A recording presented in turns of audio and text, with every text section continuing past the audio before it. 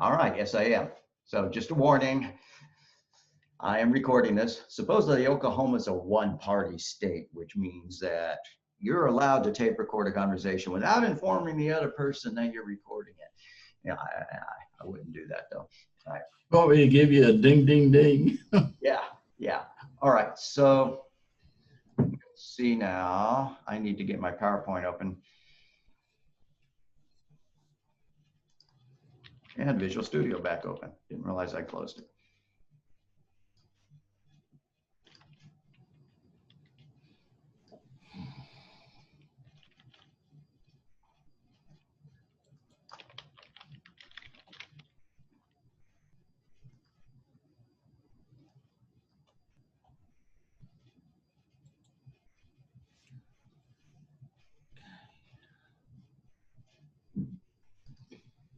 That's not the correct one.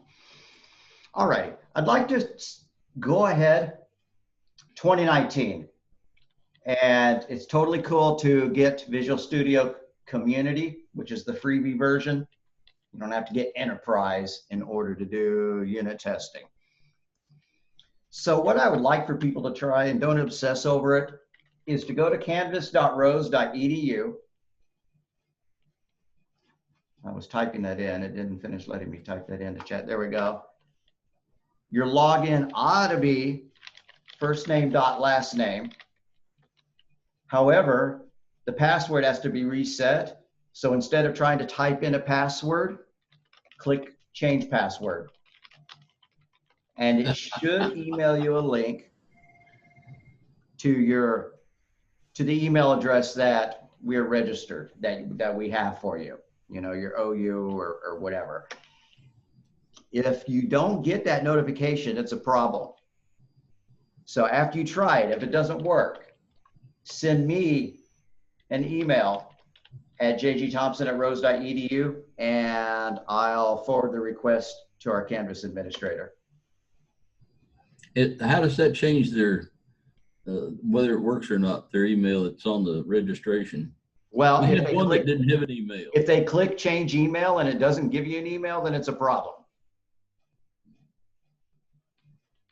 So let me log off Canvas and back on because I think that I can demonstrate that. Yeah. So when you do forgot password, if you type in your account name, this is not my account name, but if it was, and then I would do request password, it'll send me a link.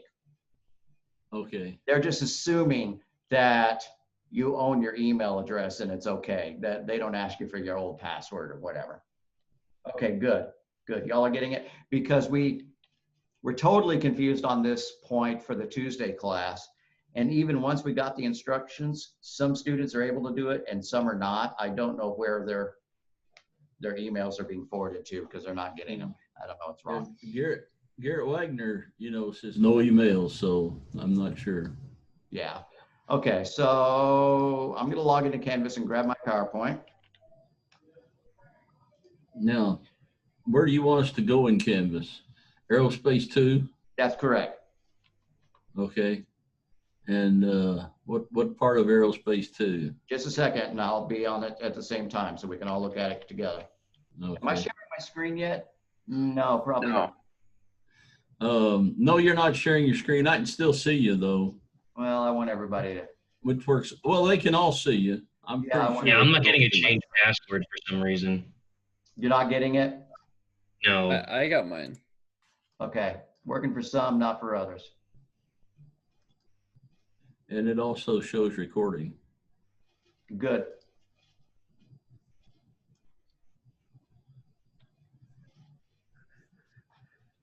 Like there's only a forgot password link. That's about it. Yeah, that's what you're supposed to click. You click on that and it should email you. And if you're not getting an email, it's a problem. So send me a message and I'll forward it. There's a default. Doesn't the default work for them too? Initially, before they change it? No. They absolutely have to change it. That was my mistake. From Tuesday. Okay.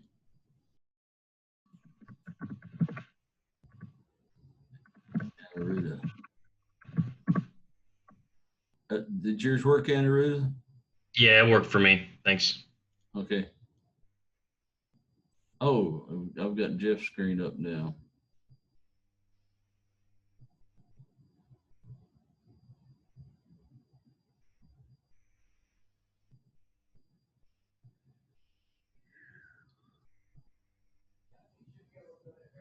That's one. That's Institute 1. Need to go to 2.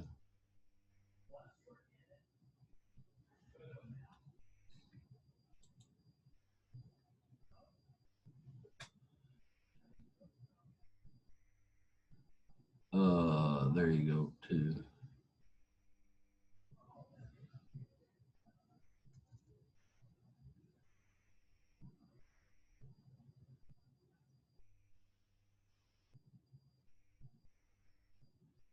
Dashboard, courses, calendar.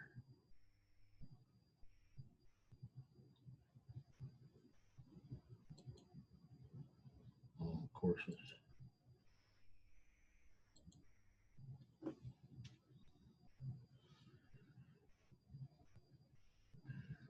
Let's see. I've got an assignment, PowerPoint, Canvas.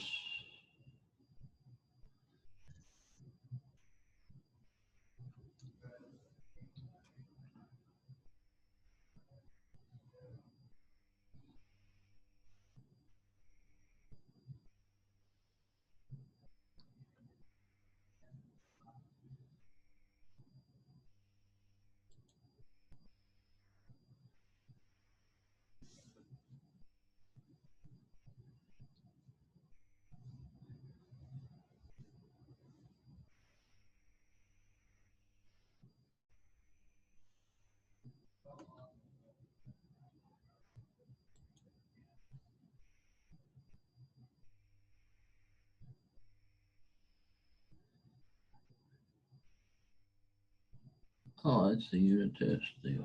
Let's see.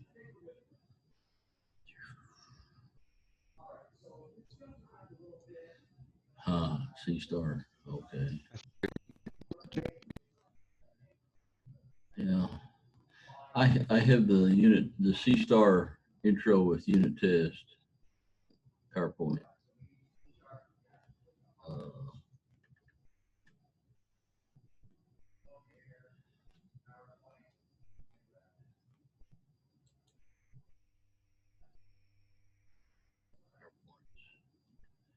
Course material.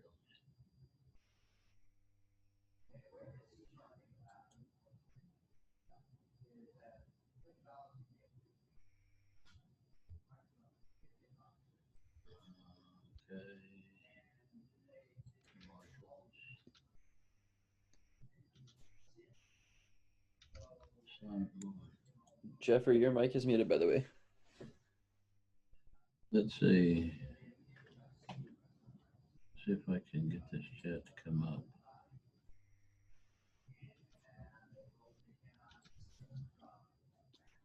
Charles, is there a way you can let Jeffrey know his mic is muted? Jeffrey, can you hear me?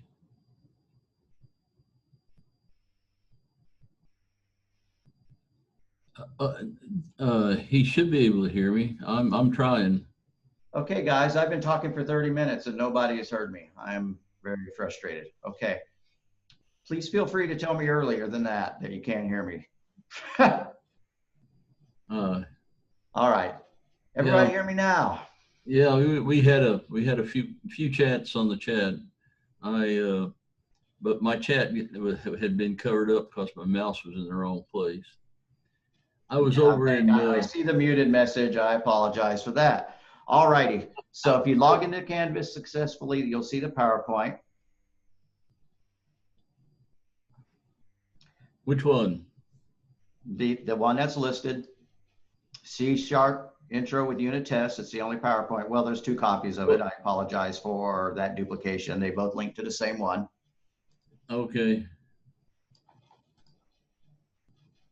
There, that fixed that.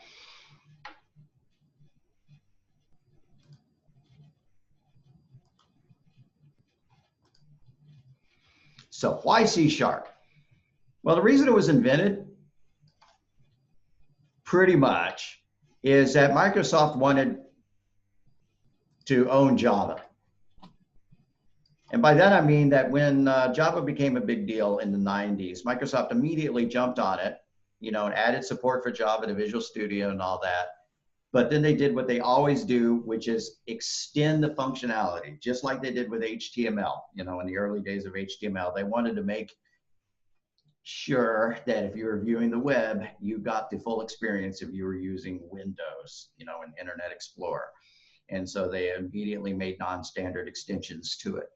They did the same for Java, and Sun Microsystems immediately sued them, saying that you can't do that. We own the language, And it turned out that they convinced Microsoft, no, you can't. And so Microsoft pretty much dropped Java as something that they were seriously pursuing.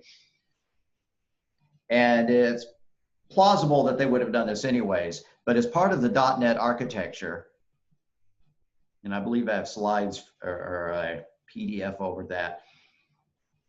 As part of the .NET architecture, what C# is it's one way to write programs that fit into the .NET architecture that compile to something called the intermediate language. That's not it exactly, and somebody can correct me on that until I bring up the .NET PDF. Let's see if we can go and find that.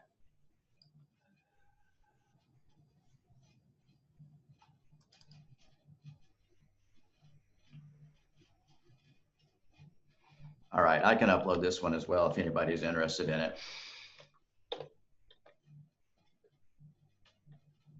Yeah, so initially, Microsoft wanted to come up with Visual J++, right? A new version of Java. I'm going to skip all this because you could read it. This is talking about the history of .NET. And why you needed it. Java smoothed out C++ dramatically, provided a far more clean implementation of a programming language, an object-oriented programming language that still matched the syntax of C++ to a fair degree. And ever since then, it's been kind of an arms race between C# and Java for, if somebody implements something, a for each loop, the other team implements it. And if somebody, implements Lambda, expressions and the other one. So it's nicely evolved over the years. I'm continuing to hit this. So life as a Java programmer, cleaned up many unsavory syntactical aspects of C++. C# does the same thing. If you know C++, you know an awful lot about C#, but there are differences as well.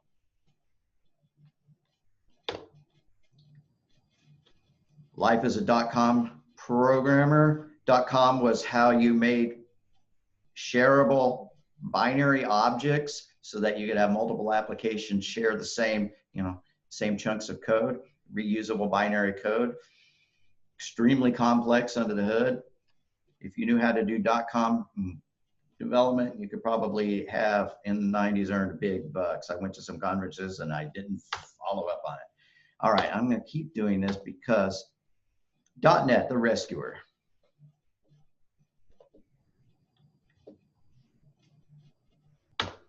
What is .NET? It's a framework, new programming methodology, platform independent, cross-platform. For example, you can write .NET code on your Mac as well as on PC. It's language insensitive. I like that. How rude. They are insensitive. Okay. So the .NET application sits on top of the .NET framework. Part of the .NET framework is a runtime engine. And this is the way that Java works as well. When you write a Java application and compile it, you don't get an executable. Instead, you get an intermediate language called bytecode, which looks a lot like assembler, if you've ever seen assembly programming. And then it's up to the layer that runs on your Mac or your PC or your Linux or whatever device is supposed to run Java, because Java was originally written to, run on appliances. They thought that appliance automation was going to be, the next big wave, writing writing software to control your fridge and your cable box and stuff like that. But instead, it turned out to be perfectly suited to internet development. So, to allow you to run the same software on dissimilar devices, dissimilar architectures, there had to be a layer that would provide the ability to tailor that compilation, that bytecode, to run on your architecture of choice. Just like some of y'all have done video game emulation where you run your old Super Nintendo, binaries or whatever on your PC, and you can also run them on your Android phone and things like that. So you're taking the original binary code and you're able to run it on multiple platforms. Well, it's silly to go all the way and get an executable to run on multiple platforms if they can be compiled to an intermediate language.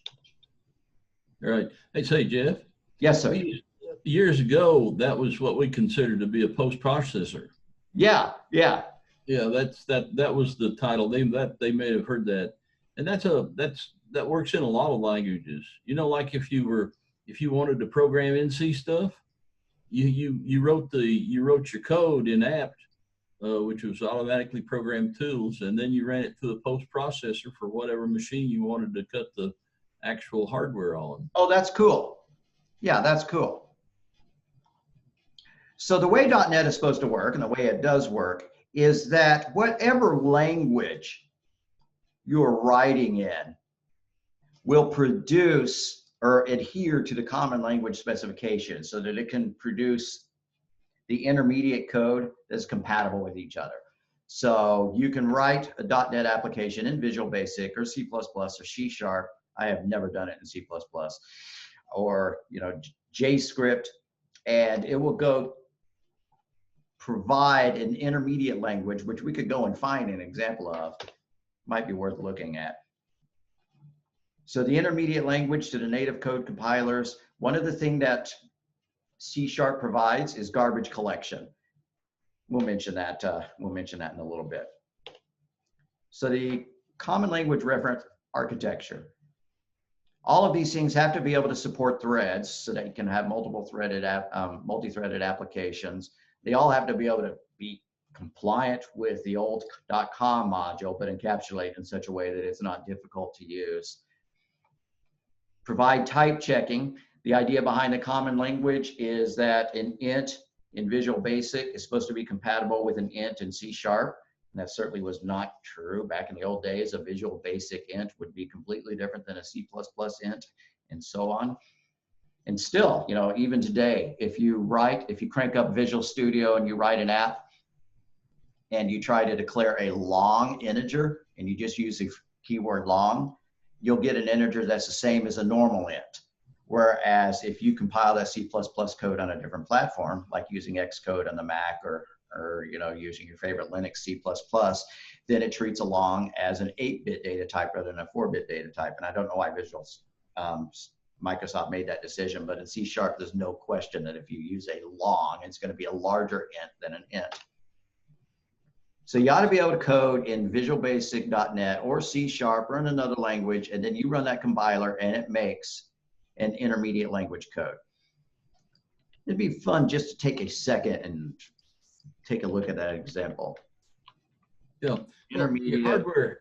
Hey Jeff, your hardware too that you're going to run on. Remember when we used to have 8-bit words, 4-bit words? Oh yeah, words, yeah. 32, 64, 128. Right. IBM a word was 64, but it was a double word was 128. It's interesting to write IBM assembly stuff. So here's an example.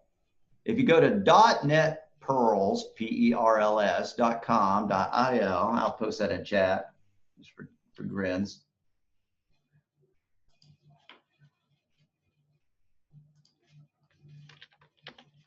You'll see that here's a little program that is supposed to write out the numbers between 0 and 9 using a little while loop.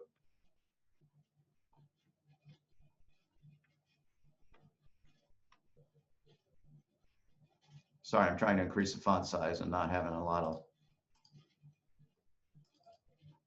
All right. And here's what the compiler generates. Looks like assembler. Pretty much is, right? But at least it's not compiled down to binary machine code, right? It doesn't produce object code. It makes the intermediate level. which the runtime engine will convert into your object code in order to run. That may be enough said about .NET. Yeah. If you're So the used to Common real Language assembly- Runtime has something called a just-in-time compiler that takes that IL and turns it into the binary code necessary to run on your platform. So your post-processing step that Charles mentioned, produce the binary compatible code rather than have a runtime that would manage that. Because interpreting stuff at runtime is something that, it is processor expensive wise. It's just that processors are so fast nowadays that it's not a drag like it would have been in the days when things ran more slowly and you had limited amounts of memory. It's just amazing how much more powerful computers are nowadays than they were 10 years ago as compared to what they were 20 years ago. And yet the programs always seem to grow in size so that it takes the same amount of time to load the program and the same amount of time to do the thing. All righty. I don't see anything else we need to talk about in this slide show, but I will upload it. All right, so going back to the PowerPoint. Yeah, Jeff, when you're looking at this assembler, that doesn't really look like a really good assembler if you have programmed an assembler. When you're using the actual assembly words that are going to generate the binary. Right. Well, there are people who are skilled enough to write entire programs using IL, but for the most part, you're going to write it. It's like if you use Microsoft Word to generate an HTML document, if you go and look at the HTML it generates, it makes you recoil in horror, right? But it is HTML. All right, so C# is object-oriented, which means that everything belongs in a class. There's no global scope. What does that mean? In C, C++, Python, languages that do support global variables, you can have a variable that is shared between multiple functions. So I could write a function which would be able to access I, right? And then I could write another function that would be able to change I.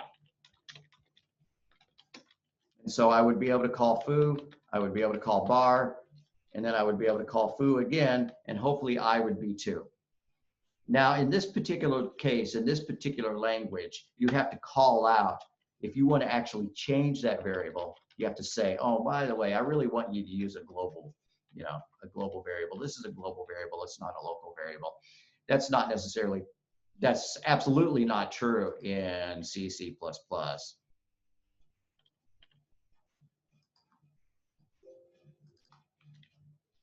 But right? And so they were sharing this variable.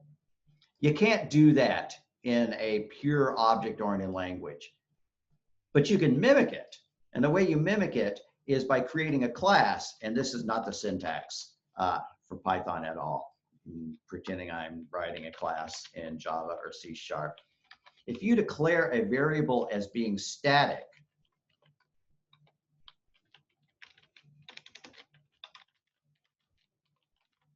then it means that your main code or anything else that has access to it because it's public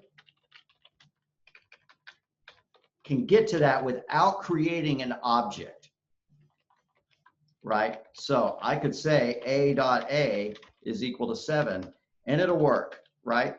And then no matter how many different functions I write, if I write a function called foo, these are all supposed to have types, right? If we're using a language like C# or Java. And they will all be able to access it. That is effectively a global variable, but it is still bound to a specific class, right? And so you could have another class that has a variable called A, and yet another class that has a variable called A, and so on. That works fine. The difference between a static variable, which is also known as class member, and an instance member, is that if you have an instance member, and this is normally how you do things, you have to instantiate an object in order to use it, right? If I want to get a hold of B B belongs specifically to an object, whereas this one belongs to the class itself. So every object shares it. So if I was going to access that in an object-oriented language, which obviously this is because I have the word class up there, then I would have to make a new A, right? My object is equal to new A, and then I could change that. And then every object I create shares, it does not share, has its own copy of B, right? But static means that every object created shares the same variable A. And as a matter of fact, that variable exists outside of the object entirely. And I've got a silly example involving apartments and a pool manager later on here. So a complete C# program. This is like a hello world, except we're going to print out a number instead, right? Everything is in a namespace. That's different than Java, where you don't necessarily put things in namespaces, although they go towards packages. And namespaces are common in C++, but they're not mandatory. In this language, they are. Everything goes in a namespace. All your classes go in a namespace. More about that later. Jeffrey, Uh-huh. can you hear? You've got a message from. Okay, does that mean in C# we aren't allowed to make them? Oh, absolutely. You cannot declare things in file scope. That's it. That's it exactly. You cannot declare variables in file scope in Java or C#. You have to make them a member of a class, but you can make them a static member, and then they pretty much have the same functionality at that point. Hey, no problem. And thank you for watching the chat messages, Charles. Okay. All right, so C# has support for namespaces. Whoops, why did I delete that page? All the typical type declarations. You can create classes, you can create structs, which you don't do in Java. In C++, there's absolutely no difference between a class and a struct. Absolutely no difference, except that the data members, the members of a struct are public by default, and they're private in C++.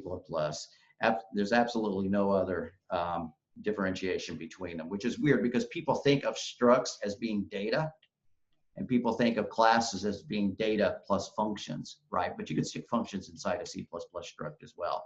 And since they're essentially the same thing, Java just did away with the idea. But C#, being an evolution of C++, went ahead and kept structs so that you would not have to change your code so dramatically in order to get it to work under C#. Interfaces, enums, and delegates. Okay, I don't understand delegates, so I'm certainly not going to talk about them. So you can have members of your classes, you can have constants, you can have fields. A field is what is known as an instance variable that I just described. And then there are properties.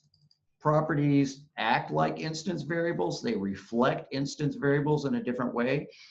I'll probably give an example of that. Events, operators, constructors, and destructors. I'm sorry to throw a lot of buzzwords at you. If you've done Java development, then you're really used to a lot of these things. Java does not have destructors. If you're used to doing C++ development, then you've seen a lot, even more of these things. Java also does not allow you to customize the behavior of the operators, which C++ and C# do. And even Python. So Java's kind of stick in the mud there in terms of operator overrides. Organization, there's no such thing as a header file in C#. However, there's using, that's the key word, which brings in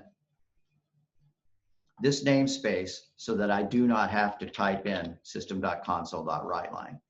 Now, if you're going to be bringing in modules that are not already part of the basic C# spec, then in your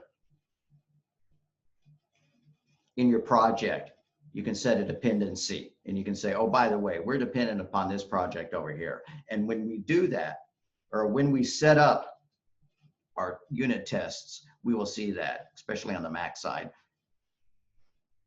In Windows, it gets set up automatically, so you don't really notice that it's happening. So you set up a dependency, and then you can bring in the namespace, and then you have access to that code easily, which is at that point, it's effectively the same as having your pound sign include or your import like Java does. No declaration order dependence. If you've done C++ development, you've done Python development, then you're used to the idea that your functions had better be declared in the correct order, or else they're not going to be able to call each other. C++ gets around that by letting you define prototypes. So you can stick all your prototypes up, in a header file or whatever, and then it's not nearly as order dependent. Like Java, the functions, which I should be calling methods, can call each other in whatever order, they're not declaration dependent. So our integer types, bytes and sbyte. What does sbyte mean? I had to look that up last time. That's a signed byte. What does that mean? Let me pop open a little note file here. If you have a byte, it's 8 bits. 1, 2, 3, 4, 5, 6, 7, 8. Right. That's the largest number, smallest number, excuse me, and that's the largest number. So if we know how to convert from one to the other, the smallest number you can hold in a byte is 0, and the largest number you can hold in a byte is 255. Now notice that does not support negative numbers. To support negative numbers, what they've decided, those mysterious the IEEE folks who set the standards, is that the first bit is a sign bit, so that the largest value you can store is 0 followed by 7 ones. If you put a 1 in this bit, it becomes a negative number. So you can have that, right? Or you can have that, or whatever. Whoops, don't know where those 9s came from. Those are the negative numbers. Now, it's not exactly that just adding a negative there turns the rest of this into a negative number. That is not equal to negative 127, and this is not equal to negative 0. The idea of negative 0 is ridiculous. Instead, it's 2's complement, right? Whatever this is gets 2's complemented, and then that's the value of it.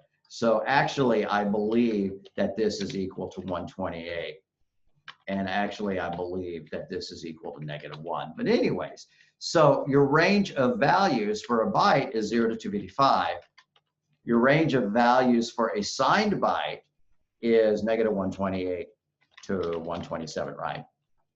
Still the same range. Wait, why did I type in 155 when I said 255, right? Still the same range, it's just that half of it's negative and half of it's positive.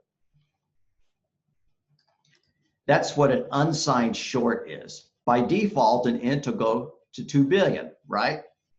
But an unsigned int, if a signed int, which you don't have to call it a cent, right? Instead, the default is signed, goes from negative 2 billion to positive 2 billion. An unsigned int will go from 0 to 4 billion, a little bit more, right? Because it's powers of 2. A short, a unsigned short can go like from 0 to 65535, whereas a unsigned short gets you that extra bit. And so, wait, that's the unsigned short. And so the signed version of the short, the one that's defined without the U, goes negative 32768, whatever. I'm not sure that I got the values right here.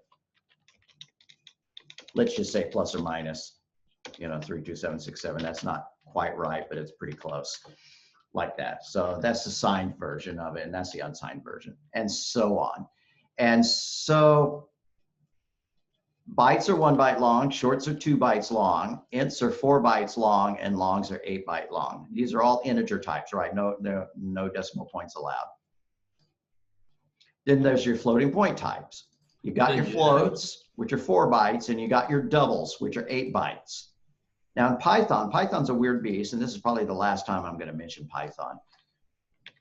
You have your ints and your floats, but an int is limited to like 2 billion, like I said, And a long is limited to a much larger number, but still like, only 12 or 16 to the power of 12 or 16 or something. I don't remember. Check this out.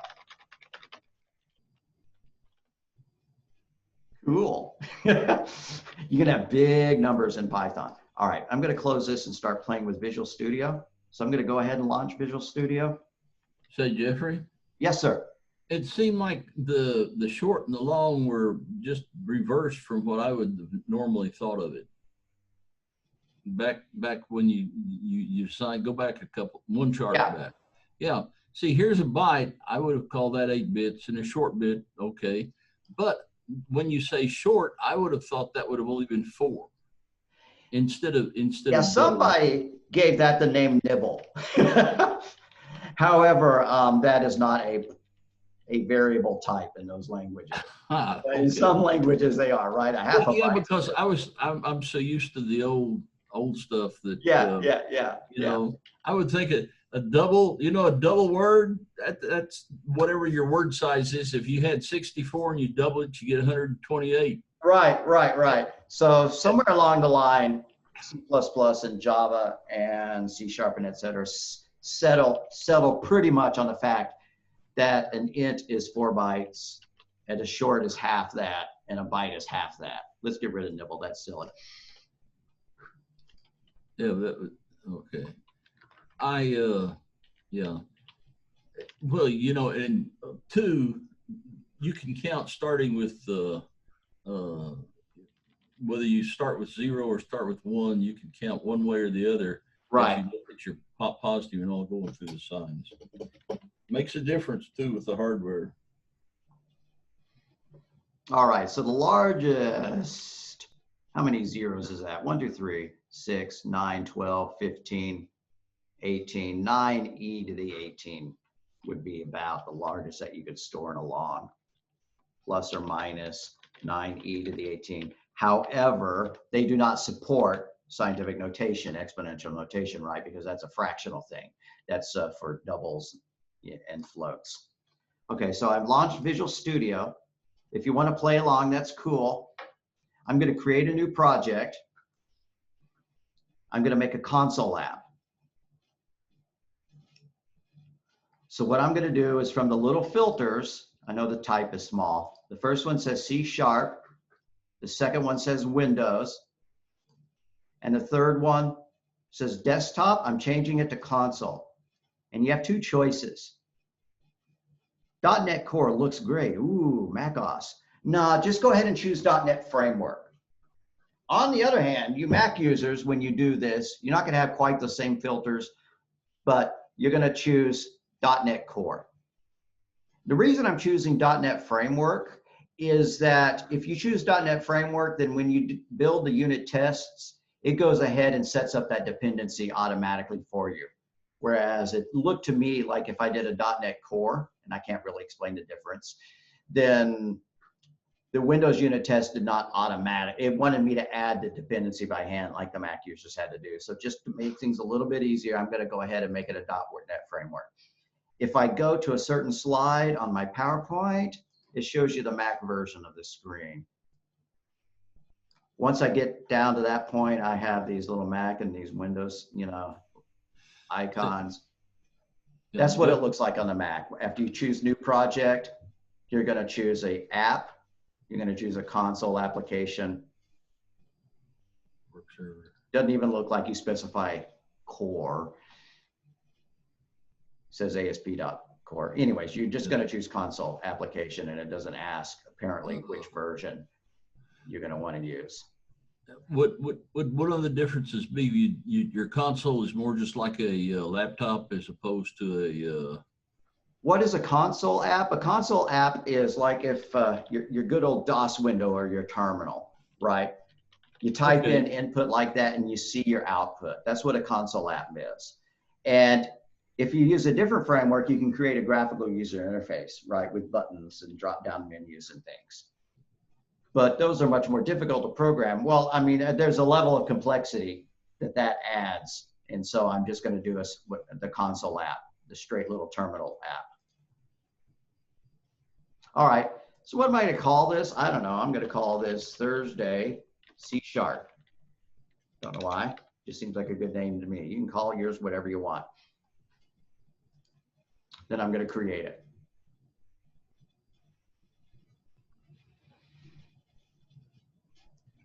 And pretty much once you've given it a solution name and a project name, you can accept all the other defaults. The Mac version seems to use a different .NET framework. It seems to use a version 3. I'm not sure if that's anything to be alarmed about, or if you can change the drop down to pick a higher one. Why they did that? That just seems to be my recollection. I'd have to load up the Mac and look to see if that's the case or not. I don't see it on this screen, but on the other hand, I trimmed the screenshot. Okay, any questions so far? Are there any questions so far? I was just checking the chat to see if anybody had said anything. Okay. No, so you're good. You just got one in from Jeff Blount. All right. If it must be in a class, it cannot be a file or namespace of scope. That is correct. So nothing pops up. What do you mean nothing pops up? You have to install Visual Studio, like Visual Studio Community, and then you should do new project. Okay, no, I have a Visual Studio 2019. I go to create a project. I do C#, Windows, console, but it says no exact matches found. All right. So what you're going to want to do install, then sorry. is you're going to want to run the installer. I know that you can probably also access it directly from Visual Studio, but I'm just going to hit the control panel and do add remove. I said I'm going to hit the control panel and do add remove. Settings. Add or remove.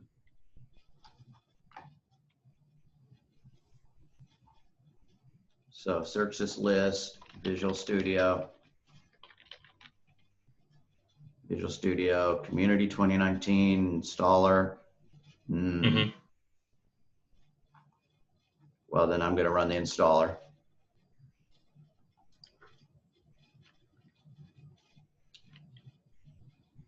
See what I mean? No matter how fast the machines are, it takes the same length of time to run the install process as installing Visual Studio did in 1989. All right. Well, but they do so much more. That's because you're, instead of running it in, say, like those old consoles that we built, we had 64, we had 64K of memory. That was it. Your program. Oh, yeah. I don't think I downloaded the right workloads. Yeah. Maybe that might be the issue, or. Yeah, so you're going to want to choose .NET development. Okay. All right. So do I have to run the installer again, right? Right. And it'll you know, it takes a while to do that, but hopefully not too long. Yeah. Now you continue with what you got to do. I'll try and do anything in the background if anything pops up weird that I can't solve.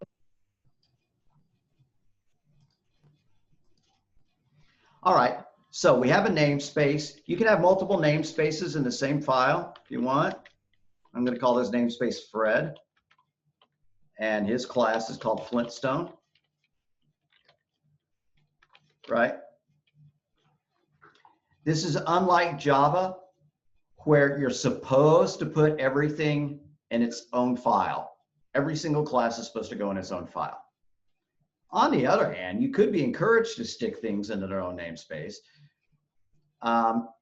There are these little helper functions that show up when you click on something. It'll show up a little light bulb, and it'll say, "Oh, maybe I should move." Oh, it's not offering. Yeah, move this one to a file called Flintstone CS. Yank it out of here and move it somewhere else. And I can go, okay, yeah, sure, that sounds great. And now that namespace is out, or that file is out of this namespace. If I find my Solution Explorer, which if it's not open, you find it under View, Solution Explorer.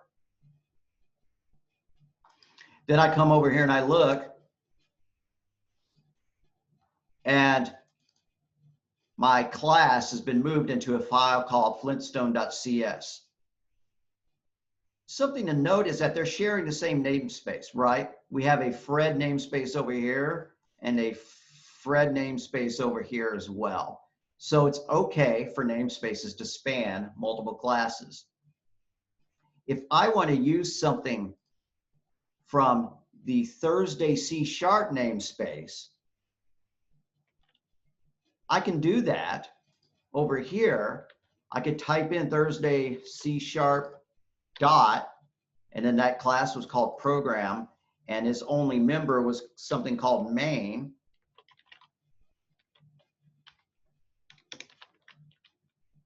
He's giving me grief. Did I botch that? This is not a public class, and it's not a public method.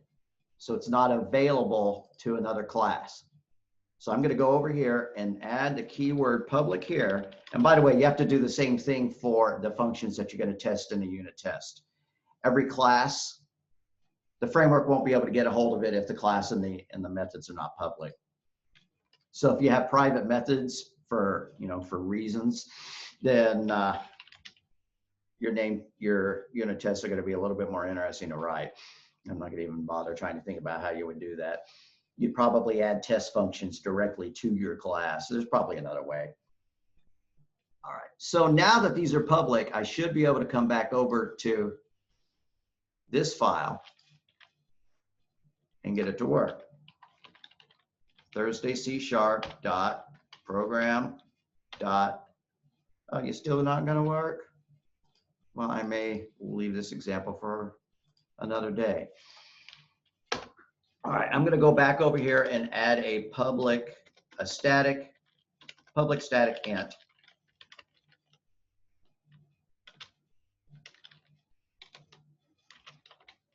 And if I want to refer to this over here, what are you complaining about? A namespace cannot, okay, it has to be part of a class, my mistake. Public class, Barney. Sorry, silly names. And then public static what? The helper is great, but if you make a mistake and accept the wrong options, the public static int x, and I want to use that down here, then I will have to do Fred dot Barney dot x is equal to 3. If I get tired of doing the fully qualified path to the class, then I could do another using namespace, right? I could do just using Fred. What? Okay, it must precede all other things. Okay, so I'm going to put using Fred up here along with all these other usings. These are added by default. This is boilerplate. And when you create a project on the Mac, it doesn't add all this boilerplate. All it does is using system. Okay, so now that I've done that, I don't have to give the namespace in order to access it, because using Fred says, yeah, I'm going to be using these things often enough that I don't want to call it out. Now, if you like seeing the namespace as part of the spec, for the call, it tells you exactly where it came from. Or if you have multiple namespaces that contain the same class name, then you're pretty much going to have to specify the namespace, right? If I write another class that's got a Barney, if I write another namespace that's got a Barney class in it, then in order to use both of them, I'll have to use their namespaces. Again, this is an example of making something static, which means you do not have to have an instance of it. I don't have to have a Barney in order to get a hold of this variable. So it is in effect a global variable, right? It exists outside of all the objects. But I can create a Barney object if I want, right? I'm going to make a Fred.Barney. And I'm going to call this variable A, real creative, is equal to new Fred.Barney. Now, the only reason it's looking real complicated is because I'm sticking this stuff in another namespace. I'm going to stop doing that, and I'm just going to add the rest of my stuff to the default namespace of my project, so I don't have to precede everything like that. Just letting you see it. And then once I have that, I can get a hold of anything that's not declared as static, right? If it's a static variable, I'm supposed to use the class like that. But if it's a non-static variable, let's make a y, public int y. It's an instance variable, which this thing calls a field. That's what C# decided to call it. So let's access that field. A.y is equal to 100, right? So to get a hold of y, I had to have an instance. I had to have an object stored in a reference to that class.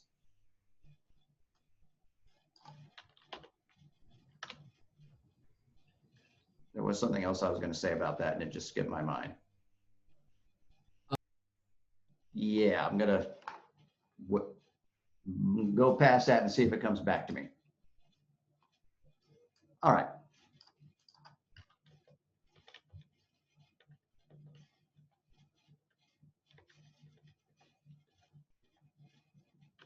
Integer types, we know what ints are, they're whole numbers. Floating point types, they are, right, a data type that supports scientific notation, exponential, and numbers with, decimal points, fractional numbers. There are floats, and then there are doubles. 4-byte data types and 8-byte data types. Just eliminate the idea of ever using floats. And the reason why is that whenever you do floating point math, it's by necessity slightly imprecise. And why is that? It's because fractional numbers can not always be stored perfectly within your counting system. And that sounds silly. These are computers. They should be precise. Well, I'll show you a number that cannot be stored in our counting system, right? We use base 10. So what is 1 over 3? Oh gosh, 1 over 3 is 0. Right, you get the idea. That one cannot be stored exactly within a fixed set of digits, right? Within a fixed precision. Same is true of fractional numbers in binary. In binary, the only numbers that'll cleanly store are the ones that are powers of 2, like 0.5, 0.25, probably 0.75, 0.125, things like that. I can't give you a list of them all. So you can get rounding errors really easy. I'm going to call this variable oops because it's going to manifest the error pretty quickly. So if we have 1 over 10, right? Or let's just say it's equal to 0.10, right? And I'm going to, by default, if you type in a number that has a decimal point in it, C# wants to treat it like it's a double, which is an 8-point type. This is a 4-point type, so if you're yelling at me, you're trying to store an 8-point type, a more precise version than a less precise version.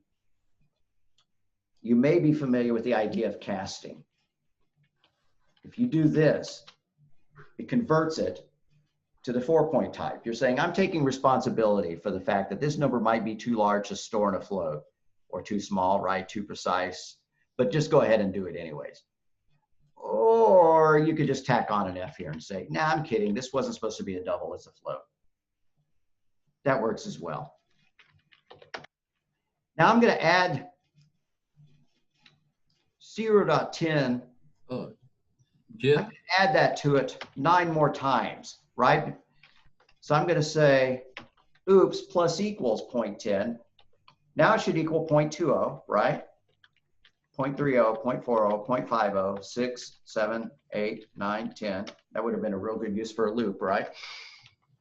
All right, now if I print that out, console.write line, well, I'm going to just type CW from now on, CW tab tab, and let it expand it. I'm going to say oops equals, and let's do interpolation just because it's cool. $ quote oops equals curly brace, and let's put our our placeholder here. End curly brace, end quote.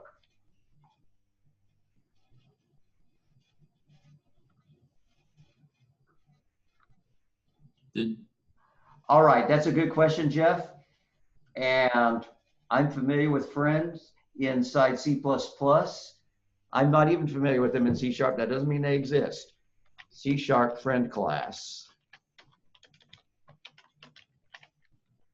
Yep. You're exactly correct, right? So a friend assembly is a .NET assembly that can access another assembly's internal code.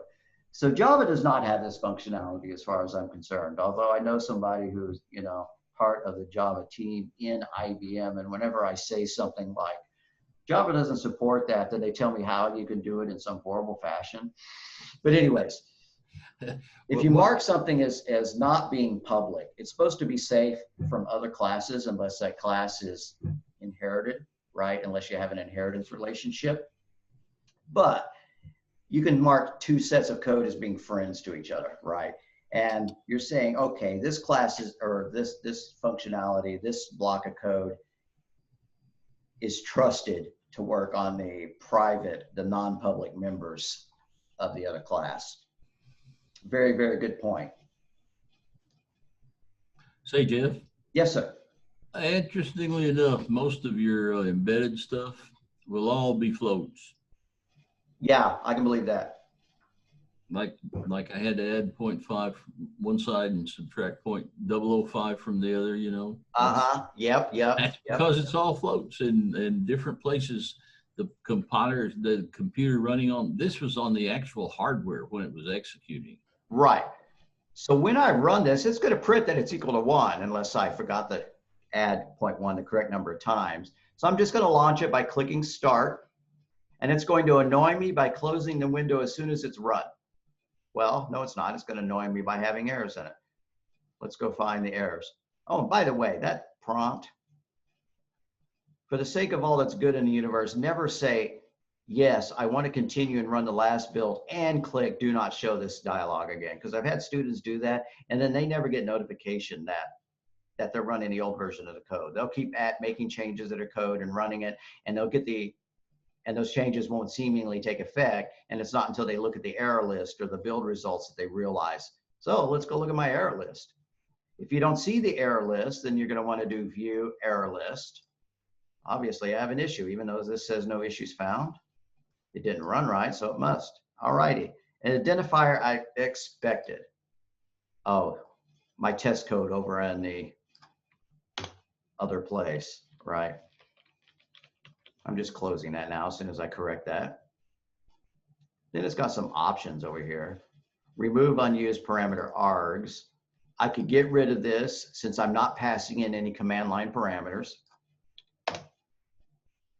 Object initialization can be simplified. Wow, you're being so helpful. Stop telling me so much. All right, let's click on the light bulb and see what it wants me to do. How can I make that simpler?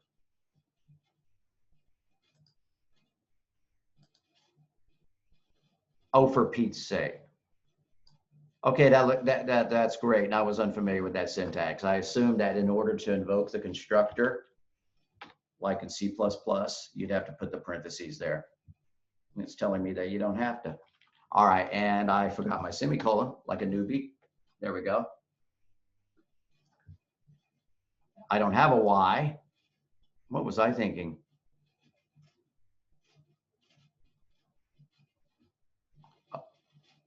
Oh. What? I should not have changed it the way that I changed it because it's. I think you had a semicolon after your bracket. Yeah. All righty. All right. So I just undid my changes because when it said that I simplified it, then what I did is I changed the invocation of it into, let me do this again. I'm now setting the value of that member inside the braces. I'd rather look more like standard C++ in Java, so I'm not going to do that. I mean, by learning one of these languages, you already have a huge amount of information about the next language that you learn. But C# being its own beast, certainly does have a lot of things in it that the syntax will look alien and will not work if you try to take it over to Java. And then you can try to find a similar way of doing it, but that, what I was just showing you, absolutely would not work in Java. Since they're all ultimately part of the C family, the C syntax family, then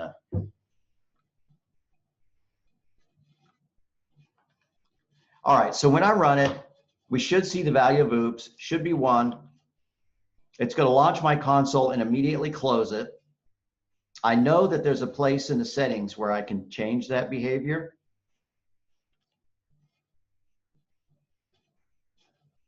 Well, aren't you taking a long time? All right, to initialize the runtime engine and stuff like that, the first time you run it, it takes a long time. After that, it's really fast. It's closing my window. I saw one of them You back on C++ it, though. developers may be used to doing that to force the issue, right? Or you can add a read line to the bottom so that it hangs, right? Waiting for you to hit enter at the bottom. Or last, your third choice. You could print pause and then read line. Is to choose start without debugging. For some reason, if you run in the debugger, it exits the console when it's done. And if you run it not in the debugger, then it leaves the console window up when it's done. To me, that's backwards, right? If you're running in debug mode, I really would like to see the results hanging around on the screen. And like I said, I know there's a way to change that. If somebody else knows how to do it and want to type it into chat, that'd be cool. But my hacky fix is going to be just to add a right line that says done, press enter, or press, press return, whatever. I wish there was a code snippet shortcut for console.readline. They didn't do that. But anyways, you don't need to store the results in a variable. You're just telling it that you want it to pause. All right, oops, done, press enter. Interesting, it gave you the 1 back. Yeah. I'm gonna try to make this a little bit more readable. Tony? Yeah, 20's a good chart size. Maybe that's a little bit more readable. Hope so. It is. All right. So yeah, oops is 1, great. So if oops equals 1, print 1. Nope, it did not print that. The reason why is it's not really equal to 1. Let's get the difference. I would say probably. So it's equal to oops minus 1, and we're going to see what the difference is. The expected value is 1. Oh, I forgot to print it out.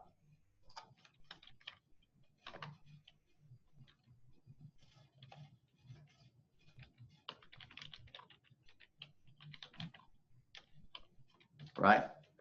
So now we're going to see what the difference between it and the target value.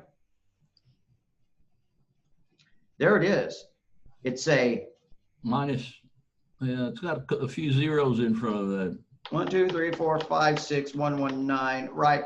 That's what the difference between the actual value and the expected value is. It's a small value, but it's right. It's tangible, and if you're using if statements based on floating point values, it can be a pain. So what do? You have to check a range, right? Just like Charles was talking about, 0.5 or whatever, or checking to see if it's within 0.1 or whatever. I'm not going to show how to do that. Conceptually, that's not a difficult thing to do. But if you change float to being a double, let's get rid of these F's so that we're not specifying the lower resolution variable of 4 bytes. Let's use 8 bytes all the way through. Now when we run it, much smaller difference, right? It's 15 zeros. 4, 5, 6, 7, 8, 9, 10, 11, 12, 13, 14, 15, followed by, right? Much better than what it was, which was 1, 2, 3, 4, 5, 6, 7, right? Like that. Far more precise. So just eliminate float from your vocabulary. Never use it unless you have an extremely strong. Jeffrey. So. Jeffrey. Yes, sir. Can you let Daniel back in the room? He crashed. Oh, yeah. He tried All to right. text you and stuff. Crashed his computer. Gosh, I wish I knew how to do that. I knew how earlier. All right, Daniel's in.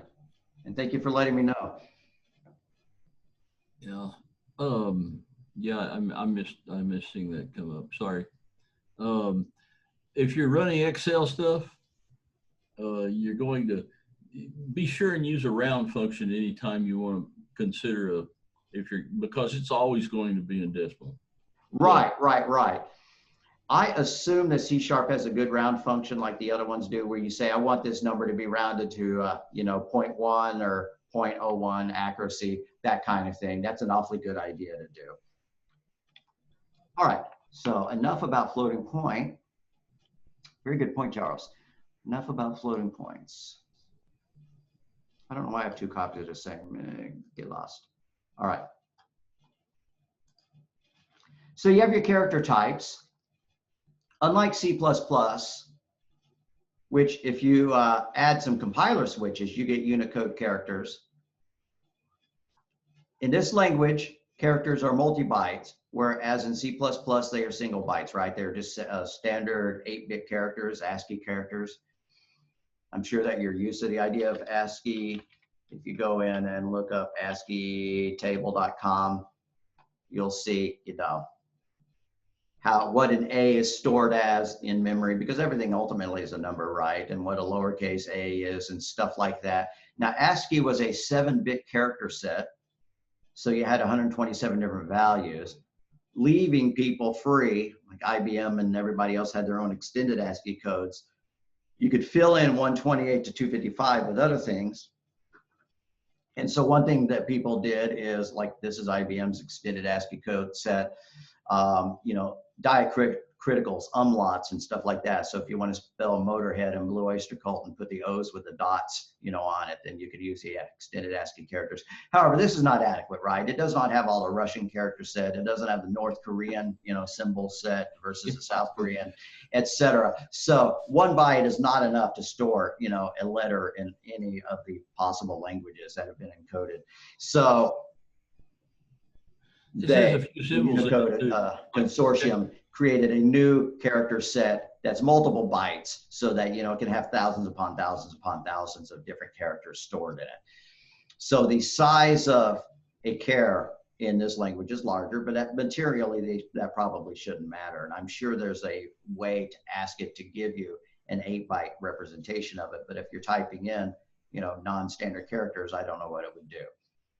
Even emoji, like the sad face and the, and the apple and the happy face and all those symbols are Unicode characters as well. And there's an emoji consortium that controls that, right? Every time, Google and Apple add new emoji to your chat programs, that's why they authorize it. So, and then you have a string. So one thing that I forgot to say is that so far, everything we've talked about until I hit string is what's considered a primitive value, right? But not in C#.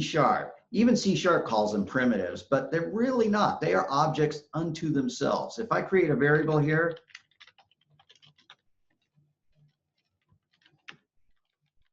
it's an object.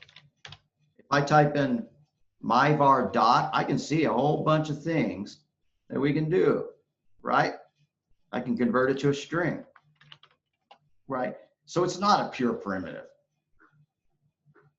Everything is an object in this language, including your primitive data types.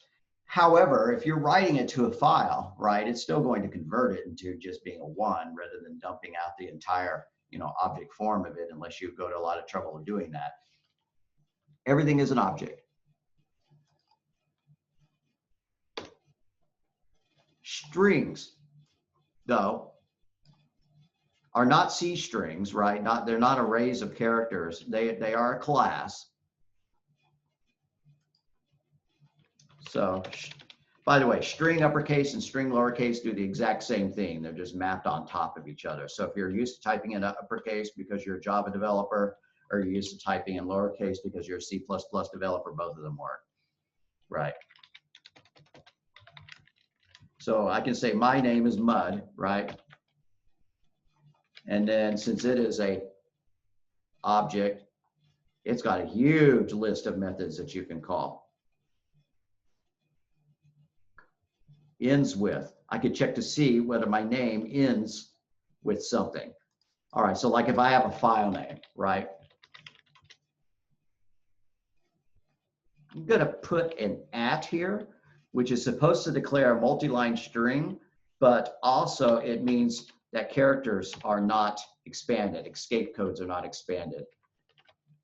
And so if we had an F name that looked like this, C:\temp/new file.txt, and we try to print it out, Get probably multiple lines. it's not going to look good. So I'm going to take this and I'm going to print it out both ways.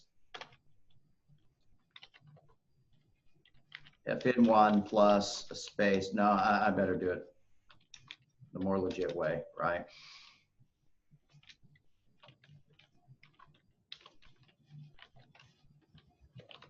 As opposed to the full one. We're not going to like the way FN1 looks.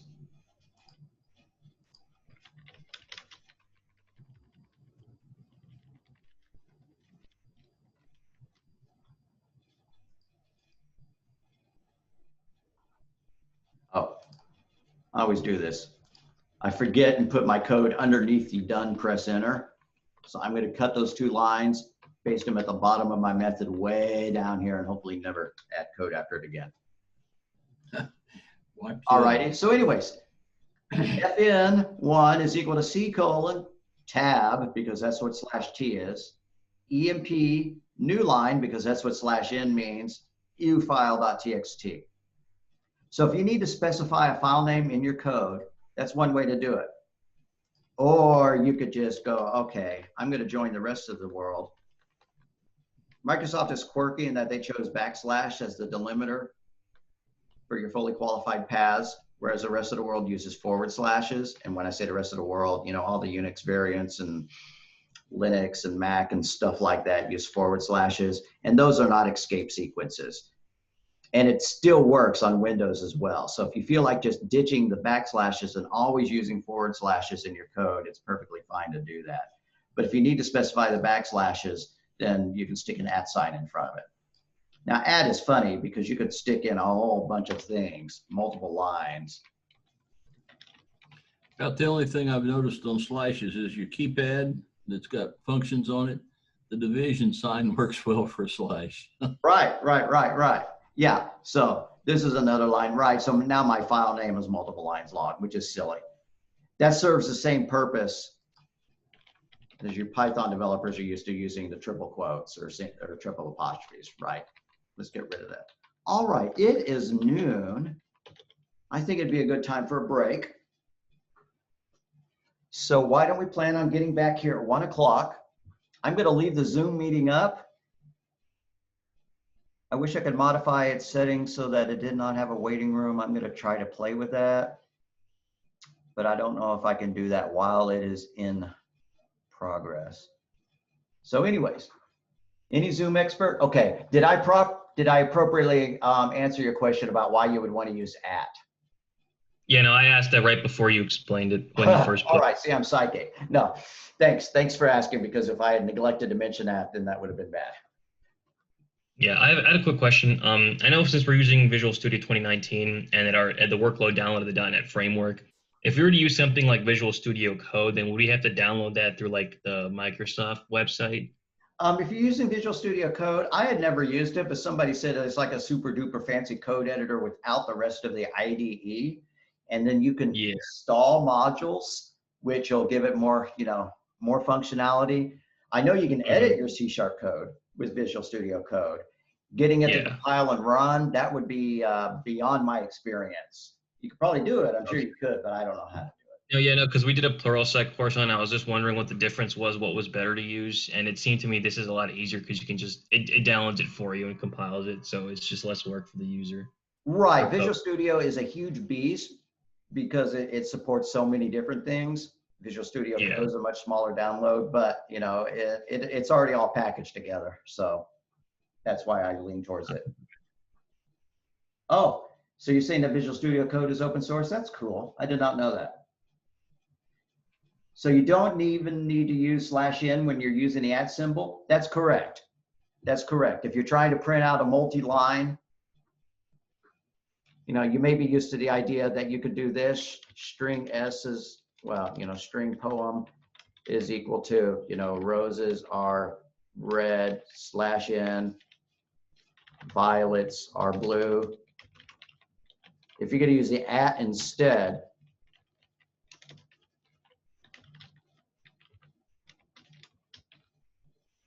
what's the rest of ours?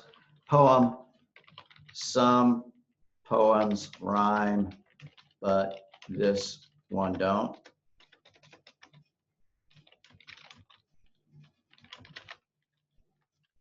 Right. And so then we print out our poem, CW tab tab, poem plus poem 2. Well, poem and then poem 2. It'll do the new line here. And it didn't like that. Oh, it just hasn't been used. Yes, it has. Hey, Jeffrey, you forgot to, oh, there you got it. Can you use double slash? Good question. Can you force an escape? Because oh, okay, yeah. If this is what you mean, could you fix this by doing this? Absolutely. This escape sequence says, oh, I was just kidding. I really do want a backslash. What happens if you stick that in the at sign?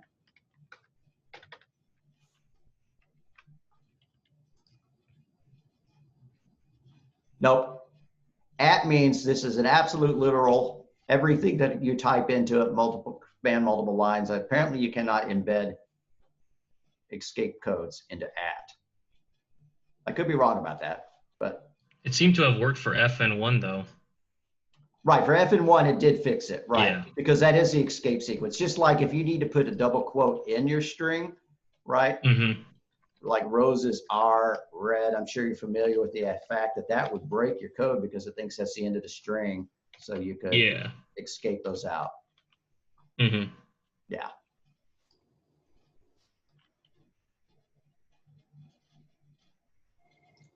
All right.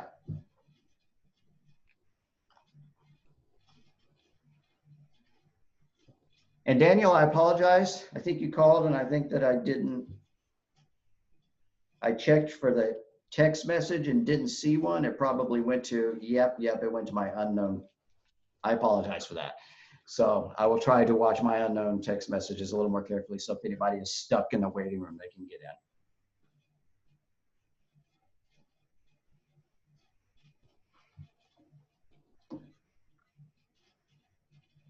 Yeah, it'll print it. Yep. Yeah. If you put the backslash n into the at string, I forget the official name for it, then absolutely anything you put in there is going to be treated literally.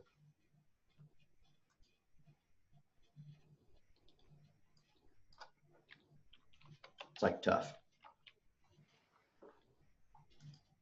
When you're done with your program and you run it, I know we said it's lunch break started, but we're still talking. When it's in this done, press enter stage, you can stop the running of it by pressing the red square up here. If you forget to hit enter to close it, right? Then you can instead say, stop debugging. Prints the slash in. Okay. Yes, it is a string literal, but technically anything between quotes is considered a string literal. So it's got to have a more specific name than that, I hope, because every other language just calls anything between quotes a string literal, even if it supports escape sequences. Let's find out.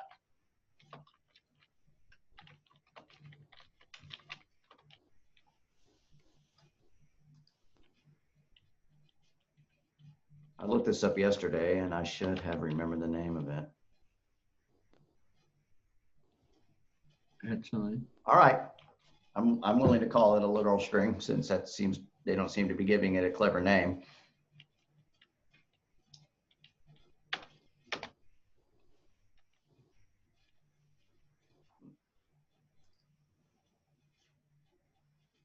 String builder, right? So interpolation is when you use a $sign. Verbatim, that's a good word to call it. I don't know if that's official, but if you called it a verbatim string, if it's not official, it should be. Aha, thanks. Update the PowerPoint.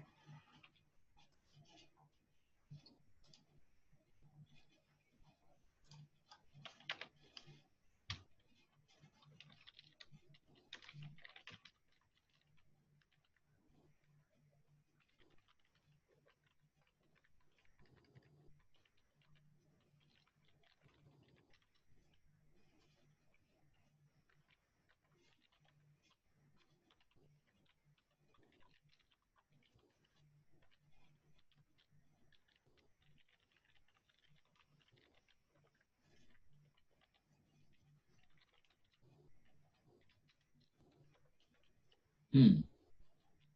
What auto-corrected that string?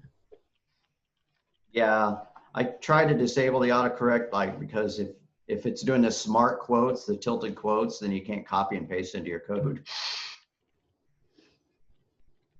That's in PowerPoint?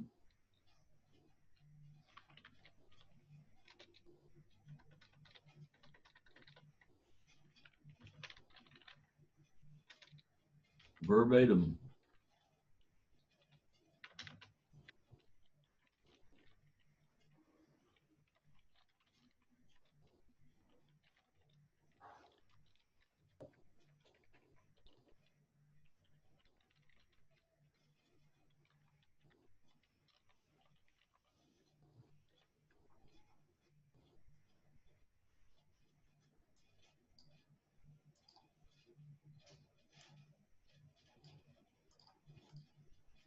All right, cool. We're planning on hooking back up at 1. So yeah, let's go ahead and break for lunch. And I'll see y'all at 1. Y'all are a good group, so this is a lot of fun.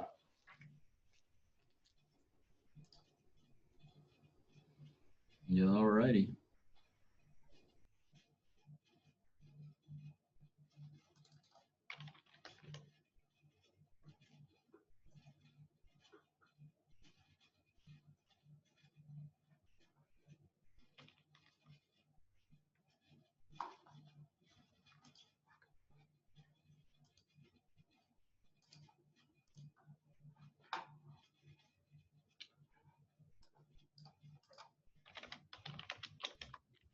Jeffrey, can you hear me?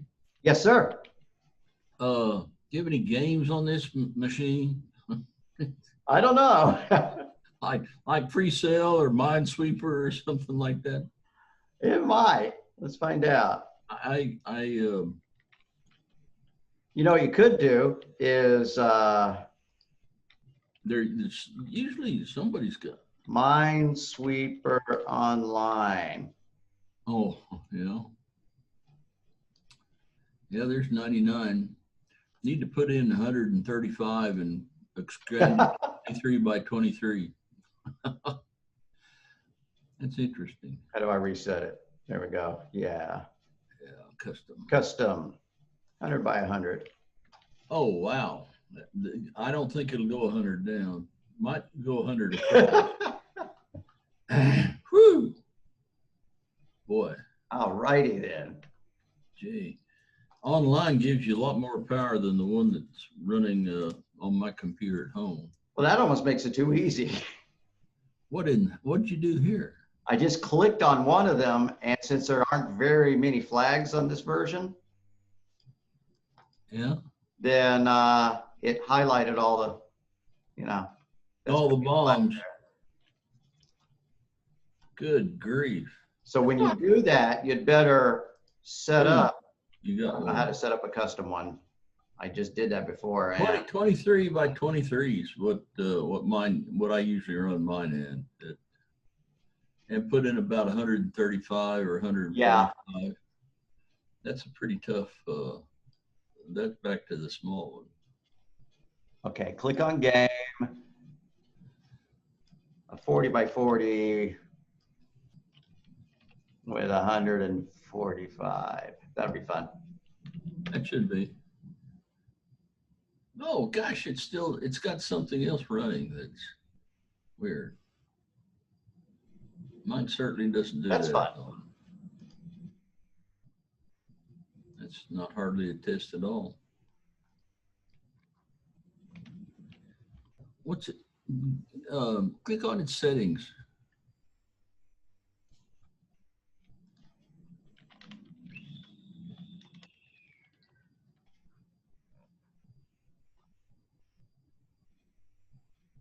Gosh. I guess the bombs are all in the corners.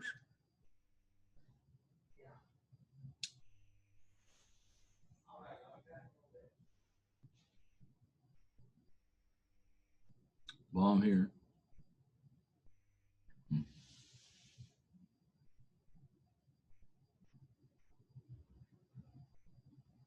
Back at 1.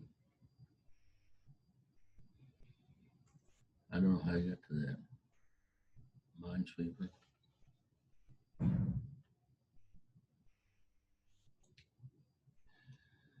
Course module. Minesweeper. Let's see. MINESWER.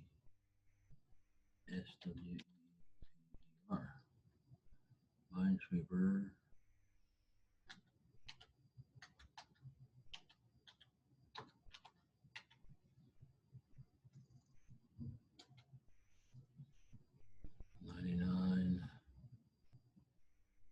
Set it up.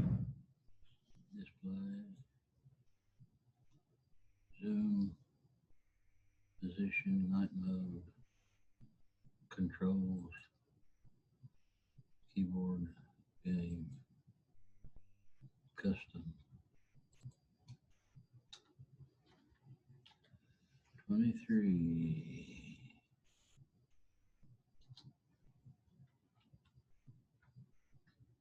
23.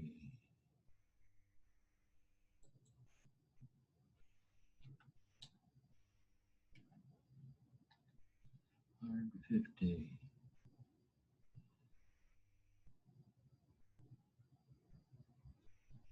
New game. Mark.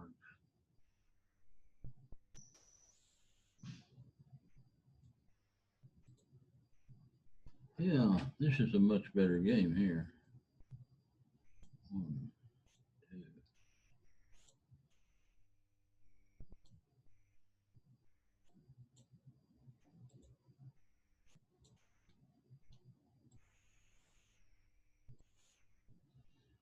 Increase the size.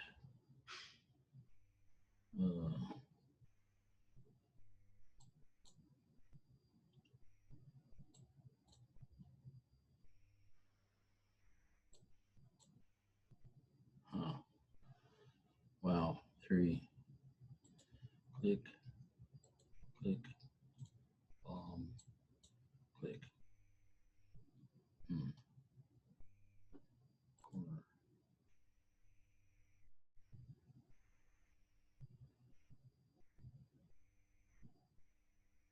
Click, click, bomb, click. Game. Display. Zoom.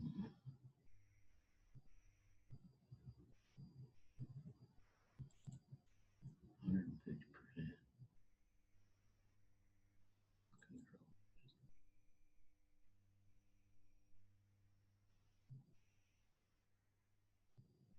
Oh.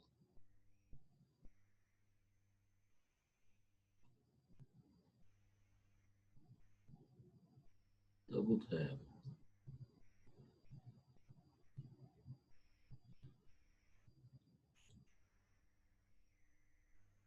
Game. New game. Mark.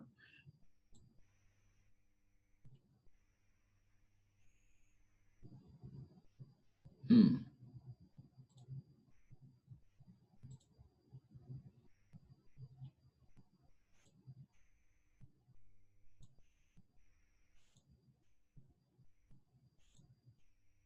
Hmm.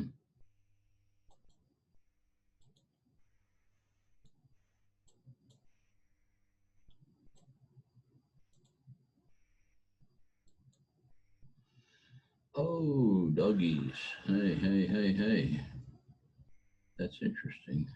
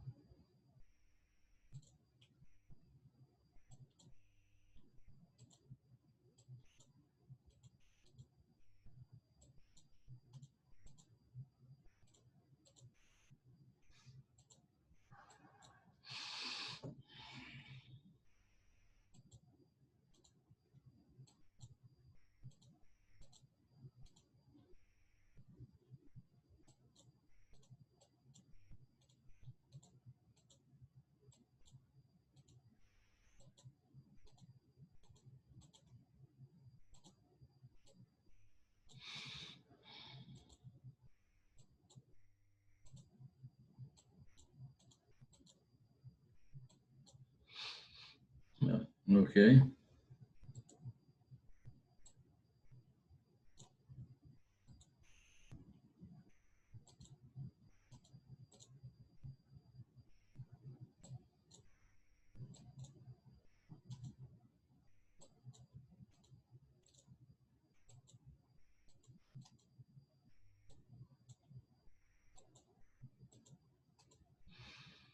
Let's see, 3. Puts 1 here. Puts 1 here. Puts 1 here. 3. 4.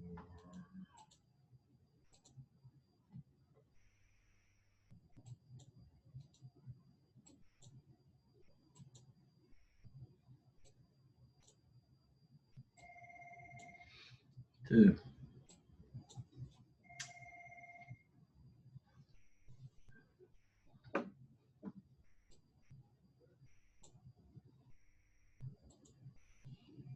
Oh, darn.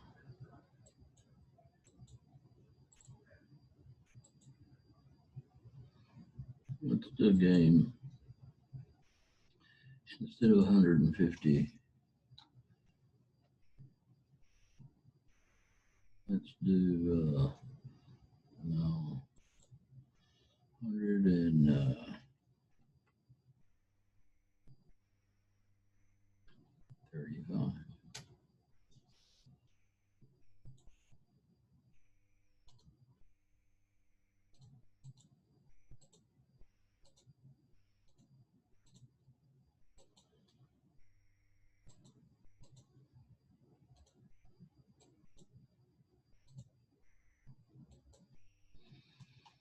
Okay.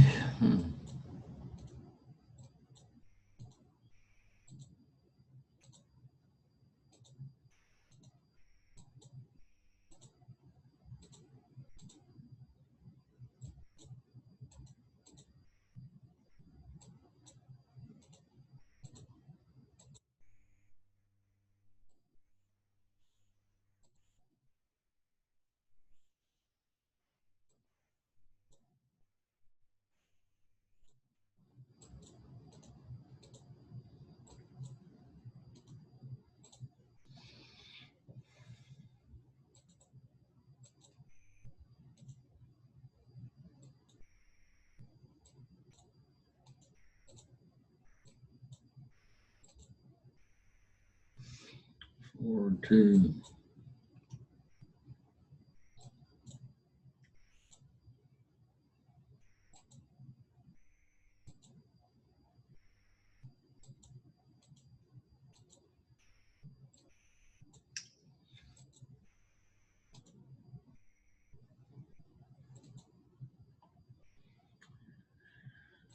Let's see, 2, 2, 1, 2, 2, 2, 2.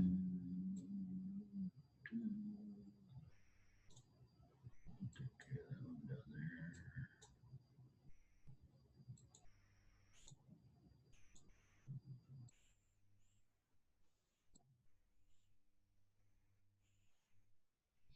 Very good.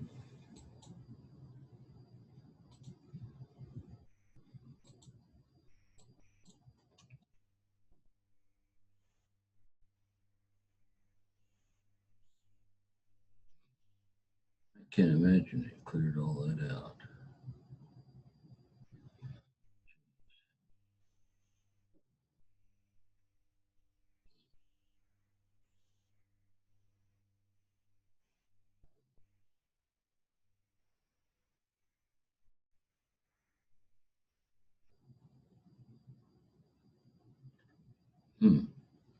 That did it the same. It's just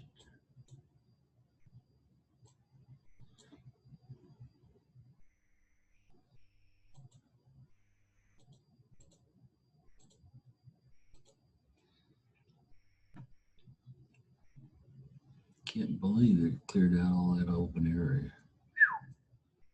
Just a lot of open area.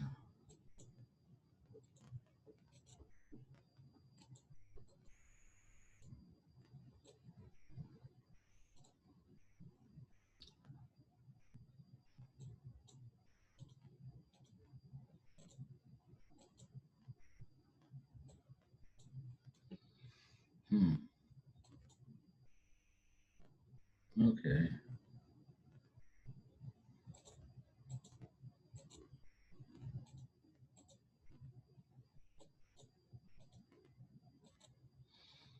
Okay. I would like to have played that. I don't know.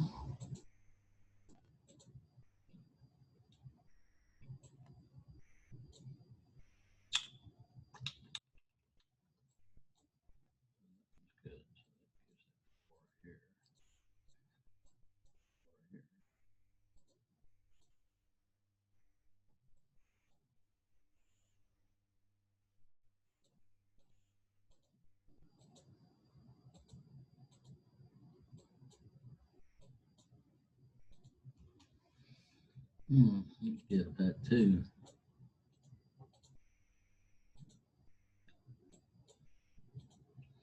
Yeah, okay. Well, we worked some of it down.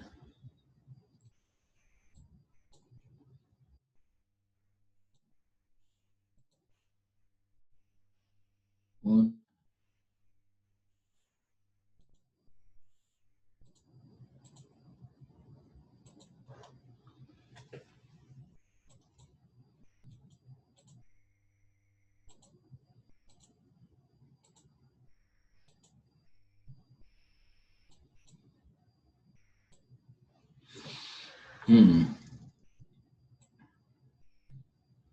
Well, there's one there, so that means there's one there.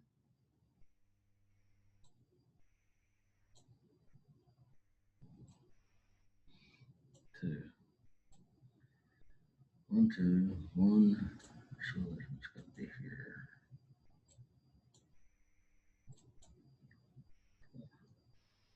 2.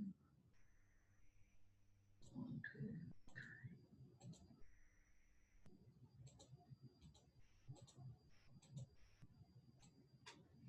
2. So let's go on there.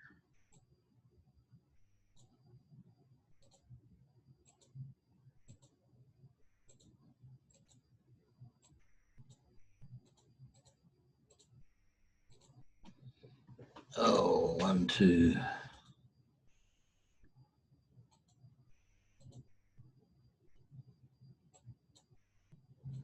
Got both of them there. 3, 3, 3.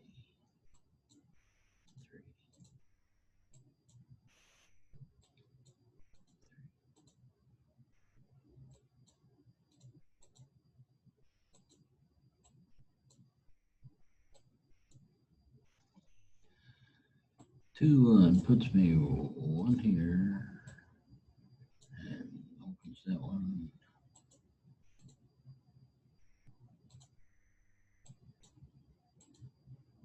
Takes care of that one.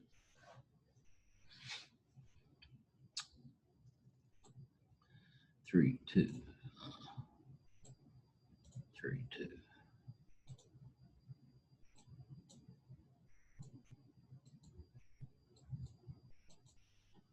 3, 1.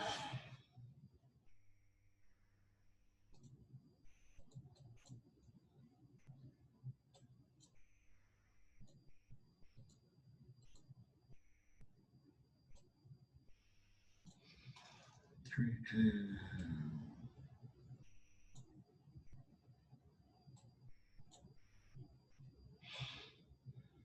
One there.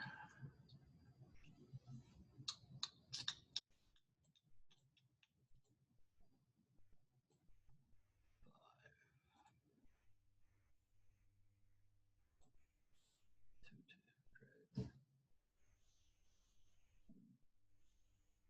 Golly. Hey, back at 1. My mic on.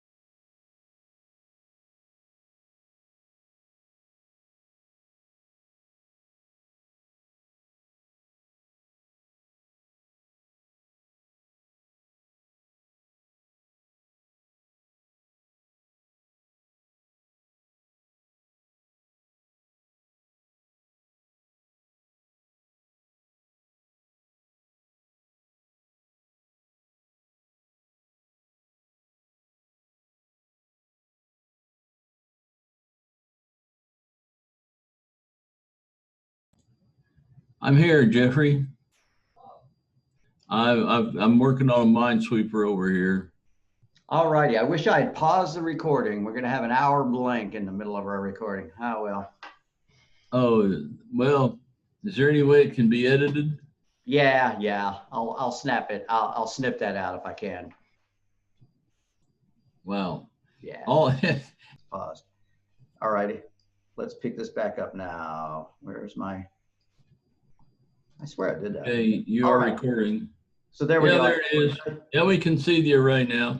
All right, good deal. the Okay, so slide. they are fixed in length. If you need dynamic, use a list, right? Or in C++, you'd probably use a vector. In Java, you'd probably use an array list. Same thing. So let's go add an array. You can have single dimensional arrays. You can have multiple dimensional arrays, or you can have what are known as jagged arrays. I'm not going to talk much about jagged arrays. So let's make an array. I'm going to make an array of strings, right? String, and this follows the Java syntax, not the C++ syntax of the braces being after the type rather than the variable name, right? And I'm just going to initialize it with 3 values, right? Red, blue, green.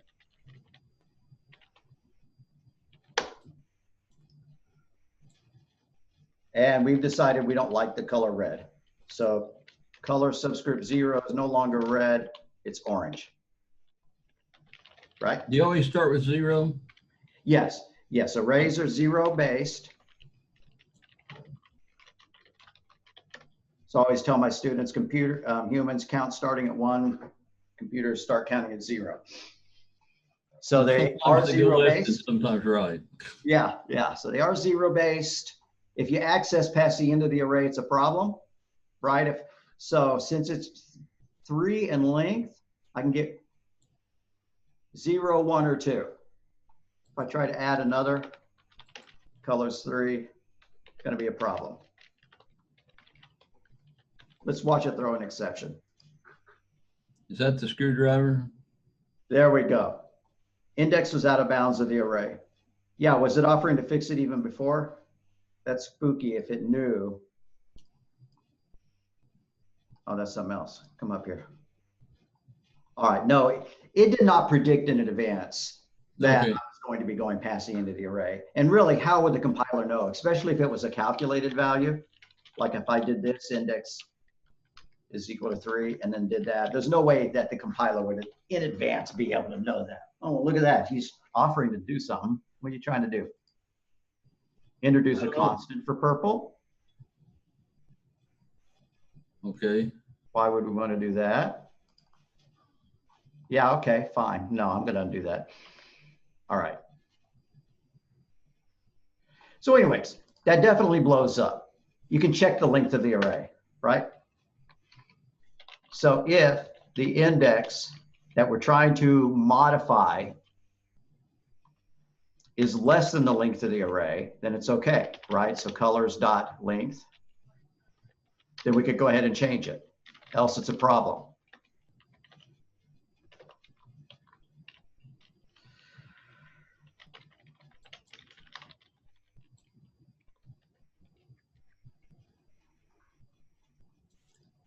Or you could just go ahead and let it crash, right? So that your developers would have to fix it right away. And if it's the kind of thing where you're worried about accessing past the end of the array, then you probably are trying to make a dynamic data structure, and you should use a list anyways. So if you have an array like that, then you can iterate through it in one of 2 ways. Well, there's probably more than this. There's also lambda expressions and things that I don't understand. But you can use a for each. And this is a syntax familiar to Python and Java users, except they just use the word for, and then they change the syntax up a little bit. So for each string S in the colors array, or I can even be fancy and just say for every color in the colors array, but I don't like doing that because I don't like choosing variable names that are distinguished by their singular or their plural, because then I always invariably mess it up. I forget to put an S in one place and I add an S where it shouldn't. So I'm just going to use S. Value is a nice safe alt, neutral version. And then so we can print out color end quote plus value. Concatenated. I don't know why this one time I didn't use an interpolation, but whatever, I did. So we run it now and it's going to print out the 3 colors, right? Orange, blue, and green. That's one way.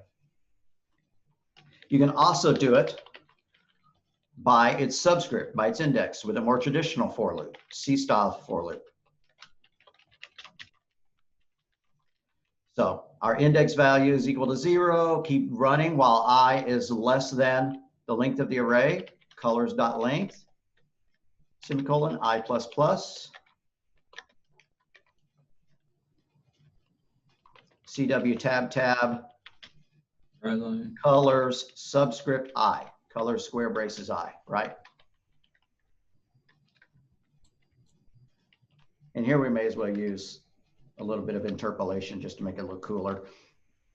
Colors, subscript, and then let's use a placeholder to print out the value of I, in subscript equals, and then begin our placeholder, our token that we want expanded there. I think that'll make the output look nice because it'll print it as though it were an array, right? Colors 0, 1, 2, and 3. So notice the difference here is that if you use a for each loop, you do not have an index, you do not have a subscript, which is fine for most purposes, right? Instead, you get this variable. Well, what happens if you change this variable? Say that we wanted to change all the colors as we were going along to something else. Can you change it? You know, there's a Rolling Stones song, paint it black. They want everything to be black. All right, that's not going to work. It says value, cannot assign a value because it is a for each iteration variable. Now, I forget if it's C# or Java or what, but if you add that ref keyword there, it makes it a string that can be changed. No, I'm not even going to go there because it's not working. In general, if you want to actually change the array as you're stepping through it, then you need to access it by index. Now, that's not a truism, and I know that there's probably a way to treat it as a reference variable, and then I'm going to have to talk about what a reference is, a ref variable is, but that's failing, right? But if I wanted to change every value of the colors array to black, if I have an index to it, that's easy to do, right? Now when I run it, every value in the array is going to have been changed to black. So in general, if you need access to elements so that you can modify them, you're going to want to use a regular style, an index-based for loop. Otherwise, for each is a much cleaner syntax, isn't it? I don't have my chat open, so I don't see. Oh, let's see. Nobody's been in since they were sharing screen. All right, cool. So arrays are great, right? But one of the most important data structures, probably the most important data structure besides just the primitives. Probably more important than they are. So since we have our colors array, let's type in colors dot, and we can get a list of all the methods attached to it. You want to concatenate 2 arrays together, there's a concat option here. You want to copy it to a different array, you can do that. I wonder what the asterisk means there, the star means there. If it's the most important one, right? You want to get the last element of the array, great, you can do that. If you want to get its length as a long, that'd be a pretty big array. If it had more than 2 billion elements in it, that'd be one scary array. But you know, you could have a file that was more than 2 billion bytes long, so why not? All right, I'm seeing a whole bunch of things here that I'm not going to mess with.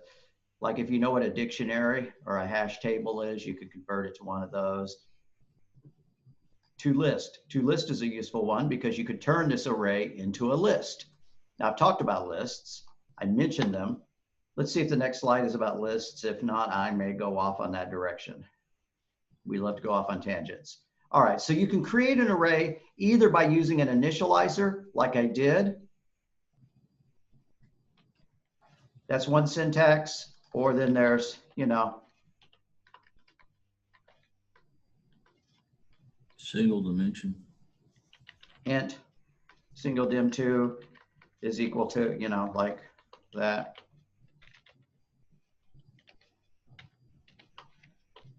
Or you can specify a size with a new operator, call an array constructor.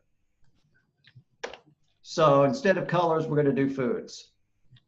String, it's an array, foods, FPPD.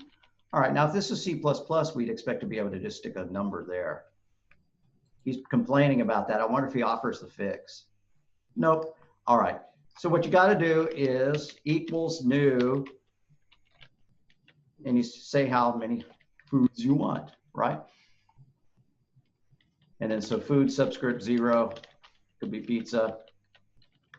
Foods subscript 1 could be kale, right? Food subscript 2 could be Jello. Jello. That's right. And food Always subscript room for Jello. could be sushi. There we go. That's a good dinner, right? Okay. So 2 different ways of creating your array. With an initializer like that. Now, if you're C++ and only C++ programmer, you're used to getting the length of the array by dividing the size of the number of bytes of the array by the size of the data element. Fortunately, in languages like Java and Python and C#, you can just query the array for its length, right? Use .length and you get the length of the array. I'm sure that there are data structures that Java gives you, I mean, like vectors and things, replacements for the array class that will also give you the length. A 2-dimensional array. Here we're creating a 2-dimensional array. Well, they're showing it with an initializer. Normally you do it like this, right? We're going to make a 3x3 grid because we're going to play tic-tac-toe, right? So int dot comma dat tic-tac equals new int, and it's going to be a 3x3 array. And then it's still 0 based, but it's now got rows and columns. So if you want to fill the first row up, you could do so, right? Tic-tac subscript 0, 0 is equal to I don't know, a 1. It's going to be 1s versus 2s. Whoops, why'd I put quotes around it? There we go. If I'd made an array of strings, I could put X's and O's in it. That'd probably be more fun. And then I'm going to finish filling in the row. There.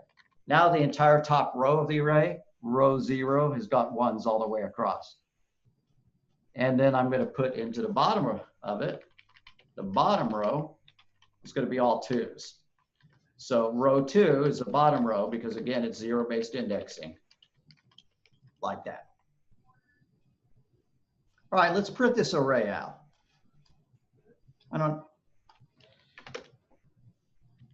One way to do it's with a nested for loop. So for int row equals 0, you know what, I'm going to botch this because the syntax for this is different than it is for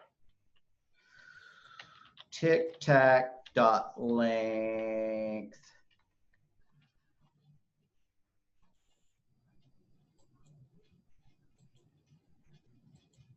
I am definitely going to botch this. Yeah. So row has to be less than tic-tac.length. See, the problem is how do you know how many rows it is versus how many columns? I could hard code it to 3. That would be the easiest thing to do. And you know what? I'm just going to cheat and do that. This is totally lame. If I was your employee and you caught me doing this, fire me. All right. And so there we go. We should have at the very least defined these as constants, right? But we should be asking the thing for its length. And then we should be asking for the length of the row. And I think that I had the correct way of doing it, but I didn't want to look at it too carefully. And then so the column is equal to 0. Keep going while a column is less than 3. Row, oops, column plus plus. Let's print out the number in it, but we're only going to use right rather than right line because we want to print all the elements in a row. So it's just going to be right. And let's print out tic-tac plus a space, right? So tic-tac at row, comma, column. plus a space. Now that we've printed out all the columns in the row, it's okay to go to the next line. So we just write line. All right, that should do it. That should print our little array, our little grid. There we go, right? Probably if we replace this with tic-tac.getLength0,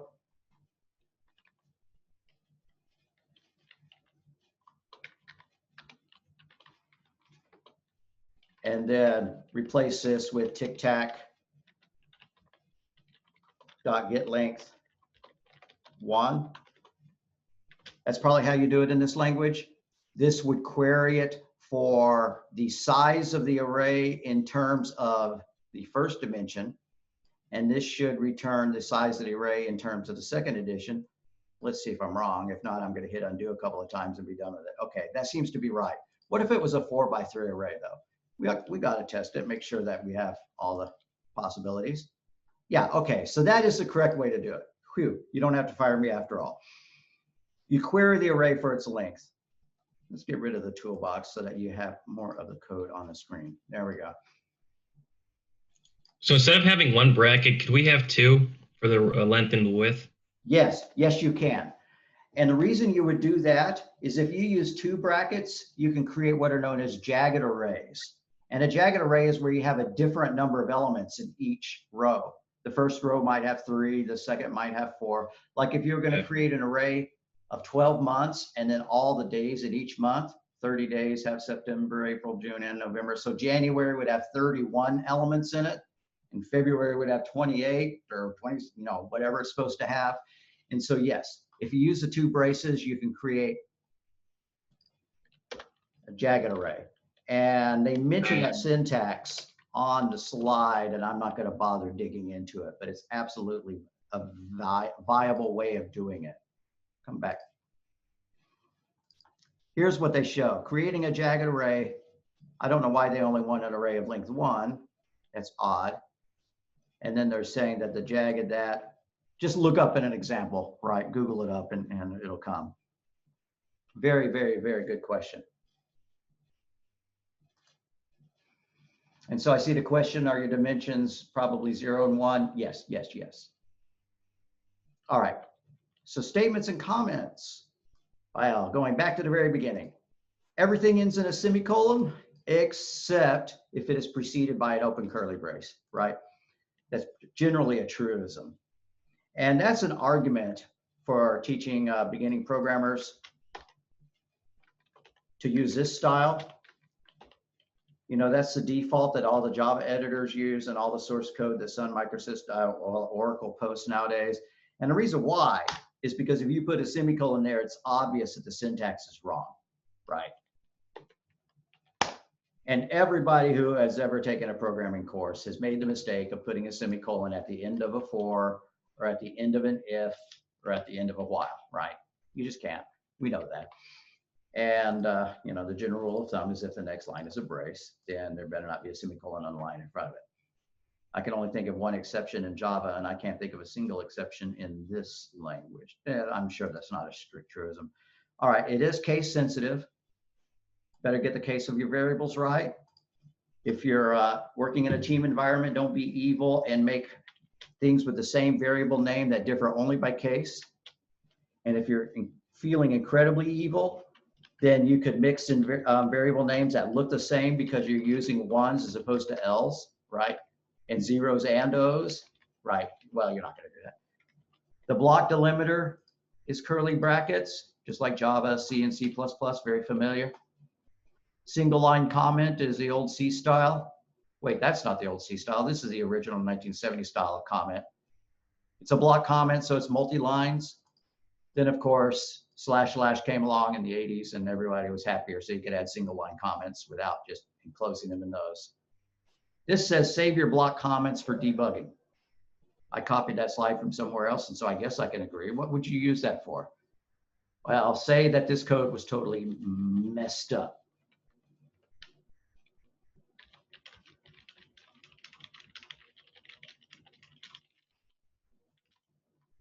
Right. I could comment it out for later purposes. Then I Google up how to print a 2D array, and there's probably a way to do it with 4 each, like for each row in the array, you know, and then you wouldn't not have to use an index.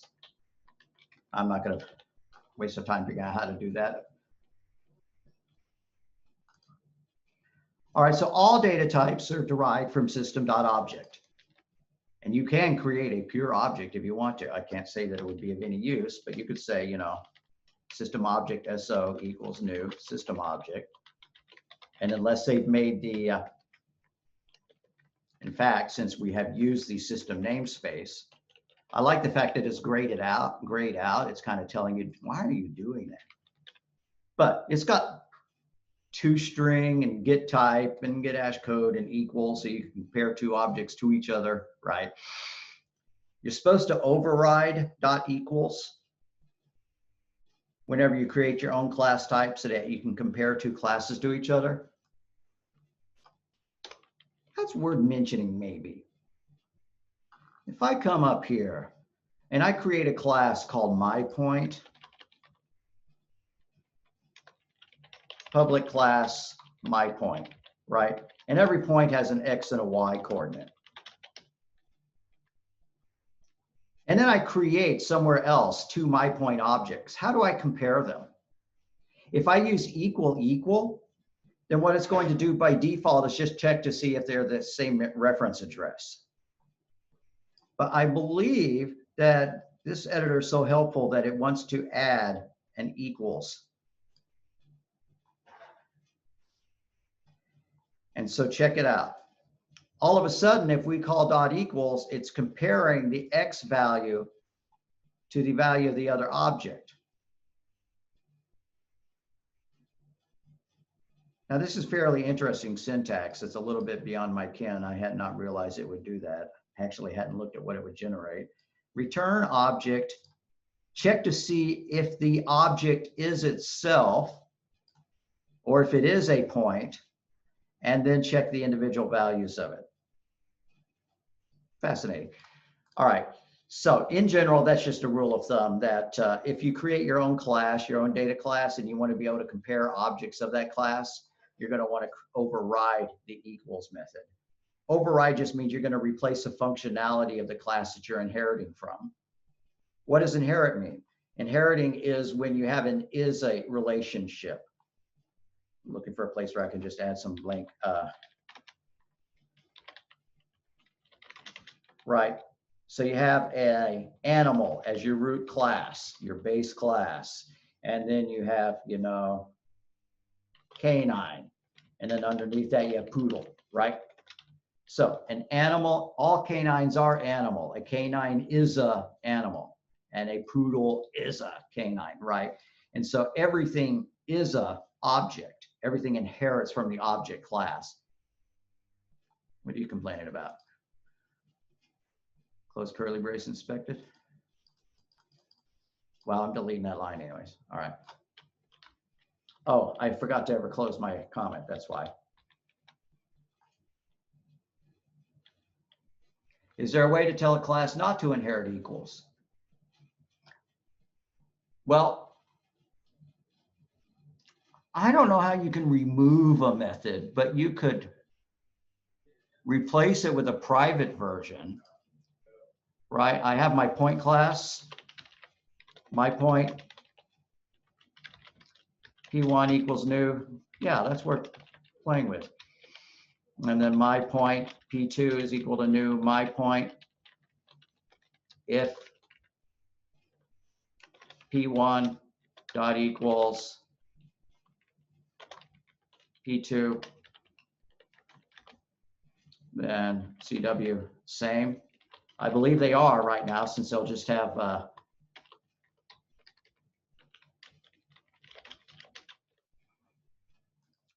default values of 0. All right, so they are the same.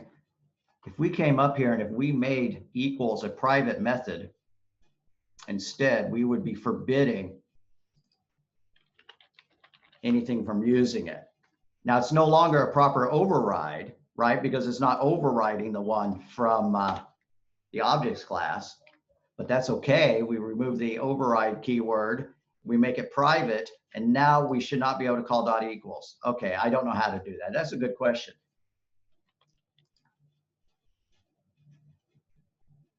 Really good question, and you got my brain stuck on it,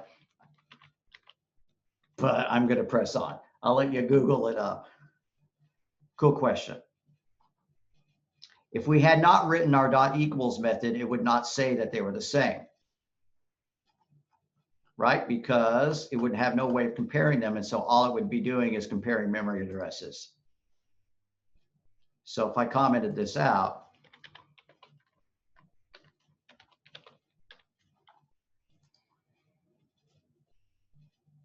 it did not say that they were the same.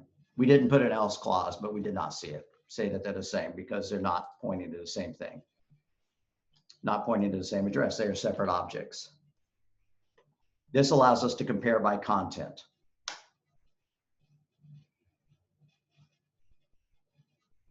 Oh, that's true. It could throw an exception, right?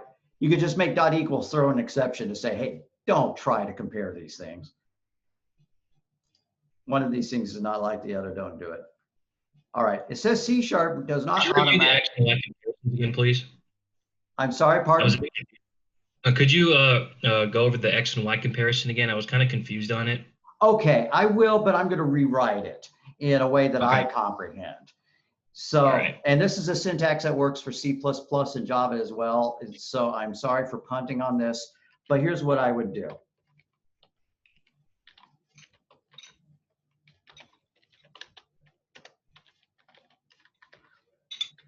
Public override bool equals object obj. That got goofed. Why didn't I just copy this? There we go. And it's already started filling in a bunch of stuff there. Where you get not doing that.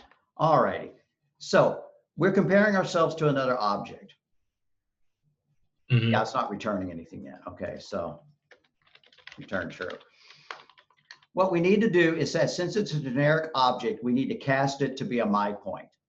Normally, we would query it to see if it is a my point, right?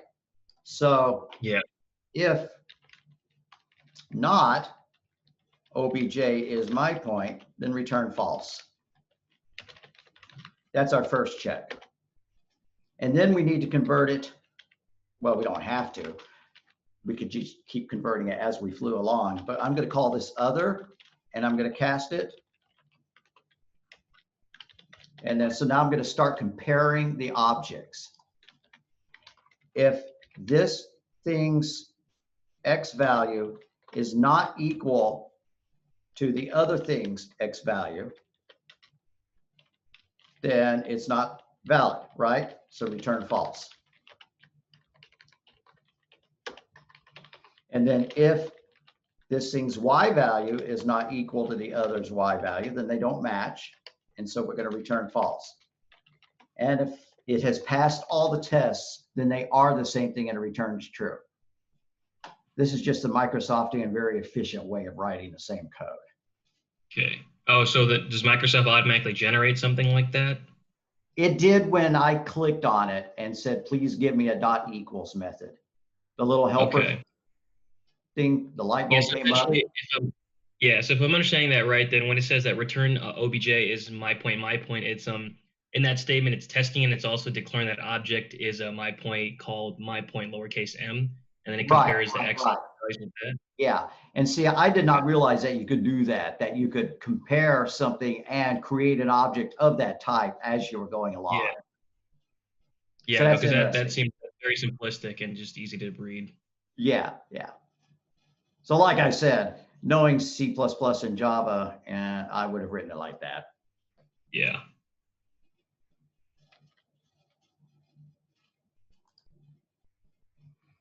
C# does not automatically initialize local variables. You can get away with creating uninitialized C++ variables and not have them be initialized with valid data.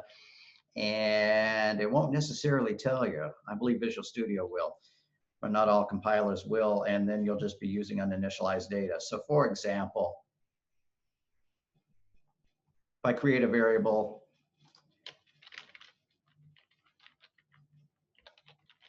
and then I try to use it later,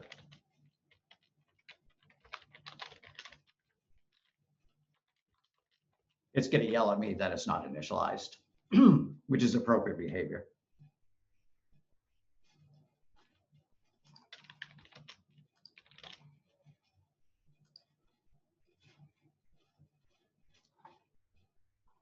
We've already seen enough examples of declaring a variable.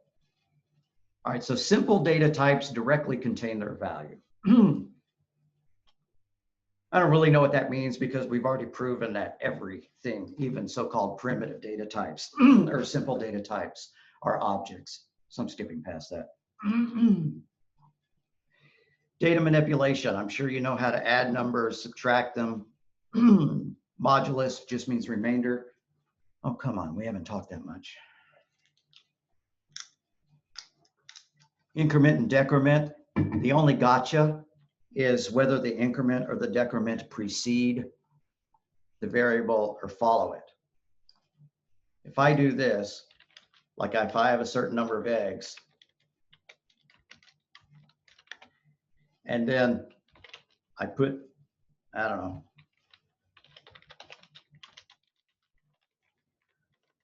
what is dummy going to equal? Is it going to equal 2 or is it going to equal 3? When this is done, dummy will equal 3 and eggs will equal 2. Sounds counterintuitive, but according to operator precedence, if minus minus is used as a suffix, postfix notation, then it happens after everything else in the expression does. So eggs gets copied into dummy, meaning dummy is equal to 3, and then eggs is reduced by 1. However, you can do the opposite.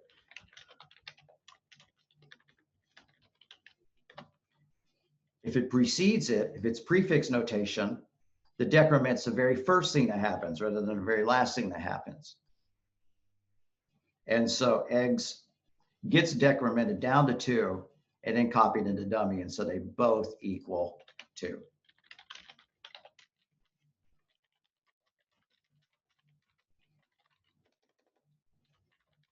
And I used the wrong variable there, didn't I? Okay.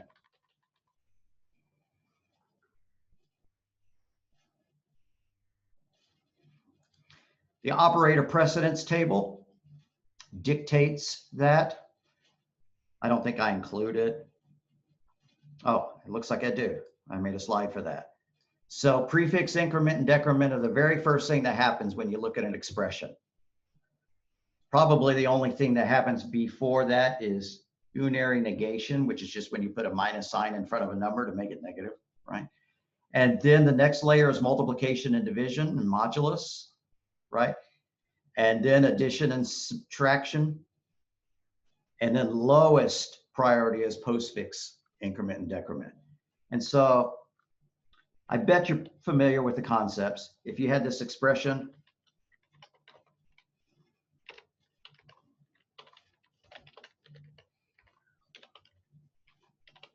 and you wanted to print out 2 plus 3 times 4, is it going to do 2 plus 3 is equal to 5 and then multiply that by 4 and give you 20?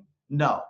Multiplication has higher precedence than addition, so it would do that first, and you get 12, and then it adds 2 to it, so that would print out 14. So it's that tier.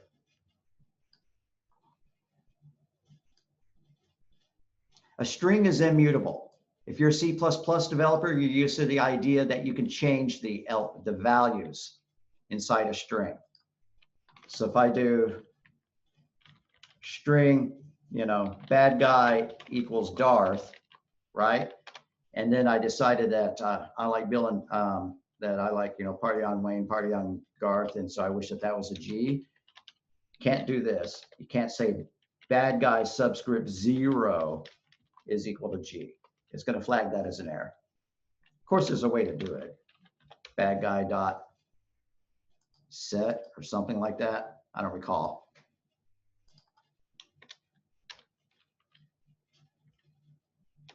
I'm not gonna even look it up. I don't remember it, but there's certainly a way to do that. But it's building a brand new string each time because they are immutable.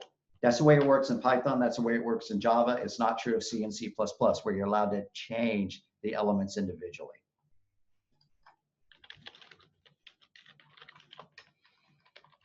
Oh, I gotta find out.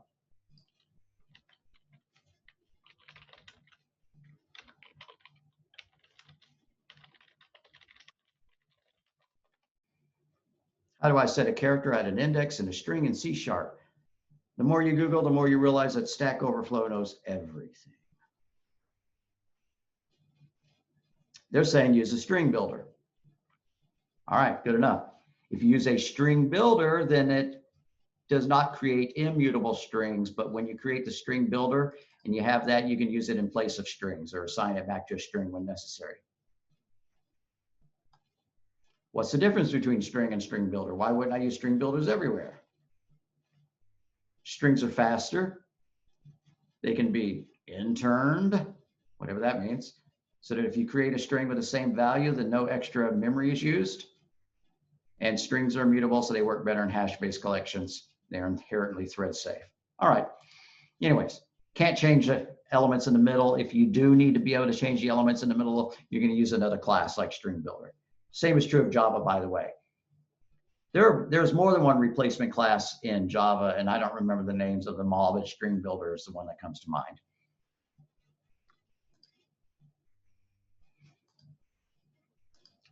I think I skipped something. Oh yeah, backslash is an escape, /n/t. There are others, of course. If you're going to parse a number, there's an unsafe way to do it, and then there's a safe way to do it. And this only shows the unsafe way. What do I mean by that? What if this was a garbage input, right? What if we had a dot there? Can't do that, right? It'll crash. It'll generate an exception.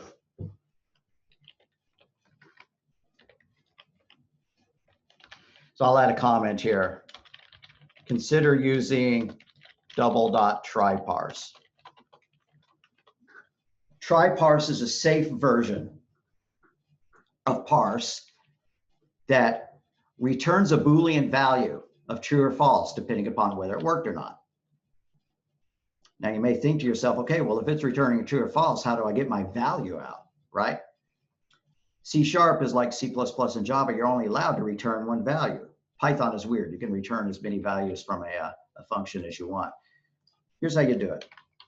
Let's make a value, like say we ask the user for a value, and we got their age in a string, because any input you get is always in the form of a string. It's just a fact. So string is equal to, string age is equal, let's call it sage. It's in string form, and we type in that we're 35. We need to convert that to an int. We can do something with it. Int age is equal to int.parse sage. Works great. You can't simply use a cast because they're completely dissimilar data types. Cast only works, between data of similar types. So that's fine, and it's going to work just great, right? If we printed it out.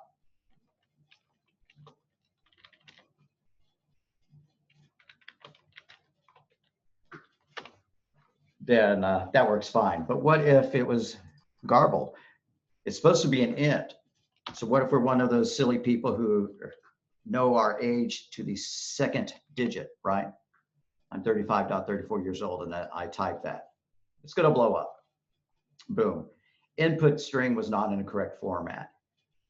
And so there are a couple of ways you can handle that kind of thing, right? You could try to inspect the data first to make sure that there's no periods in it, and then it's all numeric. Or you could just use try-parse.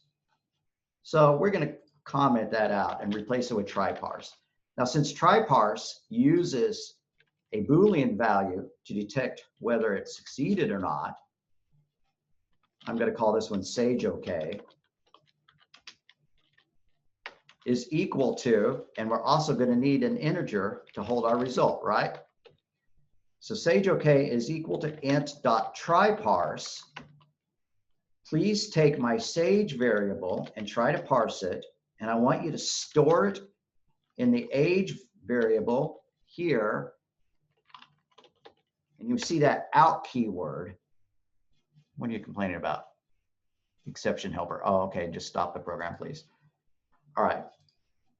And if that worked, we have a good value, right? If Sage OK, then CW, we have a good age. Else, well, fine. CW, invalid age format, right? So tryparse is very useful. Now, what's that thing? I need to make a note to talk about it further. A lot of languages do parameter passing only by copy.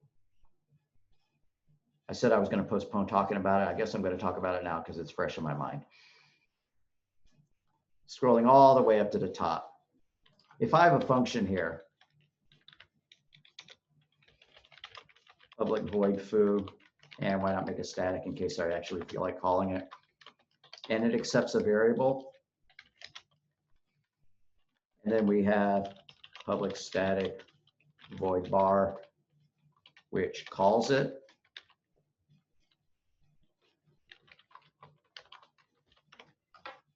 Ten gets copied into X.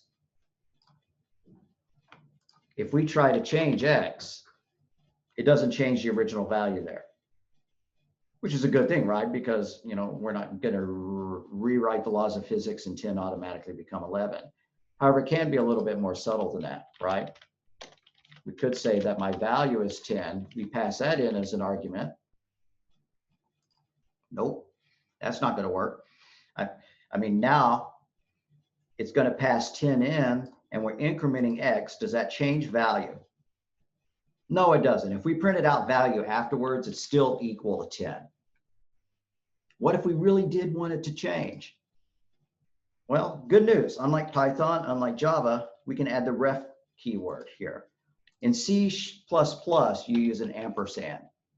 In C++, developers would tell me also just pass it in as a pointer. Well, I'm going to use a reference.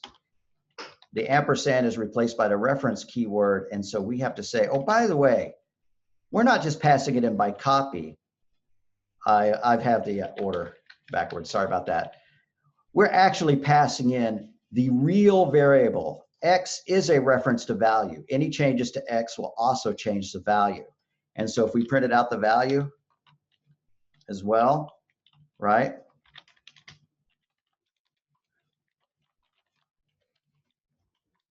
Guess if I actually want to demonstrate these things, I should try them out like that.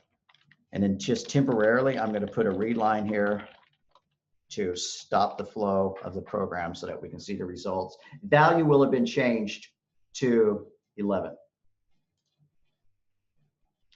Now, passing by reference is useful not merely for allowing a variable to be changed by a function, by a method. When you're passing in something, it's being passed in as a byte by byte copy. What if this was a very large object? An object representing, 500,000 bytes worth of data.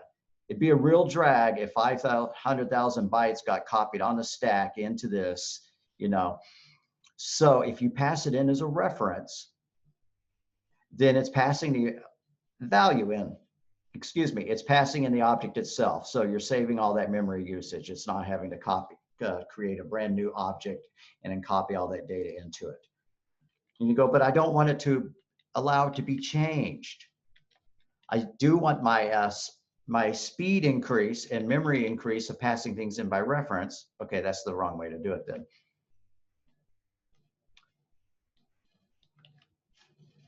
All right, C# Guru, how do I declare a constant reference? All right, I'll look it up.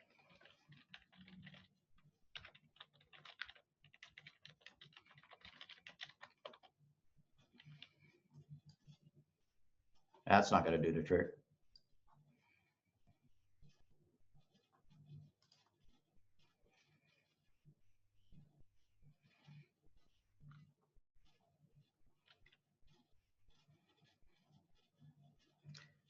Well, there's an in and then there's an out.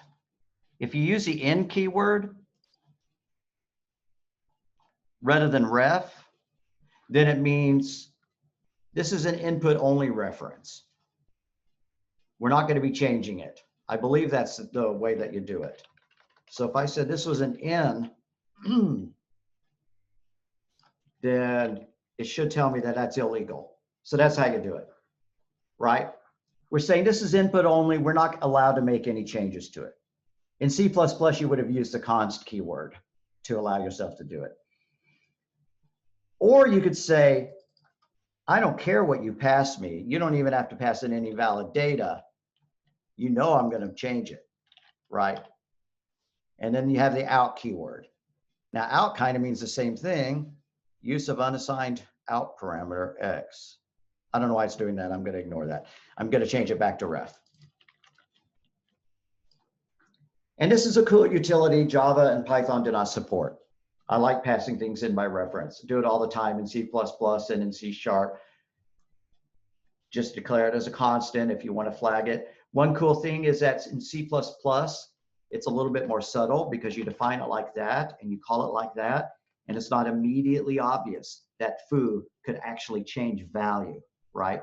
If this was defined somewhere else and not immediately above it, then you wouldn't know that value could be changed, right? Here you have a keyword that forces you to note that it can be changed.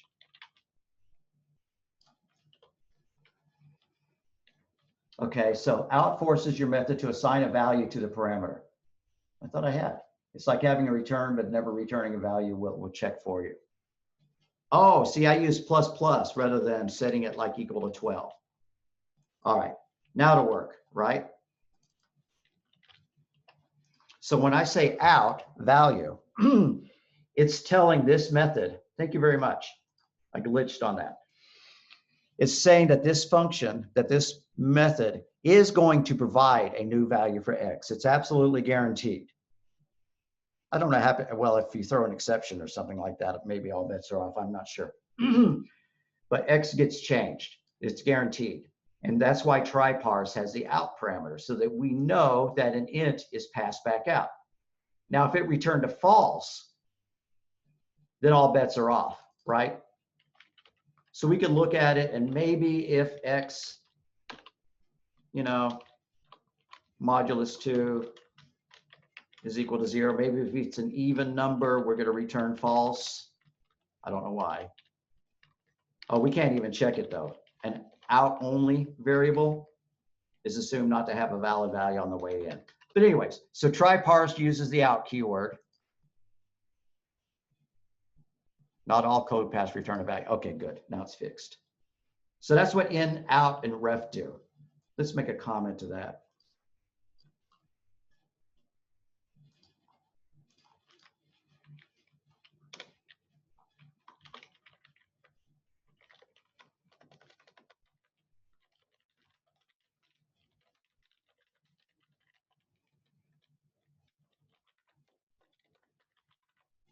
Example, int x bool bok is equal to int dot try parse 1.23 store the result in x, like that.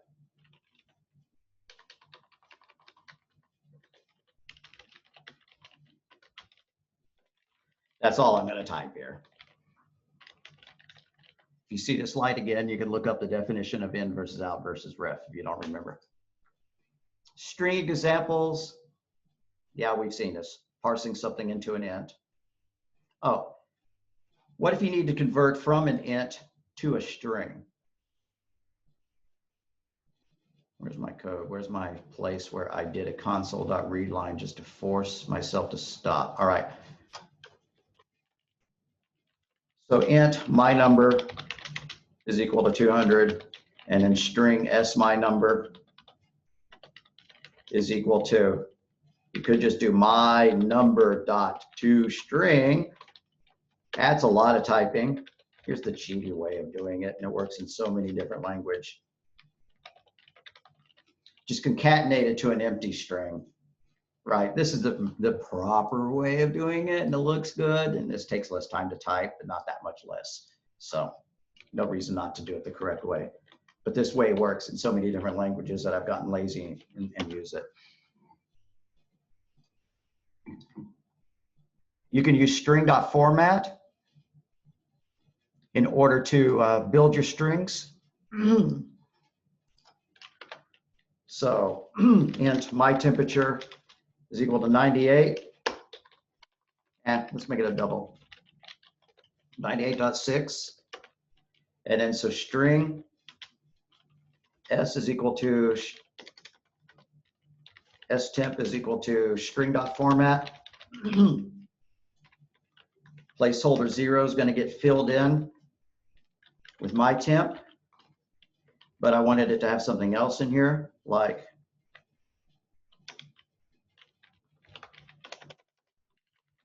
got a fever of, yeah, there we go.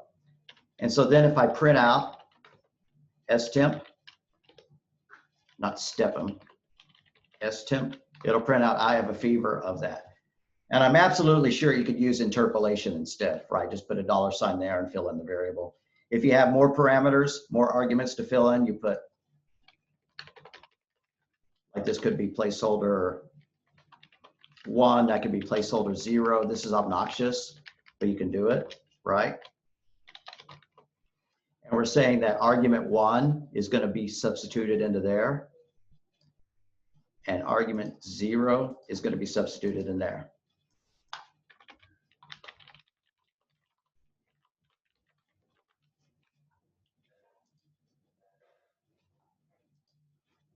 Or not. What have I broken?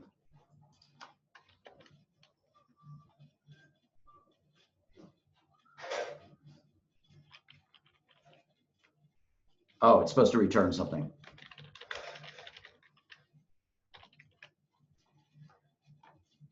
So what do you use ref variables for? Otherwise, a function is limited, a method is limited to just returning one value in any of the C structured, C syntax languages. How do you get around that? Well, you could define a class, right? And then you could return an object of that class. Because if we had a point and it had an X, Y, and a Z value, then you could create a point and you could pass it back, and then you're effectively returning 3 values rather than 1. But ref lets you pass things in and return them, and you can return a true or false, indicating whether that data is good or bad. We're going to need to switch over and start doing unit testing on this stuff. I think we've actually gone about far enough. So right line, good thing. We know how to use right line.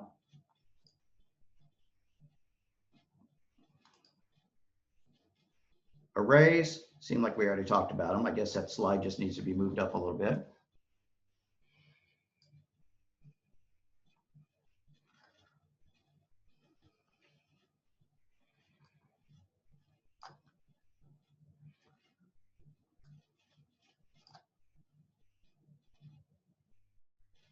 Really? I forget. Oh, there it is.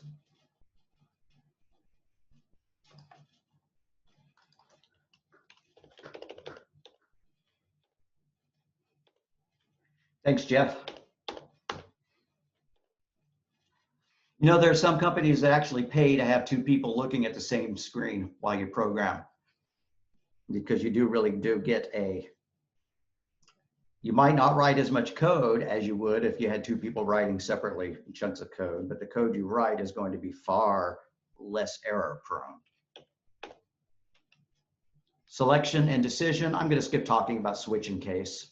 I'm not going to bother. You know what a switch statement is if you've ever used Java or C or C++. If you're Python only, you can pick it up. It's real obvious. Conditional. All programmers know how to use equals and not equals and less than and greater than. Like C and C++ and Java, this uses ampersand to mean and 2 vertical bars, the shift of the backslash to mean or. Here's trivia for you. On British keyboards, there's 2 different vertical bar symbols, and only one of them works to represent or. The other one is the shift of the tilde way over there next to the 1 underneath the escape key. And I don't know why they have 2 different bars on their keyboards. 1 has a break in the middle, which although you don't see it here, if you look at the key itself, the key above the enter key has a break in the middle of the line. And then the other does not. So if X equals Y, do something. Or if temperature F is less than 32 or temperature F is greater than 212. One thing to notice, and that equals method was taking advantage of it, is that if statements, or really any logical comparison, does what's known as short circuiting. If you're using or, you know that or means that if either one side or the other is true, then the result is true, right? So if the first side is true, it doesn't even bother checking the second side, right? So that's called short circuiting. And it's by design. It's not, you know, the engines are failing, Captain. You know, we've short circuited. No, it's a good thing usually because, you know, that's a finite amount of time to form that check. The only side effect is if you're doing something strange, like you're trying to update the value of the variables, or you're calling a function or something like that, and you think that function is being called every single time. Well, it's not being called every single time, right? Because if this was false, then this one's not going to be called at all. Now that's for or. For and, it's the opposite. And requires both clauses on either side of the and, both operands to be true. And so if this one is false, it doesn't bother checking that one. And the way the dot equals method was written, it took advantage of that, right? It did this, and if it wasn't a my point, if object was not a my point, it didn't even do the rest of this, which is a good thing, because if it's not a my point, then we better not be trying to check its dot X and its dot Y. So if this part is false, the checking does not continue to go on. It's short-circuited, thankfully, so that we do not try to access dot X and dot Y of an object that do not contain those members. Speaking of which, properties versus members. We tack on something to our class. All right, we have int X and int Y. If you're a Java programmer, you're real used to doing this. Private, int X, int Y. Public, int get X, return X. Public int set X, except it doesn't need to return anything, so we'll just declare it as void. This dot X equals X, right? You've seen that, done it a million times.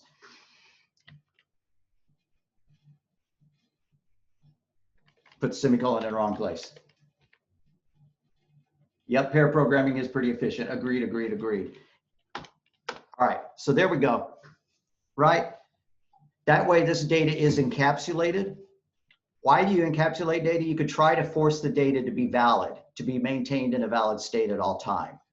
For example, say you had a fraction class and it had a denominator and a numerator.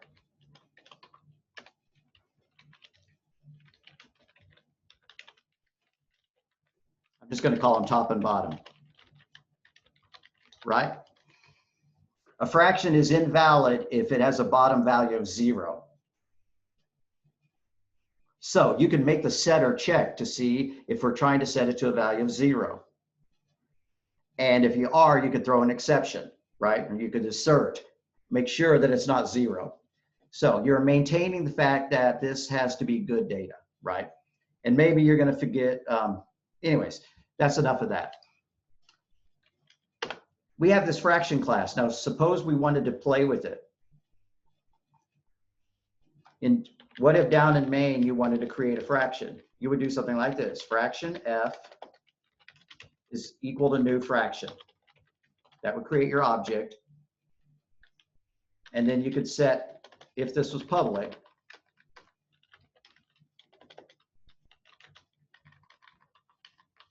let me start a multi-line comment instead, so it'll, come on, fix yourself.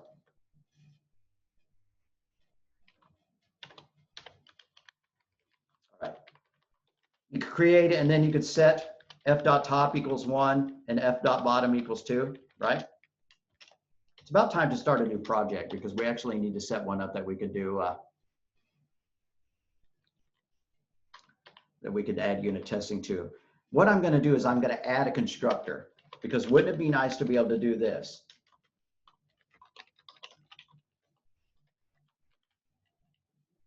I want that to work. Right now, it doesn't. If I had this in real code, then that would crash. I mean, it would not compile. So I need to add a constructor. A constructor is a method with the same name as a class and no return type, misspelled, and is invoked by the new keyword. It can have parameter variables that set instance members, right? Where's autocorrect when you need it? Autocorrect in programming would be horrible, wouldn't it? All right. So I'm going to add a constructor. I'm going to make it public because if it wasn't public, then you wouldn't be able to call it. And that sounds silly, but sometimes people will make the constructor private to forbid people from calling, creating your class, creating an object. Or they'll make it private so that you can't create it by using a new keyword. Instead, you have to use what's known as a factory method, which is a method inside the fraction class that will return a new method. Maybe we'll do that when we do this for reals. Yeah, why don't we switch over and make a new project that's cleaner than this? So I'm going to skip ahead. We talked about loops. We've talked about instance versus static members. Class is a blueprint for an object. A class is a collection of data and the methods that act on that data. Oh, I was going somewhere else. This is the reason why I created my fraction class to begin with. One more thing. All right.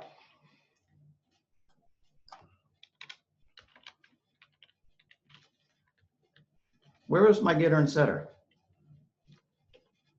Oh, it was in my point. Okay.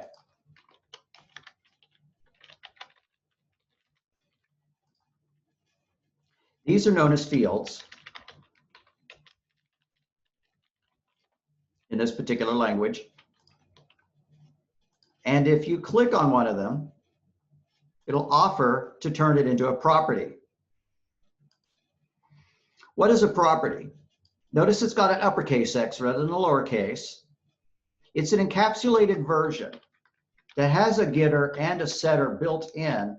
But now when somebody wants to use it, they don't have to say,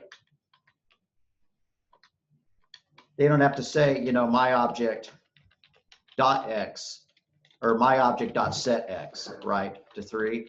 They don't have to do that anymore. Instead, they just say my dot X equals 3. And it's like overriding the assignment operators for the C++ developers. Sets it up so that you can set the value of it like that. And if you ever need to write a more complex version of the setter, then you can turn this into a full-fledged method. So this is what's known as a property.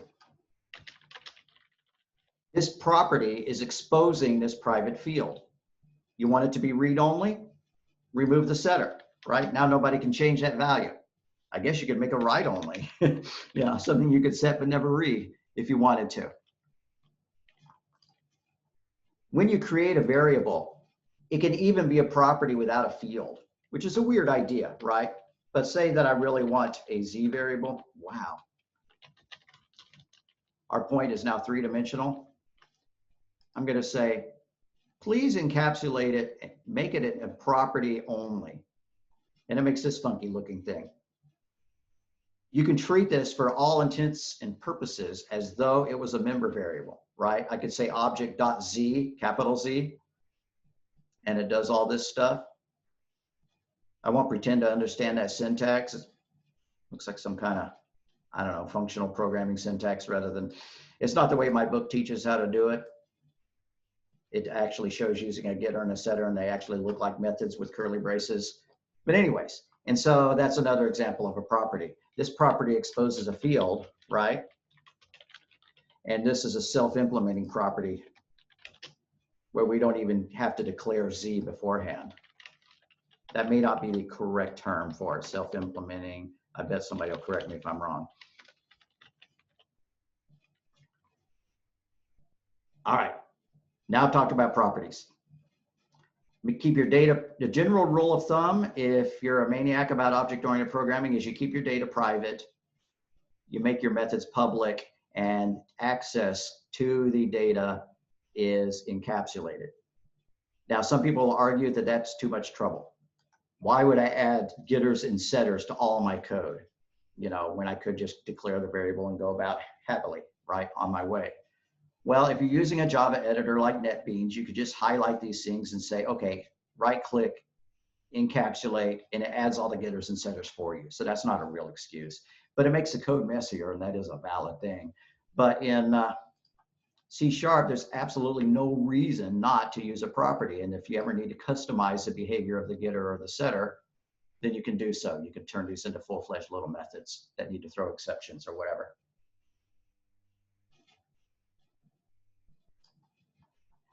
All right, Jeff, did I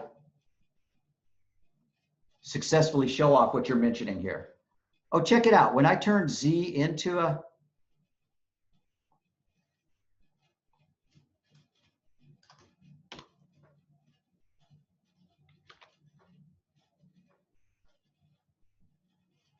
now I know there's a way to create a self-implementing property. This is just another one that's exposing the field, and I hadn't noticed that. I'm not going to spend any more time working on it. Okay, yeah, you know me, I'm obsessive.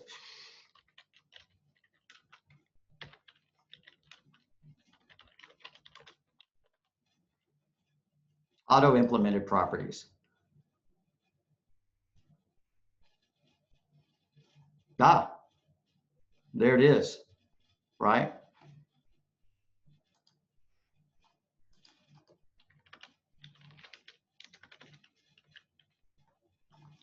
Look at that syntax one more time.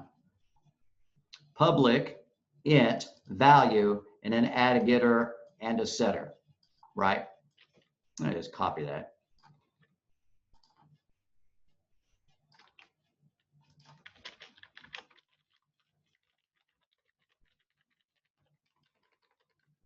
And so that just encapsulates the data, and if it turns out later you need to customize the behavior of getting set, you could add a field to hold customer ID and do it more like that. Okay, thanks, Jeff. Cool. All righty, time to start fresh.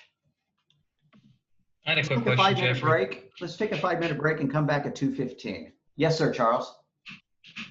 No, it's just a quick question. About the Oh, sure. reference. So, yeah, it's just a difference between reference in and out. So I know you said if we use reference, we have to state it both times when we define the method and when we're like using it or we're calling it. And so that means like we can input like that's what we can use like a tree data structure, for example, through that. But well, I know you said we can't actually make a reference parameter constant.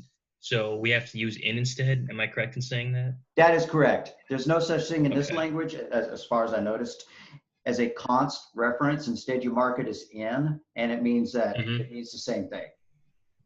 So it just means that I can modify that parameter. Sorry. Yeah. So I can't modify that parameter inside the method. You can use it, right? But you can't reassign it. Okay. Let's see if we can. Like, get can I use an the example. increment or decrement operator on an invariable? Right. You could not do that, but Okay. here's one of my examples. All right. So if we had public static, something to do with a list, and it took a list argument,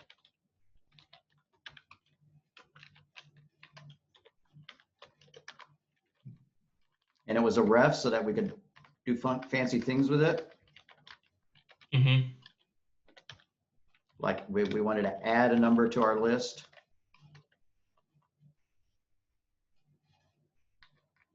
I forgot to give it a type. That works. Even if I make it in,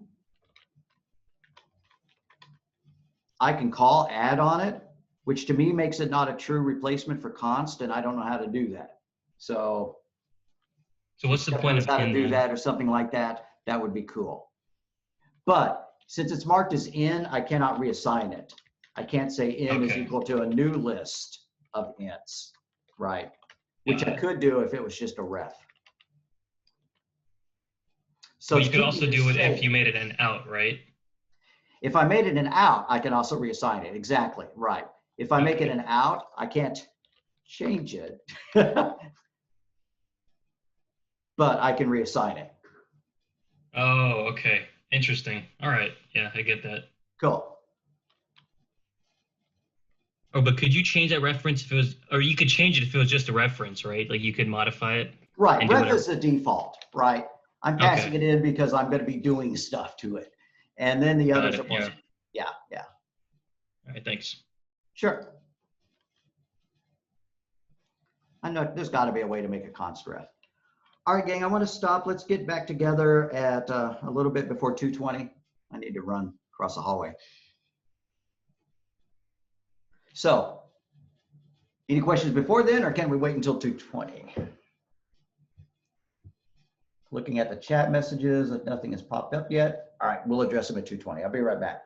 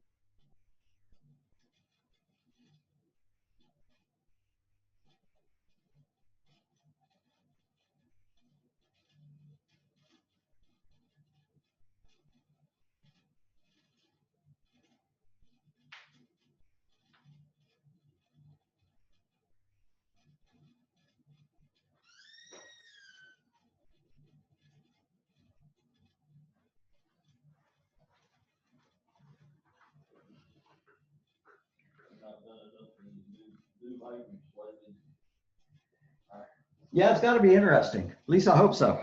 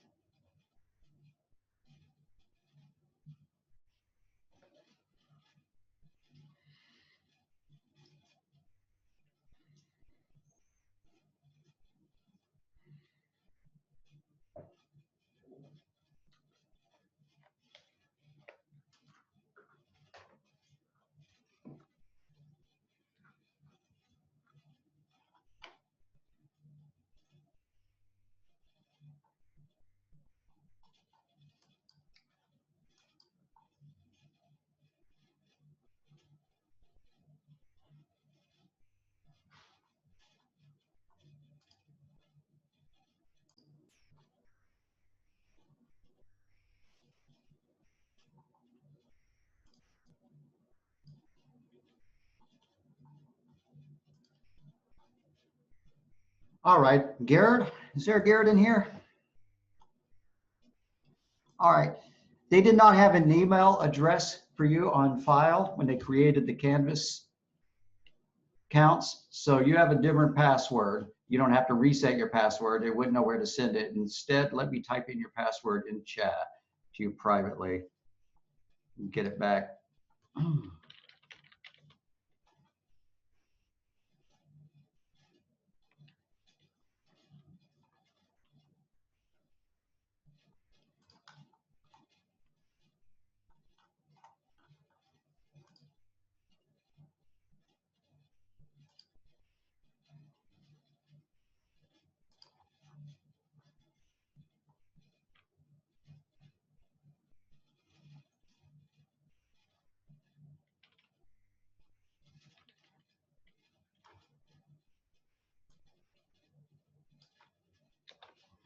All right. I just sent you your password in private. Go to canvas.rose.edu. It ought to be Garrett.Wagner with the password that I just sent you. I hope I'm not muted. Okay, good.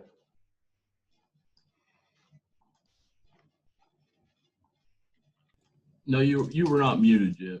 Good, good, good. All righty. I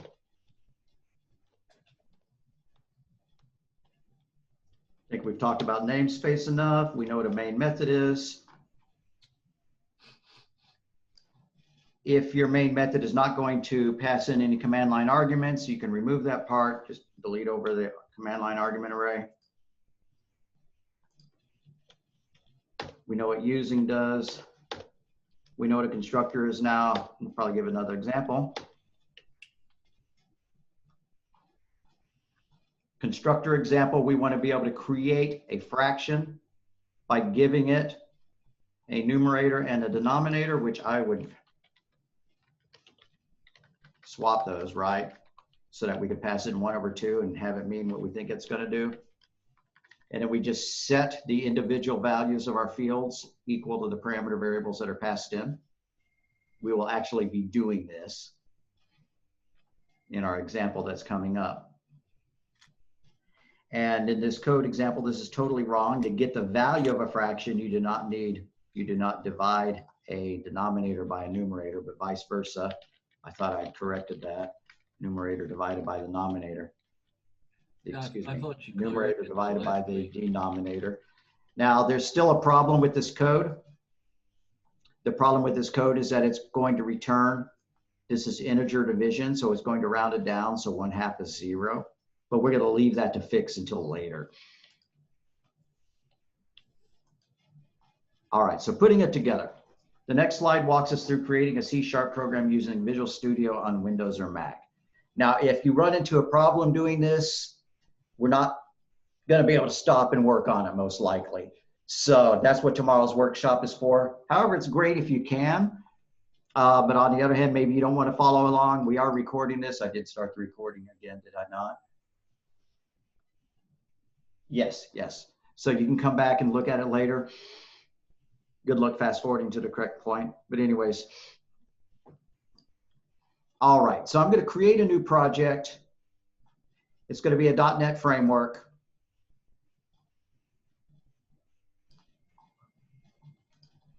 New project. C# Windows Console.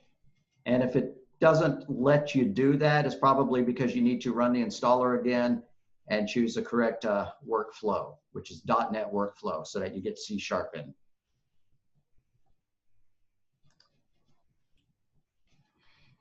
All right, I think I had a suggested name for this, but first I'm going to look, yeah.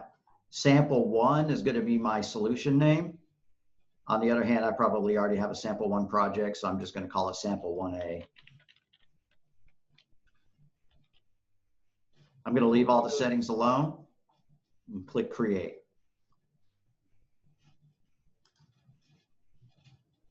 Are we going to do a button also? Yeah, but we're going to do the unit testing first. So that'll probably be the next 45 minutes or whatever, and then we'll do the graphical user interface. Okay. All right, so you know what I should have?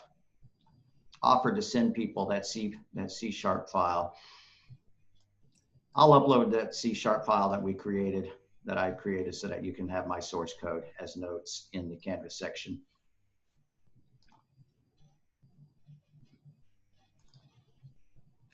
Alrighty, Mac users. Similar, launch it, choose .NET Core, choose Console App. Click next a couple of times. If anybody's doing it right now, tell me what framework it defaults to. It's 3 dot something, isn't it?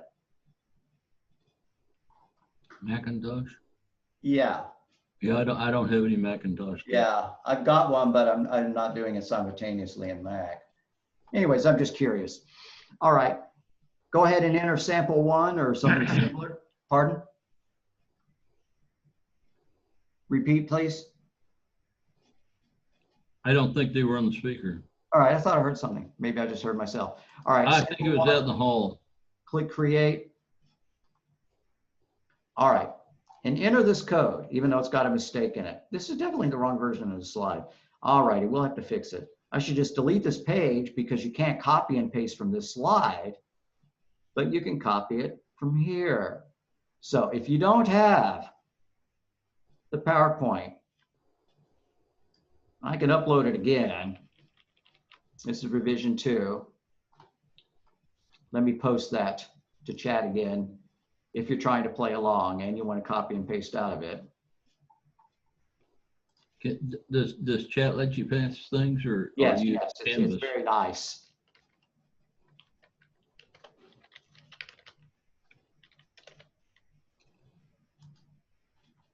All right, so chat. Where's our chat file?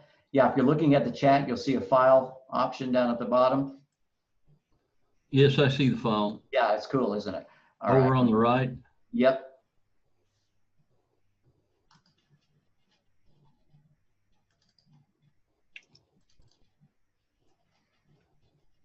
All right, it's a 33 megabyte file, so it's taking it a second to load, but it'll be there in a minute. Could you put that in Canvas too? While Yeah, it's loading? I will. Good idea. Why don't I do it right now while we're talking about it?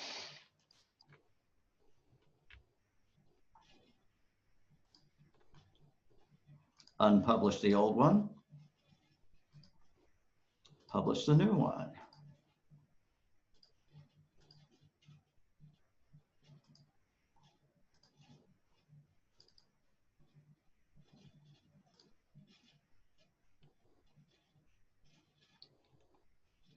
PowerPoint TX. All right, so now there's unit test version 3 in Canvas inside modules.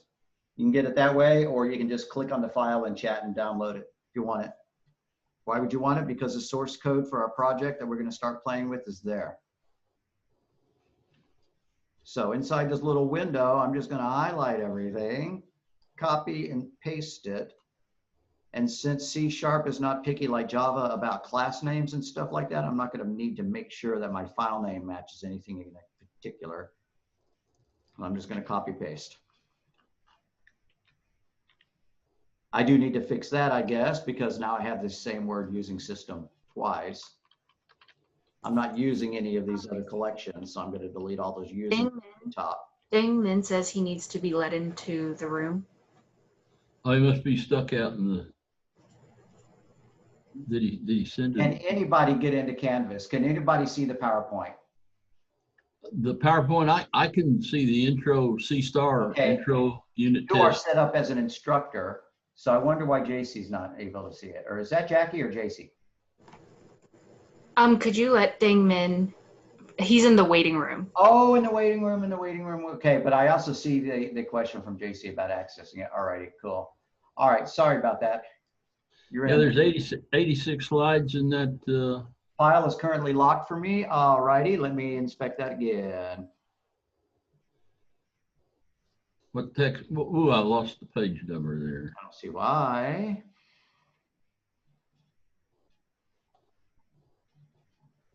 I think you have the module as unpublished, like Well, PowerPoint. that would be it. Why? Okay, thank you.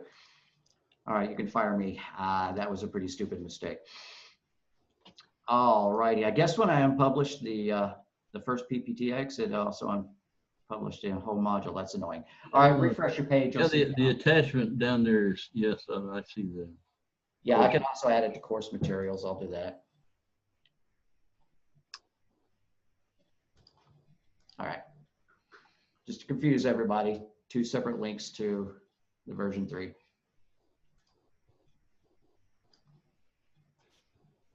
Well, it showed the PowerPoint up in the top. You're an instructor, so it did show it for you. They weren't seeing it Oh. because I'd forgotten to click publish, or Oh. it had unpublished itself, one of the two. All right. So hopefully you can download it. Hopefully you can go to page 67. It's going to warn you about editing code from the internet. I promise that there's no evil macros in this. So just go ahead and tell it to edit if you want, if that's what it takes to copy. I don't recall if it is. Then go into Visual Studio, and I just got a text message from Tuesdays. No, that's something else. That's about the project. All right. So anyways, here's our class.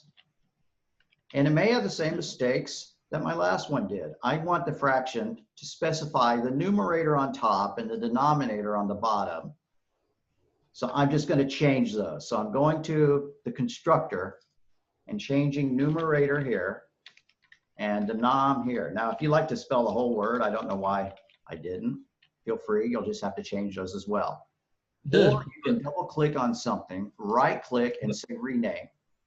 Hey, Jeffrey? Yes, sir. But down in the bottom where you say double, where you actually define what the fraction is going to be, you define numerator on top. Would it make any difference if they're passed differently? The problem is the way that this was defined is down in main. When I do fraction 1, 2. Oh, okay, I see. Values in, and then what it put 2 over 1. Not 2, 1. Okay. Right. So that was my mistake. Let's fix that in the little teeny tiny source code.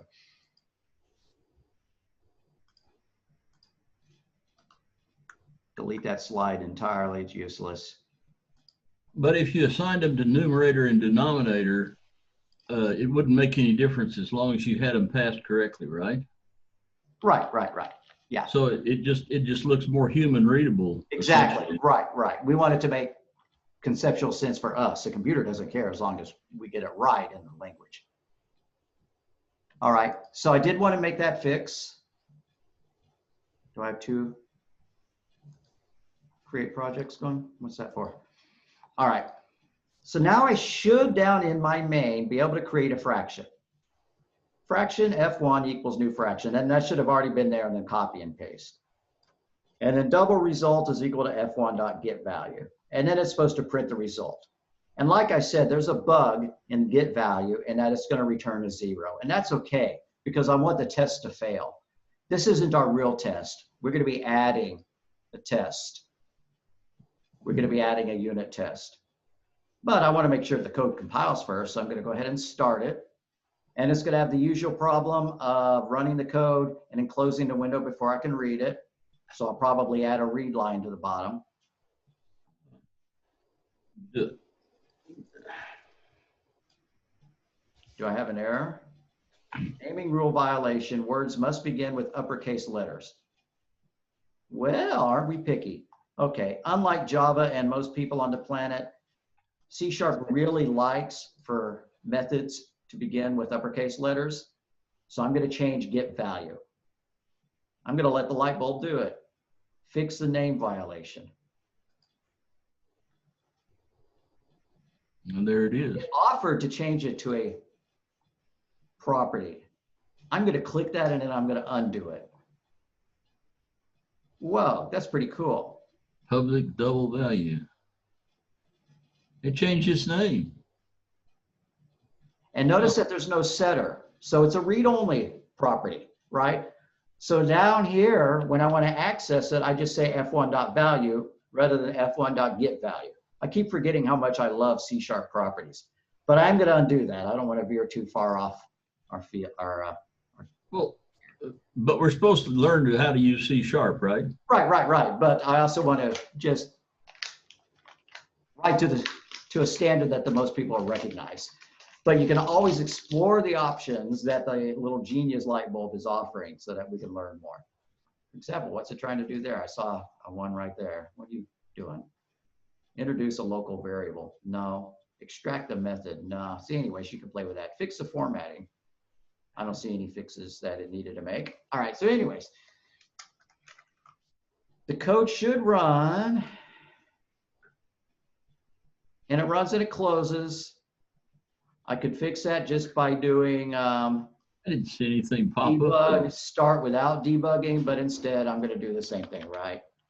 Console dot write line, hit enter, right? It should have popped up a 0 anyway, but I didn't see it pop up. Right, it's because it's closing the console as soon as it's done. So we're going to add a reline to force it to wait. And like I said, I know that there's a setting you can change in the properties for the project, but I also know this will work. Okay. All right, so nah, not going to go there yet. Let's add a unit test for this. Easy for the PC users, not so easy for the Mac users. So the PC users are going to do it first.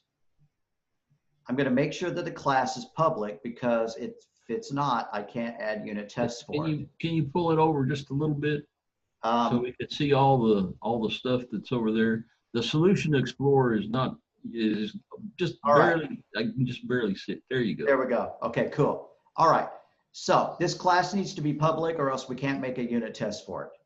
So I'm changing that to public.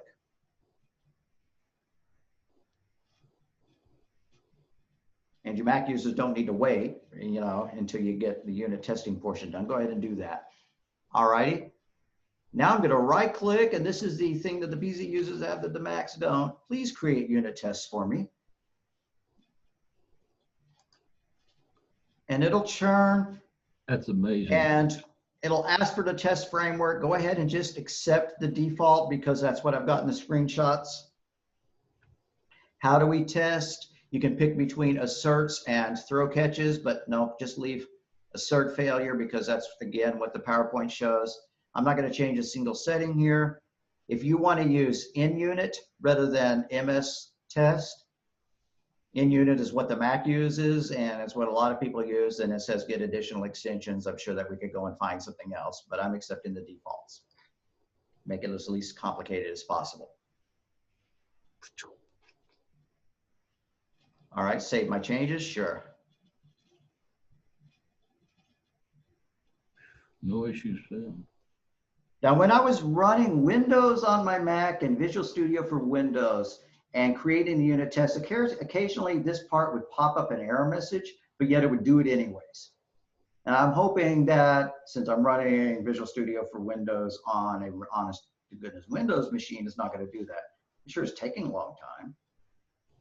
Yeah, there we go. The parameter is incorrect. I don't know why it pops that up. Maybe it won't for you. I'm going to just click OK and go merrily on my way because it actually is going to work. And so let's take a quick peek at this, and then I'm going to go back and try to walk the Mac users through. What's your light bulb say there on 5? I don't know. So what we see, I'll look later, but what we see is that it created a test class. No, wait, the test class is over here. Well, that's a good question. Let's check, see what that is. Oh, add a namespace, generate a constructor. We already had a constructor. Add a dot equals, the same kind of stuff we were doing before our break. So if I come over here, it has now added a separate project to our solution. And so I'm glad Charles told me to bring the solution over a little bit clearer. We see fraction tests. And we see that it's kind of written in this little template language, which makes it flexible so that we can add as many test methods as we want. By default, it only came up with 2 test methods, and they both just flat out cause failure, right? Because we don't have any code here. That's what assert fail means, is fail the test. Well, let's find out. Let's run it. Test, run all tests. Oh, I didn't get the second test, by the way. I only got the fraction That's test, not the too get better. surprising. You might want to try adding it. But we're going to code it with a real test in just a minute, and that's a later slide in the PowerPoint. So if you want to work ahead, go ahead and try. I'm curious. So there's nothing wrong on my end, or Pardon me? is there anything wrong on my end that it didn't come up? Or I is that don't just- know. I had not had that happen yet, so that's a good question. So insert it by hand and see if it fails. Okay. Yeah, both of these failed. All right, so my test failed over here. That's to be expected. Don't pop up. All right. That's to be expected because all we had were assert fails, right? We did not have any valid code in there to actually test. That's fine. All right, I'm going to go back over to the PowerPoint now.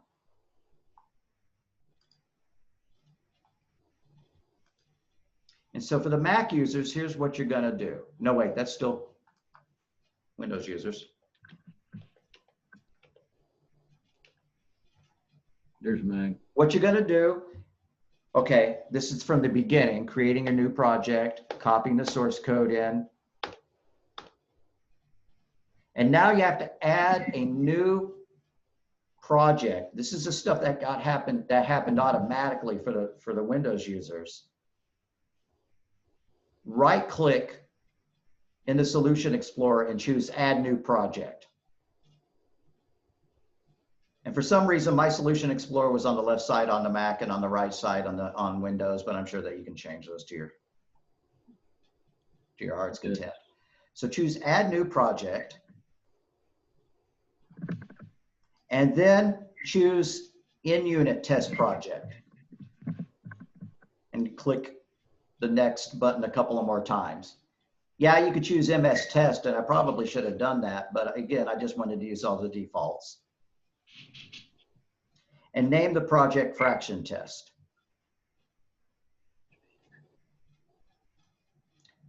That'll create a screen similar, but not exactly matching what we saw on Windows. It'll look like this. Get rid of the Test Explorer. But the keywords for the templates will be a little bit different. And if this is really not the right version of the PowerPoint, then we're going to be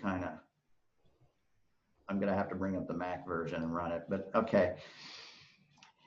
It's still not ready to go on the Mac though, because we have to add a dependency to our project. So although we have the fraction test project, it doesn't know about our sample one project yet. So in the Solution Explorer, you right click on dependency under fraction test. Let's see if I can zoom in. Right, like that. Right click on dependencies, choose add reference, and then just pick sample one because that's our program, right?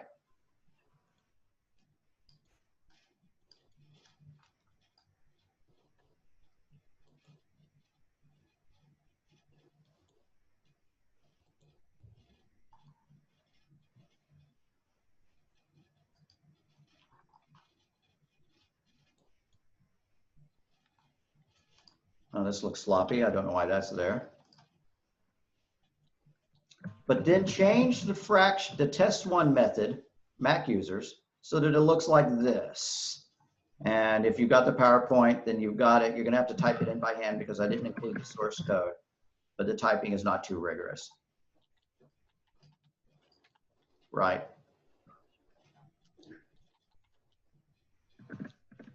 Now I'm not going to type that in because I need to type in what the Windows users need to type in. I mean, I could, but you're a better typist than I am, so I'll let you type that in yourself.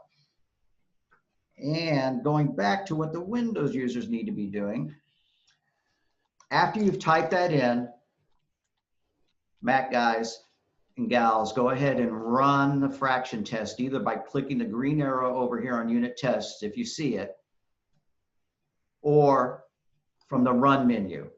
You click run and show run unit tests. Now in Windows, it seemed like we had a whole test menu to ourselves, I think. But here they tacked it on to the bottom of the run menu.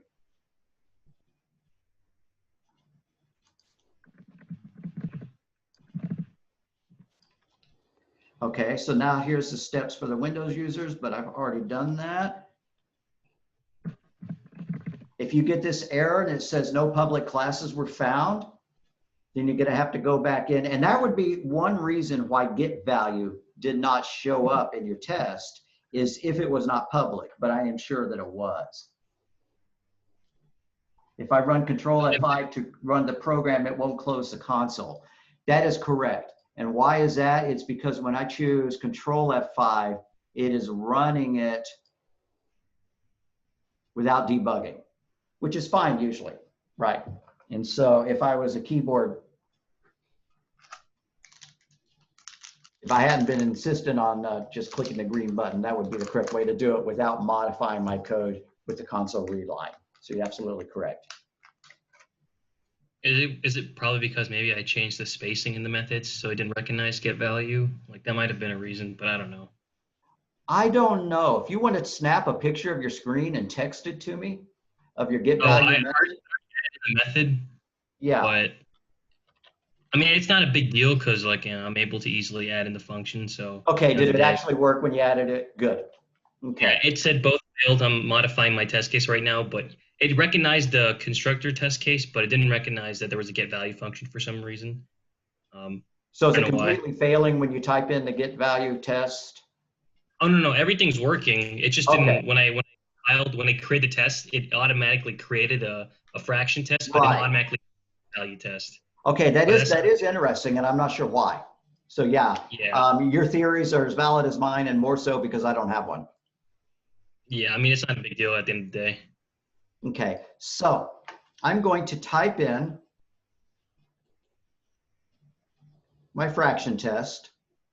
Here's what I want it to look like under Windows. Now I'm going to drag this off the screen because I'm hoping that you've got it, and you'll be able to see what I'm typing under Visual Studio anyways. All righty. So Mac users, you're going to need to follow the syntax shown exactly in the PowerPoint rather than what I'm typing now. The big difference is, I think the big difference is the keyword there. And also the Mac users using a different framework also have the ability to put assert.pass there, which means just mark this as a success. And I didn't see how to do that using MS Test as my framework. Instead, you just don't assert at all, and that counts it as success. So I could take fraction test and just comment out that, and now it's going to count these as 2 successful tests. So if I choose test, run all tests, boom, I fixed it. My project works. Nah, not Everything's really. in there. Yeah, it's not really fixed. So instead, we are going to test it. What I'm going to do is I'm going to create a new fraction. If I add using sample 1, which I have added, got added automatically, I don't need to prefix my class name with sample 1. So as I type it in on my screen over here, I'm going to leave that off just because it's cleaner, right? Okay. So what could a fraction test be? I didn't make one up for the PowerPoint, obviously, but we could just create an object to make sure that it doesn't blow up, right? If there's a problem with the constructor, then it would crash and the test would not pass.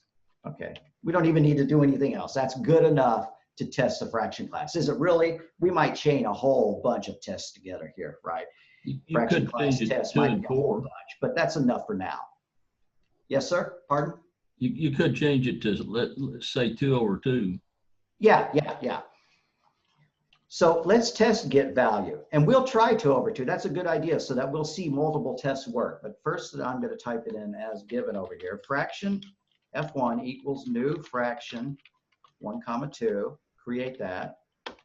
Let's get a result from get value. Double result is equal to F1.getValue. And what was our target? 1 over 2 is supposed to be 0.5. So double target is equal to 0.5. And we're going to assert that those 2 are equal. If the target is equal to the result, everything's A-okay. There's no pass keyword, by the way, on Windows, or at least on this framework. Does it take a double assert there? R equal. Okay, R equal. And if it crashes, we want it to print some kind of answer. Return value did not match expectation, right? Something. I think I since just it's put going to get be a- value error Jeff, since it's going to be a value, could you pass the could you print the result like we did earlier? Yeah, you're right. That'd be a good idea. Use interpolation. Although, actually, tell you what, let's leave that alone and we will see what the error message is because it gives us some of that information already. We just need to decide how much additional information we want to put. Okay, so it's going to run and it should pass fraction test because it built the object, but it says failed. It expected 0.5 and the actual value was 0. So I'm not going to add any more to that. I think I'll just put get value failed, right? Something like that. That's what I had on my PowerPoint. That's probably enough.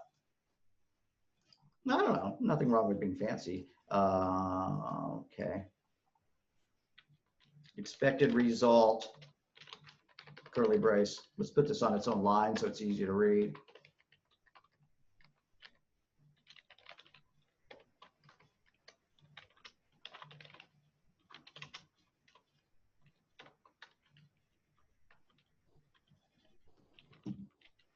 There. That's duplication of the information that was already in it, but that's okay.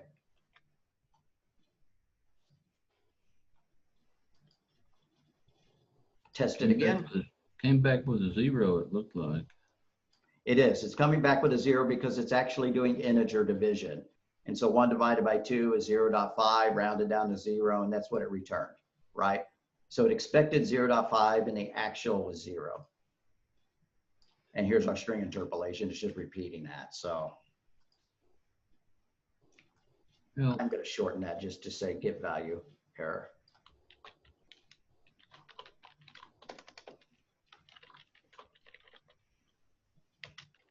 Unexpected result. Yeah. Well, it didn't convert it to a float or anything either. Exactly, right. It needs to do floating point math. But what if we had not lucked into a test that it had failed? We should do several tests, right? Not just one. So maybe our first test. Divide 4 by 2. Yeah, 4 by 2. So, you know, maybe our first test, let's do a test of fraction of 0. I'm going to copy all this stuff and change all the F1s to F0s, right? Oh, where am I going to put that? Well, F1's good because that's 1, 2. You could do an F4. 4 over 2 and change that to 2, and it's going to pass the test. But we didn't fix the problem. We just did not choose good test data. So what is good test data? I don't know. Maybe we should try 0 over 0. Okay, that'll crash because that'll crash. So I'm not going to test 0 over 0. I'm not going to fix that because we have not added the correct error handling. But we do have 1 over 2, so we got to check that out, right? F1 is equal to new fraction 1 over 2. And it's going to be the same thing, right? Result is equal to F1 dot get value.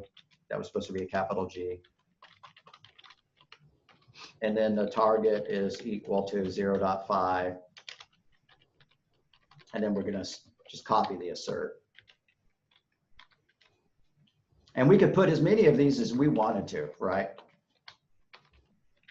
-1 over 1, you know. Can we make this interactive with console, with keyboard? No, you do not want this portion of the unit test to be interactive because then it depends on somebody being there to type. And just like you said, you want something that can run 100, you know, or 1,000 tests a second. Then the question becomes, what if it needed to be able to simulate interactivity? And that's when you have to do what's known as a fake or a mock. Yeah, fake or a sub, something like that. Yeah.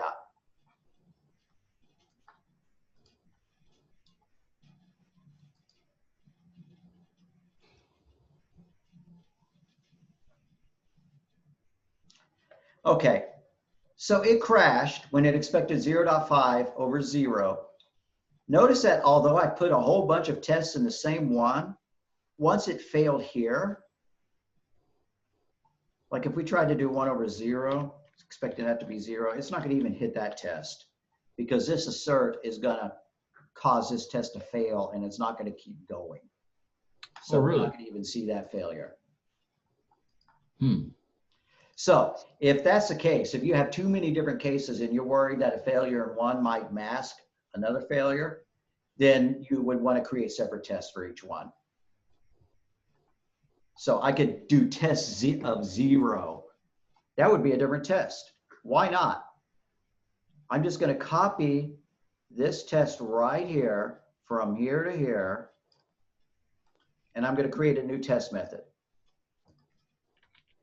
And I'm never going to correct this one. So this one's never going to work. I'm going to leave that for my junior programmer, right? Get value test 0.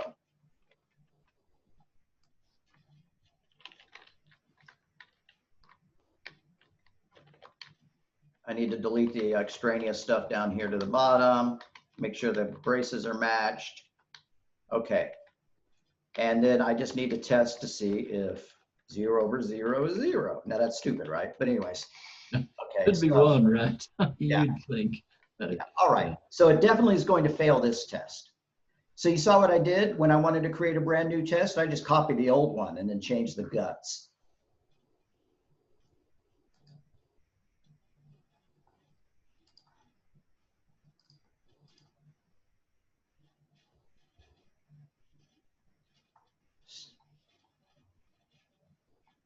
This one's But you spent interesting. a lot Why of is it time blue? trying on that last one. 149 milliseconds. Took it a while to recover from the division by 0 interrupt. Then I've got a problem. It says no source available, get value. I must have done something wrong. Oh, apparently I deleted the other one. Brilliant. But did I paste it? Yeah, okay, it was still in my buffer. Good.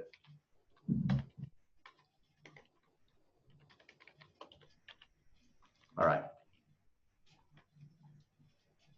Once more with feeling.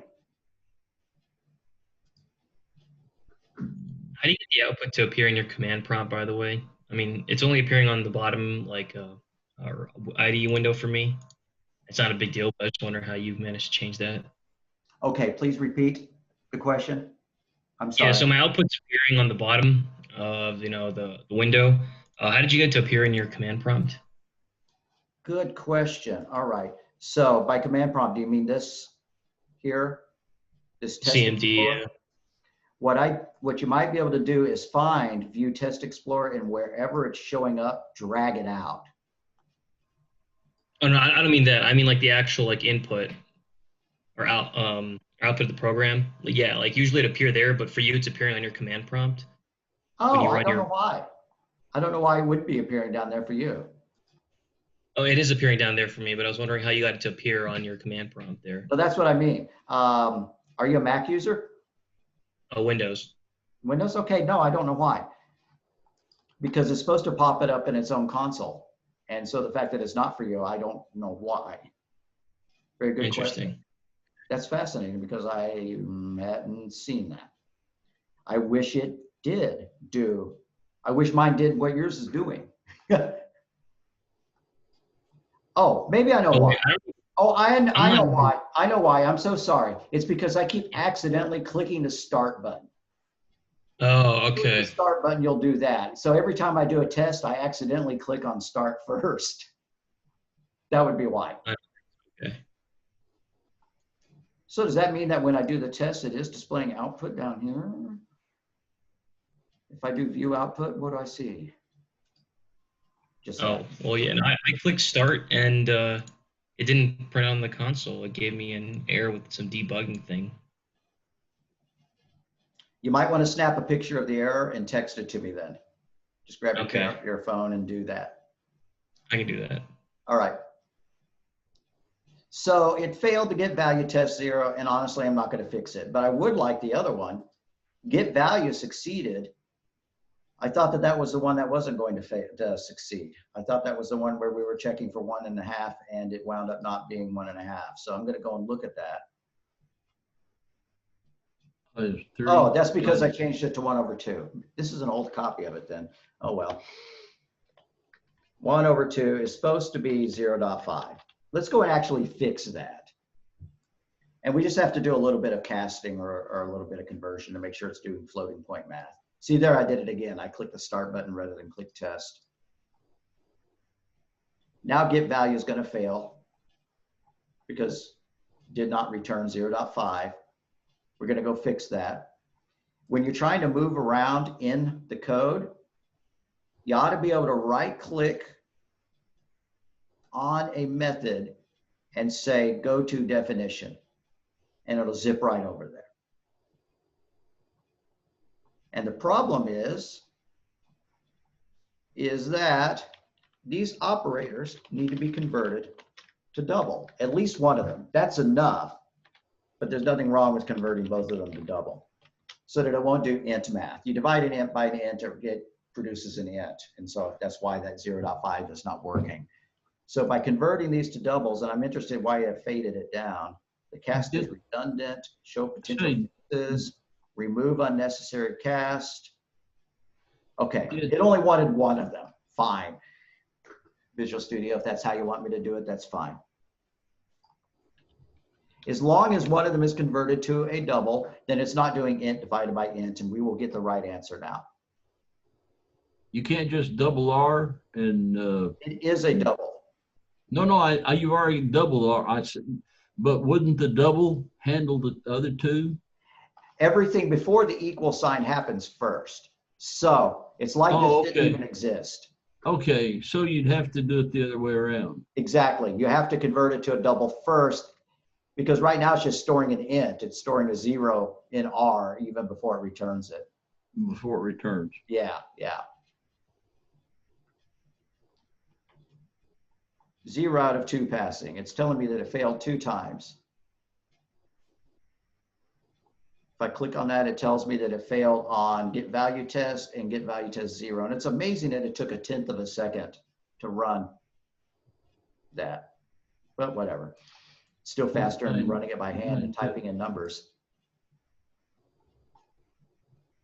I did it again, press the wrong thing.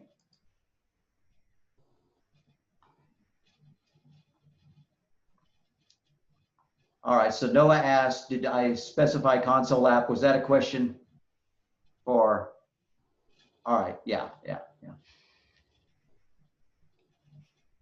Yeah, I sent you the error picture, by the way. Okay, let me take a peek. I mean, the line goes red underneath and it goes back to blue and says ready, but the prompt shows up for like half a second and then it just exits out.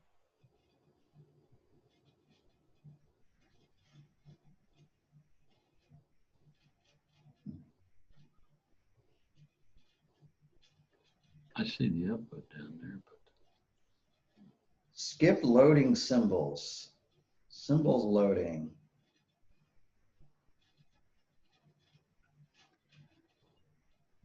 All right, this is going to sound lame for me to suggest it, but you might try creating a new app and just leaving it hello world and make sure it prints something to the screen before copying and pasting the code into it, because that's pretty weird. I can do that.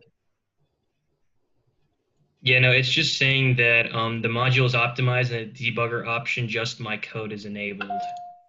Yeah. So no, it shouldn't optimize it to the point where it doesn't even run it. Exits with code 0, never displaying anything, no symbols loaded. Yeah, okay. So if you don't mind recreating a hello world first and then paste the code in and see if it works. Yeah, I'll try that. I know that's lame, I'm sorry, but it's what I would do. No worries. I got it. Okay, so now we're going to do some test-driven development. We're going to test for something before we even implement it. We're just that awesome. Okay, so let's write another test. I need to go back to my test module over here. And Mac users, you know that your little template is a little bit different, but I'm just going to copy a test, right?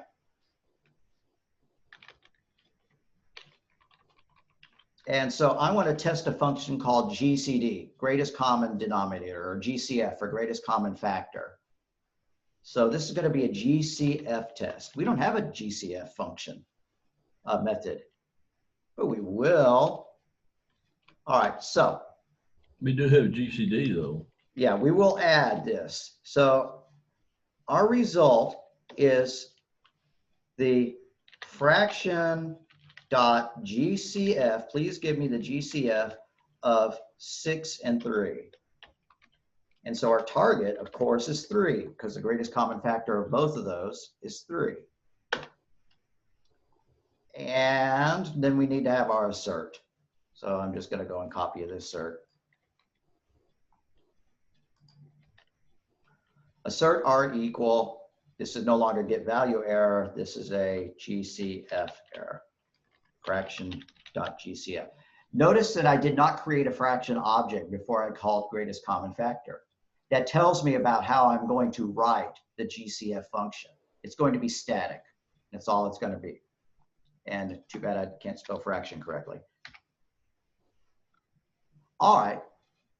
So being lazy, I notice that it says fraction does not contain a definition for GCF.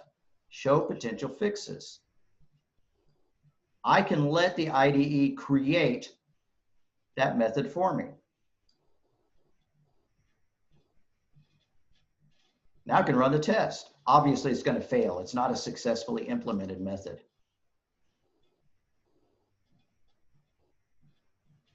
But it's there, right? It ran the test and it failed it. Let's go take a look at the code that it generated for that function, so that method, so we can actually fix it. So I'm going to right click on fraction.gcf and do go to definition. And there it is. All it's doing is throwing an exception. Well, we don't want it to do that. Instead, we want it to calculate the greatest common factor.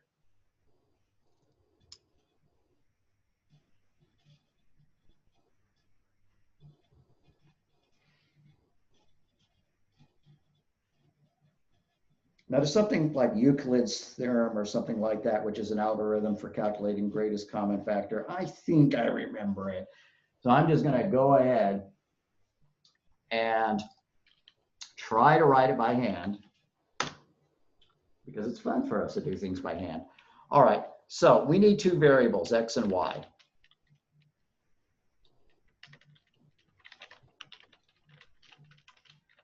And I want one of them to be smaller than the other, if one is smaller than the other, right?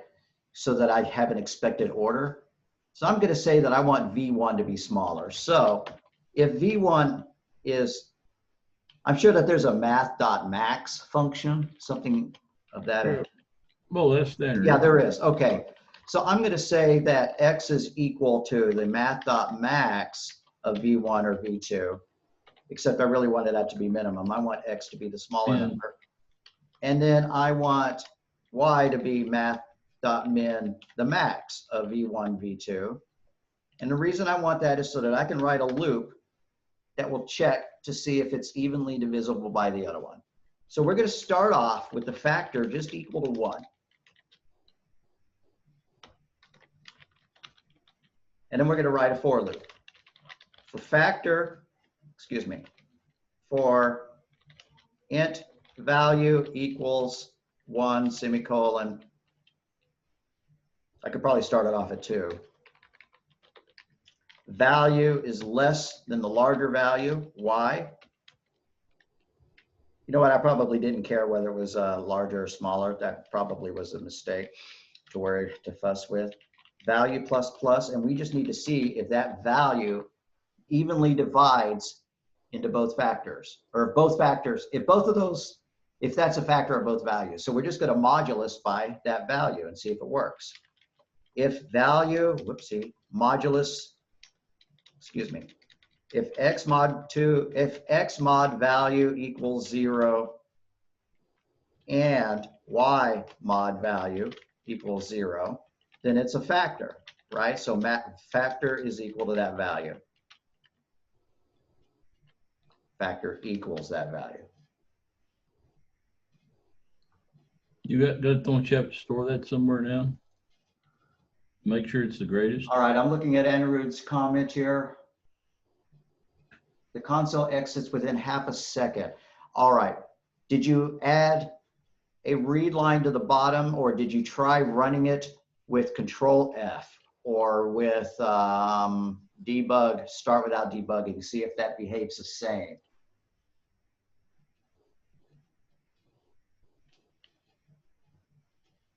I'll try that right now. All righty. If start without debugging fixes it, then just add a read line at the bottom to keep the console window open. Yeah, that did the trick. The read line. I guess it just exited once it was over. Right, isn't that silly how fast it does that? Okay, so. Yeah. Is there a reason it doesn't do it for you, or did you put a read line that I didn't see? I put that read line there. Oh, okay. Yeah. All right. And to me, by default, and they finally modified the C++ installs so that by default, they would keep the window open even after the debugger was done with it, but they did not do that to C#. And I know that there's a setting that you can change to do that, but. Yeah, no, because I didn't have this problem with my C++ programs. I tried that too, so I started freaking out, but. Right, thanks for the yeah. Okay, I think this is going to return the correct factor. I think that'll work. Let's find out. You got in what, 6 and 3 or 3 and 1 or 6 and 3? I think I did 6 and 3. Firstly, let's make sure it doesn't crash. All right. Now let's run the test and see if GCF passes. All right, cool. It did. Now, why would you want to know the GCF? So that you could simplify a fraction, right? If we pass in 4/2, we really want that to be stored as 2/1. So we need to modify our constructor to simplify as soon as the values are set. So that sounds like a job for adding a simplified method. I could go and add that as a test first, right? Just like we did to the other one. But I'm sitting here staring at the class. So why don't I just go ahead and add a simplified method? Fortunately, it's going to be really short, but it's not going to be static because we actually are simplifying the fraction. So we have to have access to the instance data, but it doesn't need to return anything. I guess we could return the fraction itself, but let's not. We don't need to accept any arguments because we're just simplifying ourselves. And so what we're going to do, we're going to say int factor equals the GCF of this dot numerator, comma, this dot denominator.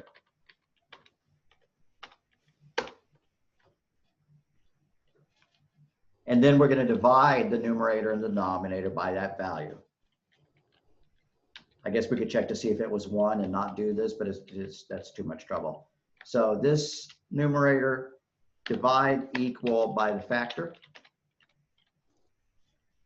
And this dot denominator divide equals factor.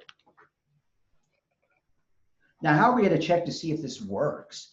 We're not going to know if it works. Oh, gosh. We're not going to know how it works because when we call get value, 4/2 is going to be the same thing as 2/1. We're not going to know whether it simplified it or not. And as a matter of fact, it hasn't simplified it because I didn't make the constructor call it. So that'll be the next thing that I do. I'm going to come up here. And after we create our fraction, we're going to call simplify.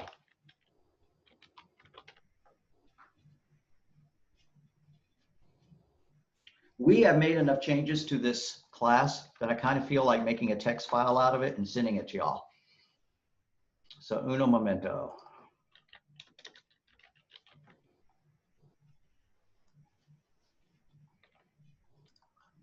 What if we had really big numbers? Like, well, a couple of big numbers. Yeah. Instead of 6s and 3s and, you know, we had hundreds and things like that.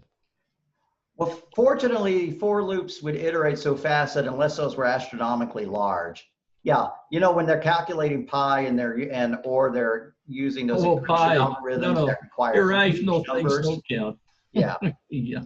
Hey, the square root of 3, right? You know, yeah, or even the square root of 2. It'd go on forever. right, yeah.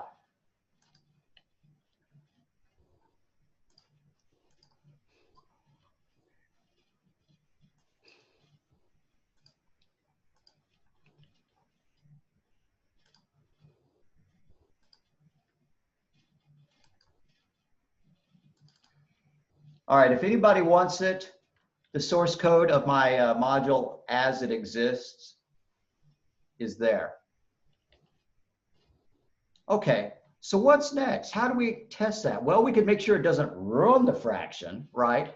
So we could pass in, actually, we'll know if it's broken or not now by running the tests, right? Because if get value is suddenly broken again, then we know that it was not simplified correctly.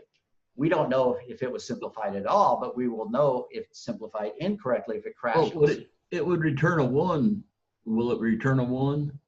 It should still be the same get value that it would before because all we did is simplify it. All right, so I'm going to run the tests again.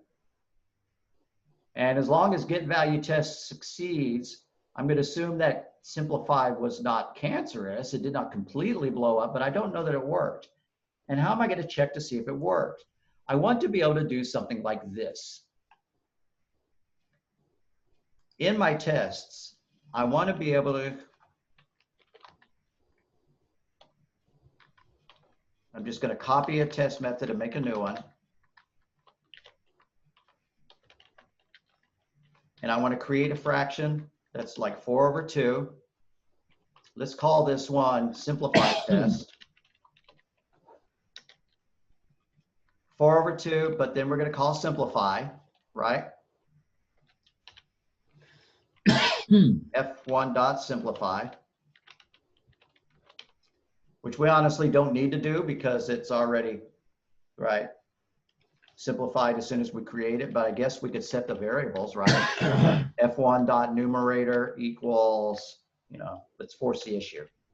Change that to be a 10, F1 dot denominator is equal to 5, right? And then we call simplify. Honestly, the setter probably should be calling, right? That'd be a good point to go in and fix our properties so that every time the numerator or the denominator is called, it simplifies it again. But this is good enough. And then what do we need to be able to do? We need to get a text form of that, right? Or I guess we could just check to see what these are, right? So we need to, after it's simplified, the numerator is supposed to be 2, right? And the denominator is supposed to be 1. So int target 2 or int result 1 is equal to f1 dot numerator after the test. And int result 2 is equal to the denominator after the test. But what did we expect? You know what, I guess we don't even have to do that part because after it's simplified, we think that it's going to be 2/1. So our target should have been 2. And then our second target for the bottom should have been 1. And then we just need 2 asserts, right? You're going to check target 1 against result 1 and simplify error failed, right? And then we need to check target 2 and result 2.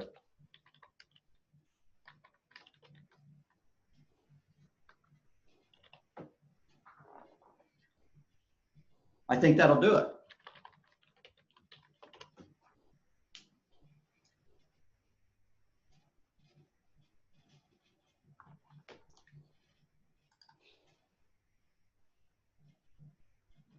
All right, yet again, I clicked run, but at least it ran, so I know that it doesn't have any syntax errors in it. So let's run the test now. I'm hoping that the simplified test passes. Okay, it did.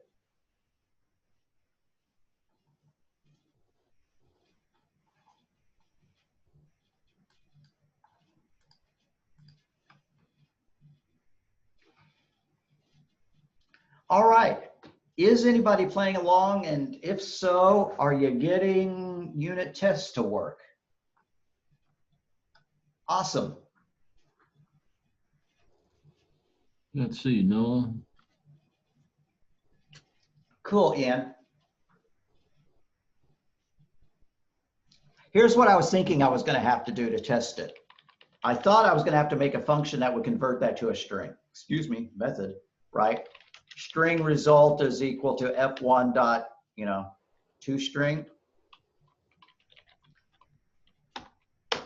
And then string target is equal to, 1/2. That's what I wanted it to do, but we don't have a toString method. Maybe we ought to make one. Let's do that. And then we'll do a little bit of graphical user interface programming. So the toString will be the last method we implement. So let's make one more test. I'm just going to copy the shortest test method I can find. Here's one. And we're going to test toString.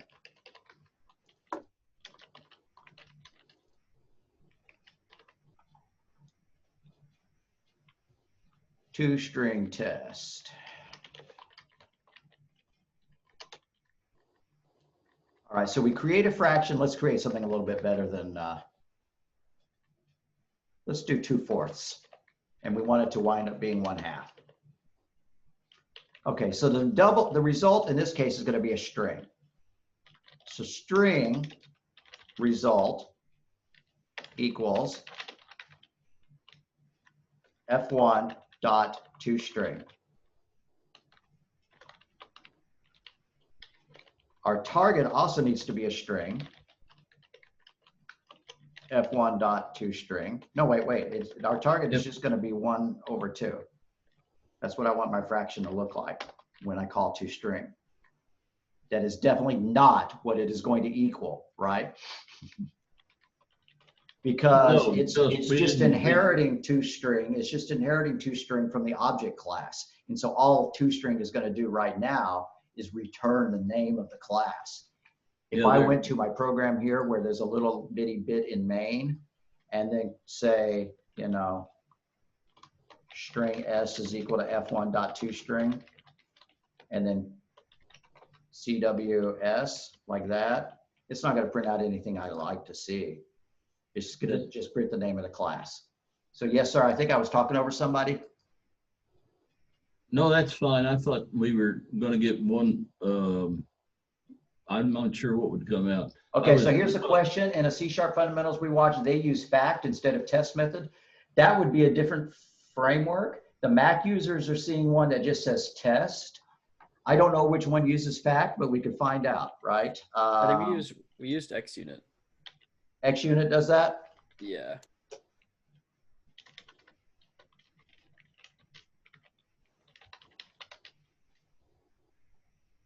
So apparently they all have their own little vocabularies.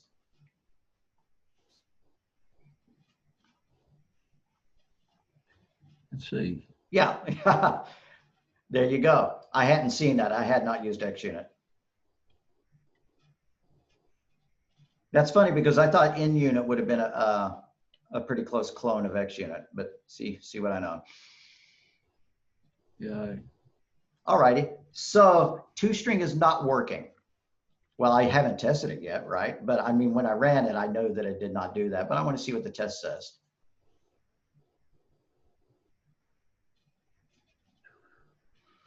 All right. So what did we expect? We expected 1/2, and then our actual string is sample1 dot fraction. So we're going to have to override toString. We're going to have to replace its functionality. Makes sense to y'all who've done C++ or Java development. It's going to make less sense to those who have not done this, but hopefully it will not be too complicated because we did override already with the dot equal method. Okay, so we need to find out the exact, is there a little helper happy idea for adding toString? That sure would be nice. Generate overrides. You gonna let me pick an override to make? Yeah, toString, look at that. This is so cheaty. All I did is click on the Genius light bulb and do generate overrides. And I want one for toString. Of course, we could add one for equals as well. If we were gonna, try to make this class as useful as possible, you want to add a reasonable amount of functionality, but as programmers, what we tend to do is add more than necessary. But I think it's perfectly reasonable to add a toString, and it would also be reasonable to add a .equals, but we've already given an example of equals. Okay, so here's toString. I don't want it to do that. Instead, I want it to return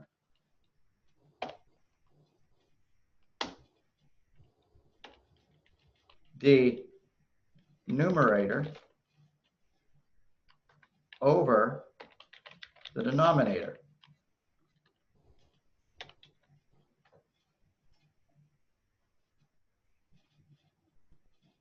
Will that put that slash in it? Yes, because that's a forward slash. If it was a backslash, we'd be in trouble, but it's a forward slash, so we're all good. Okay. All right, so yeah, the version in main does 1/2. We're definitely doing test-driven development here because we haven't even been modifying main to take advantage of our functionality. We've just been doing it all through tests. Run our tests. And toString succeeded. Okay, good deal, good deal.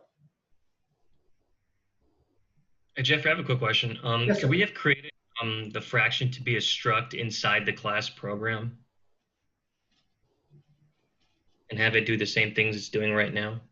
Well, I may have mentioned this time, or maybe it was Tuesday, but a struct and a class in C++ are exactly the same thing except with the default status of the methods, right? They're public rather than private. In C#, I honestly don't know what you use structs for because I just always use classes. Java doesn't even have structs, so I haven't been using them in C#. Yeah, doesn't C# just use class? No, I bet they use structs as well. So are you suggesting that we could make our numerator and our denominator a struct inside of it? I know, I was just wondering because usually for example, when I use tree data structure in C++, I'd create structs in the private field. Yeah, you could definitely, yeah, you definitely could do that. One difference also is that structs are like value types and classes are reference types by default. So okay, something to consider. Yeah, I got you. Oh, I didn't mean make numerator a struct. I meant making the whole class fraction a struct. Oh, well, yeah, you And could do that. Program. Because right now we had differentiated the struct to be outside of the program class. Yeah. I was wondering struct inside the program class. Yeah. If we stuck it inside, it would work. Yeah, that would absolutely would work if I moved it down into class. But in order to test it appropriately, I would then have to make class public, and I'm going to have to go and modify my tests to know where it is now, right? Because it no longer knows where it is. So program. Yeah, because typically I guess I leave program to only contain the main static method to run it, and then I have a new file that contains, they call it like fraction.cs or whatever, and then Right. So realistically, fraction should absolutely be in its own file. I'm going to undo the changes I just made. All right, gang. We're not going to be able to do a big example of it, but that's okay, I think. I want us to do a graphical user interface with a button, at least a button and a field on the screen, just so that we get an idea of using the Forms Designer. Where's my actual program? I want to undo those changes as well.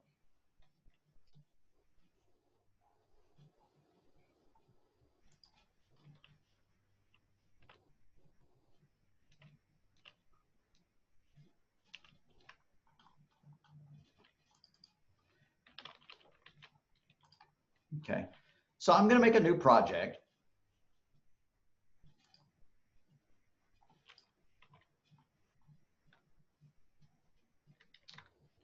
Tell you what.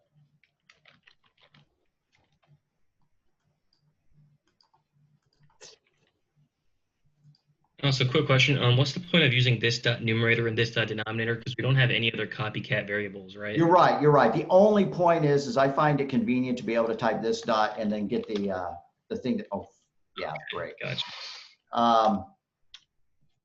Obviously, that's the wrong place to be doing it. Here we go. To allow me to type in the members more easily. There's absolutely no other reason. Because there's no name conflict. So, you know, I could type in this dot denominator equals this dot numerator. But I could also, and that's a habit picked up from other editors that aren't as convenient, that don't, you know, immediately start popping up the names of the members when I start typing.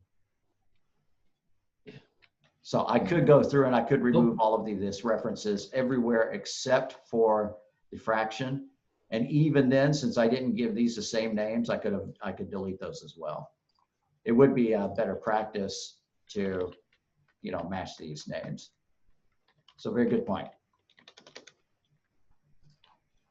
All right, so I'm going to close the solution.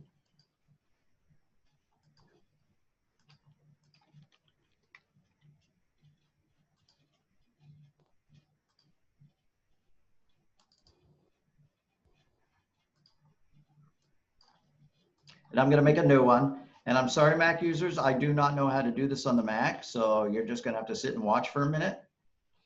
I don't know how possible it is. It may be easier than Pi, maybe harder. So I'm going to choose not a console app, but a desktop app. I'm going to choose a Windows Form app, .NET Framework.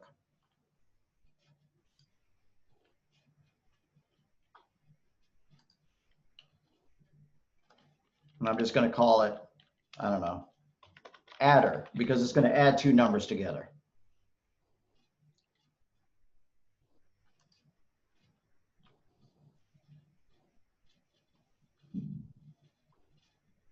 And this is fun because it's like Visual Basic. You get to drag controls on the screen and then code what the controls do. We probably won't even do any unit tests on it. We'd probably, since we're running up on our last 26 minutes here. Not that I mind running a few minutes over, but we can't really push that too far. So I'm going to do View Toolbox now that I'm in my Form Designer. And I'm going to grab a button. And I want the text of the button to say Add. Well, it just says button. That's not cool. So I'm going to right click on it and do Properties. I wonder what view code does. Oh, well, that's not what I wanted to do. I mean, that's fine, but right click and do view properties. And I'm sorry that the properties are so small, but a property I want, there's two of them. One is the actual text being displayed, add, for example, and then the name of the control itself, which should be up here under data bindings. The name of the variable itself is currently button 1. Which if I look at the source code itself, like it was offering when I did view code, I could find the name of that button and it's a bad name. Well, actually, I'm not even seeing it there. I know it's there. The framework hides an awful lot. Okay, and so I'm going to change the name of it from button 1, that's too generic, over in the data bindings to add button, or maybe lowercase because it's a variable and not a method. Sometimes I do a kind of Hungarian notation where I put the name of the button afterwards so that if I have lots of different buttons, you see a button add and then a button multiply and a button divide and so on. Doesn't really matter because when you double click on it, it creates the method for you. And you don't even really need to know the name of the button after that. Say, Jeff, could you put add in front of button? Like I could. Add, right, it'll work either way. Like, yep, it'll work either way. It would be, well, okay, I would have capitalized the add. And I can do that as well. In another place, Visual Studio was yelling at me for having a lowercase method name, and so I was distinguishing my method names from my variable names by making variable names lowercase, but I think that looks better. So I'm going to leave it like that. All right, and so when I double clicked on it, it created a method. What's the method going to do? Well, initially, it's just going to it's just going to pop up a little window. Now, another code snippet besides the CW tab is if you type mbox tab, it does messagebox.show. Good enough. I will know that the button works if I run it and it prints the word test on the screen. So I'm going to start it. Click add, and it said test. Okay, so my method is working. Well, what are we going to add? We need some numeric fields on the screen to add.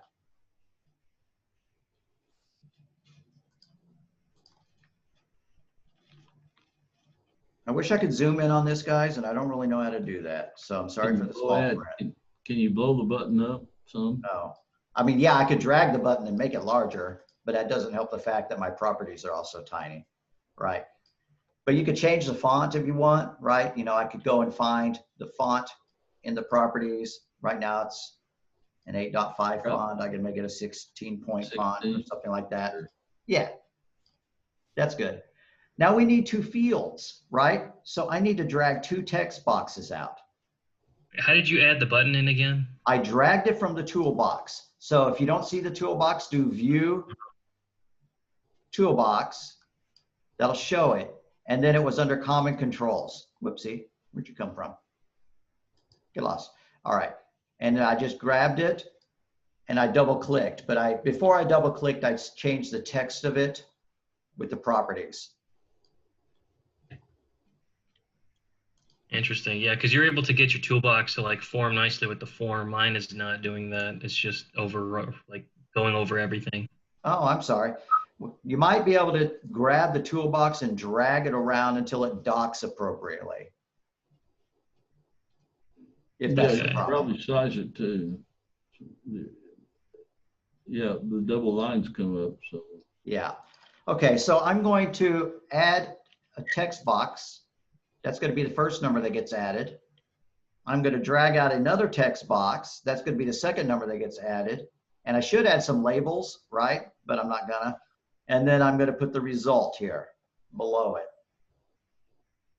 I mean, we could make a full-fledged calculator, but let's just leave it like this. So, yeah. All right. And so if I look right now, the variable names are lame. Text box 1, text box 2, and text box 3. Instead, I'd rather this say up here, how about input text 1,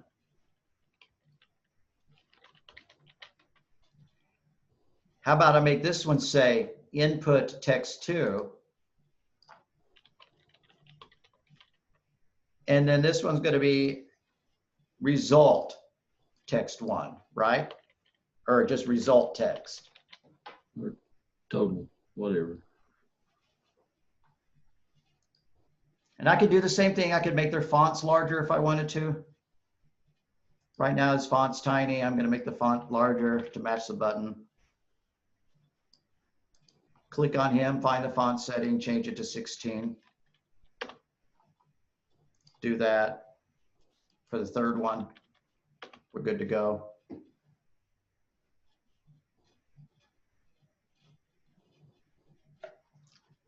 Dragging some labels out. I'm just going to drag them out, but not actually edit the text to save some time. If I was going to finish this app, I'd want to make them have good descriptive field names, right? Sure. Move everything around to where I like them. I'm not going to bother changing their text. Not that it would take that long. But the good stuff is how we actually do this math. We're going to want to initialize these with valid values, right? Because when it comes up, it'd be nice if they had zeros in there so we knew what kind of data we were supposed to be typing in there. So we're going to add that, not to the constructor, but to a similar part. If I double click on the add button, it'll take me back into the code, and I'm going to scroll up here to where it says, yeah, it is in the constructor. What do you know? Form 1. I want to set the names of those controls. I need to remember what they were called. Input text 1 dot capital text equals quote 0 end quote. Input text 2 and output text need to be set the same way. input text2 dot text equals quote 0. Output text dot text equals 0. It may seem superfluous that we're doing output text dot text, right? But it's just the name of the control. Ooh, it did not like that.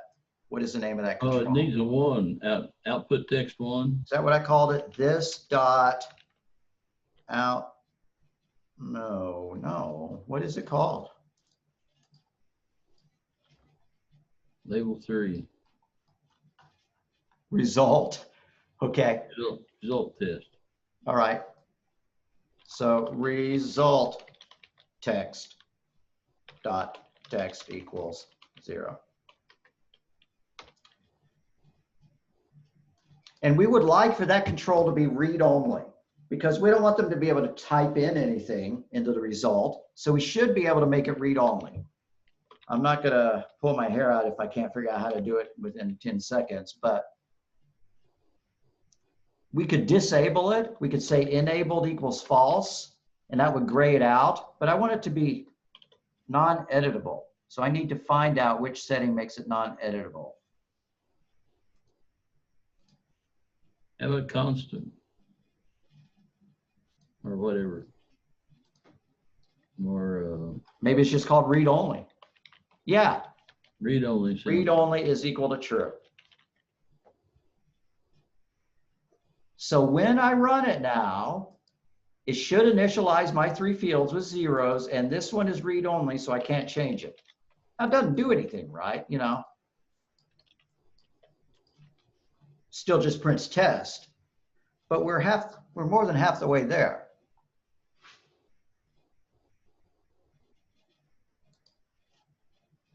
So what do we need add button to do? It needs to grab text 1 and text 2. It needs to parse the data into numbers. It needs to add those 2 numbers back together, and then it needs to set the result text. So let's just make a little outline of what we're going to do. Get text 1, get text 2, parse text 2. Text 1, parse text 2. What if he don't parse it? Well, then it's a string. And when we added them together, we'd just be concatenating them. Hey, that'd be funny. Let's just do that. That would make it like one. Right. 1 plus 1 is 11. Yeah. All right. So string text 1 is equal to input text 1 dot text. String text 2 equals input text dot, or excuse me, input 2 dot text. String result equals text 1 plus text 2.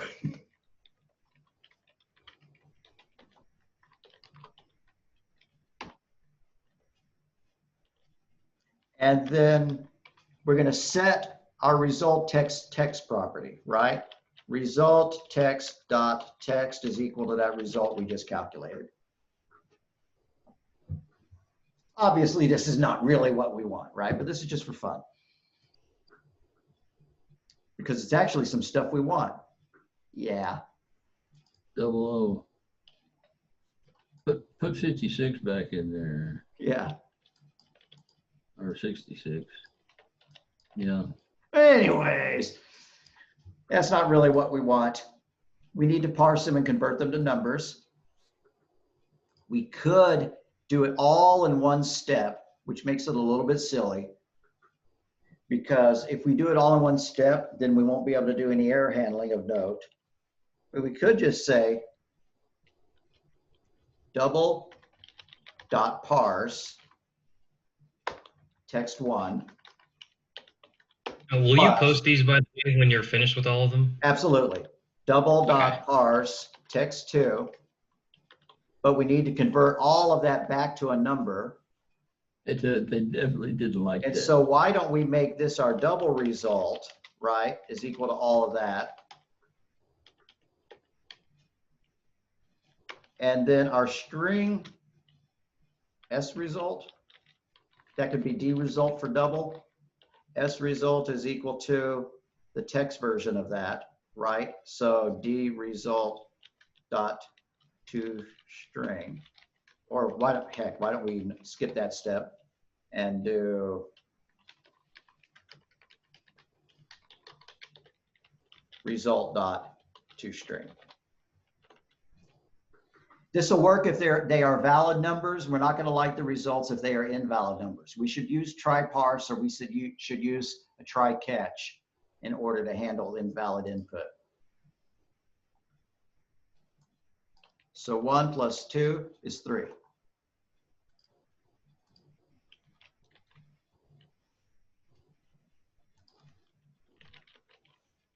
So they work well for integers. How about if you put in 0.5 and 0.6?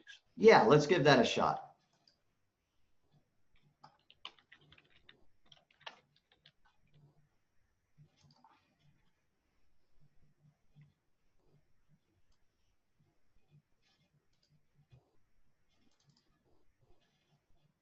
All right, the text file containing the source is there.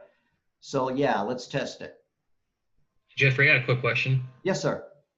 Did you label the text boxes input text 1 and input text 2? I did. And the way that I did that is in the form designer. Yeah. No, that's where I was getting my chose that. I chose properties, which is shuttled off the screen. And then under data bindings, I changed their names to input text 1 and input text 2. Okay.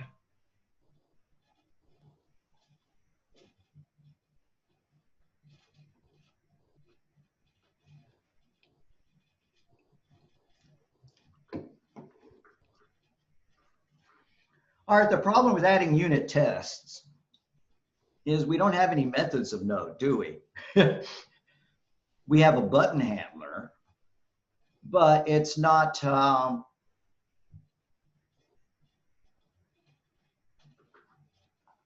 how could we make it unit testable?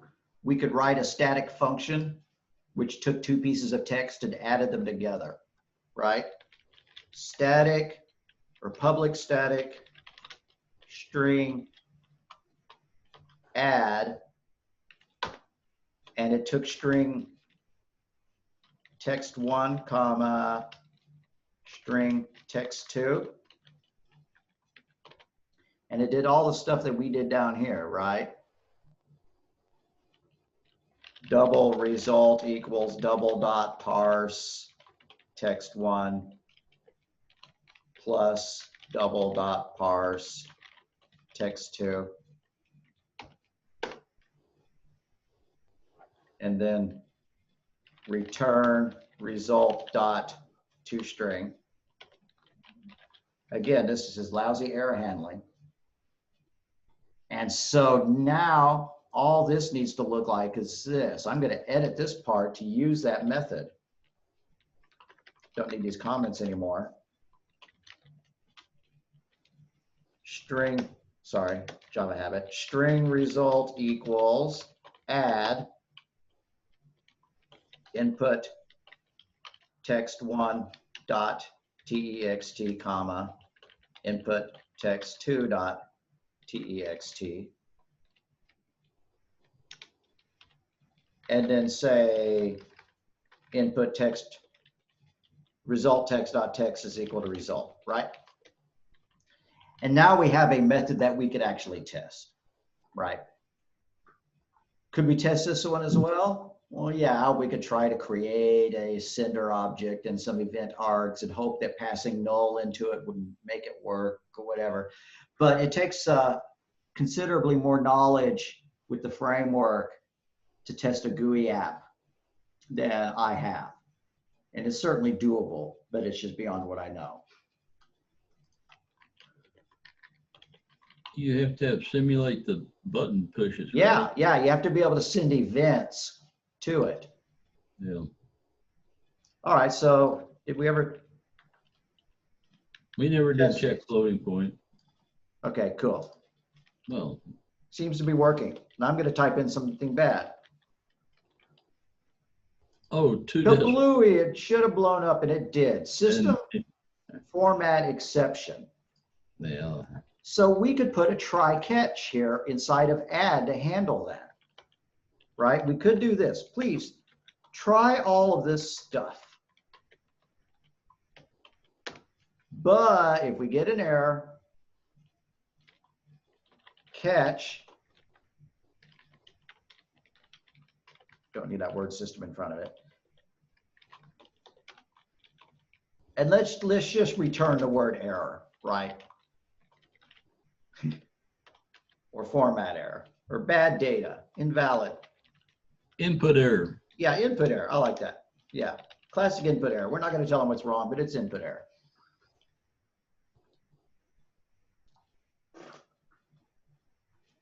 So now my add method should handle that so that it doesn't blow up.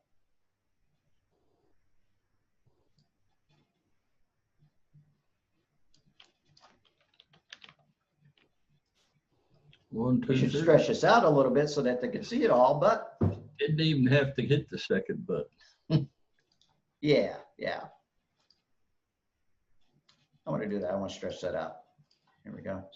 That's sort of like an and that failed right off the bat. Right. Okay. So we are now graphical user interface programmers. Obviously, it gets a little bit more complicated than that, but if you want to play with it, you can just figure out how to add, a drop-down menu. Well, Which you could is have like add, subtract, combo boxes. multiply, divide. You could Pardon put me? 4 buttons. You could do each one of the 4 functions. Yeah, we could. We could do add, subtract, multiply, and divide, exponent. Oh, now that would be fun. Let's do exponent. So I'm just going to copy the add button and paste it. And I'm going to edit the text to say EXP. So I need to go find the text property wherever it is. I wish there was a search field up here for the text property. Here it is.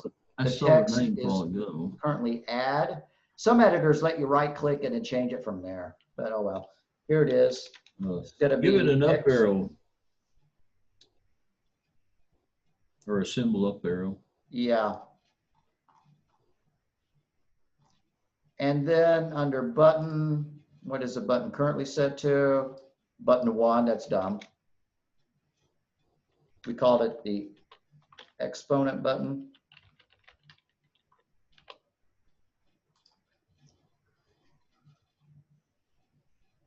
All right, now I'm going to double click on it to create that method.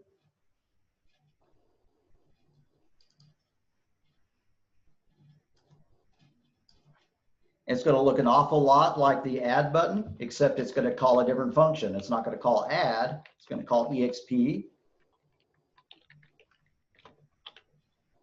So we better write a method called exp.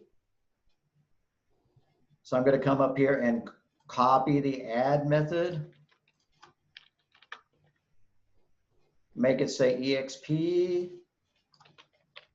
And instead of adding the two things together, it needs to multiply them. So math. Oh, no. Exponent, it's going to raise it to the power. Right. So instead of doing an addition, we're going to take math.pow of that to POW of that.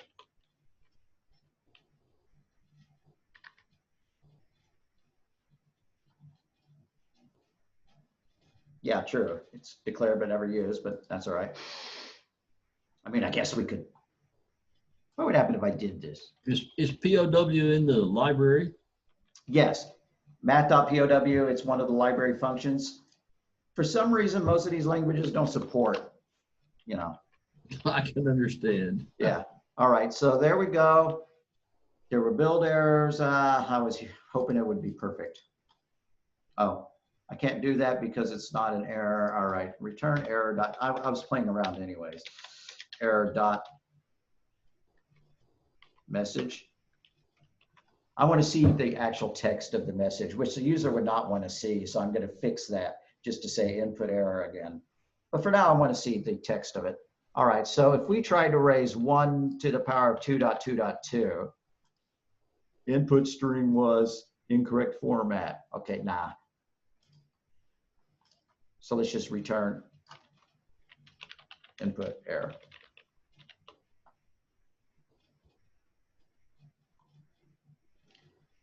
So that did not take too long, right? All we had to do that. We could add the other function, subtract and multiply and divide pretty quickly. The key to that was you knew what was in your library. Yeah, yeah. So 2 to the power of 3 is 8. Should be 8. 2 to the power of negative 3. That's 1 correct. over 8. 0 to the power of 0. 1. Anything to 0 is 1. That's Yeah, good. that is absolutely Can't mess correct. it up like division. Yeah, yeah.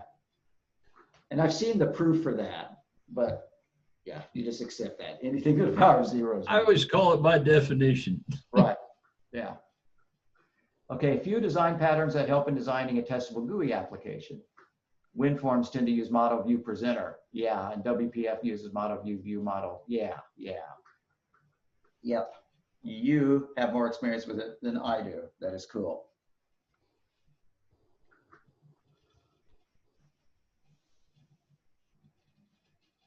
Model View Presenter. What's WPF?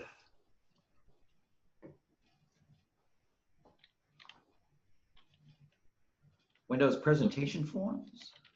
Yeah. No, the WPF tends to use, that's got to be something. Right. Windows Presentation Foundation. Presentation Foundation. Oh, okay. MVVM.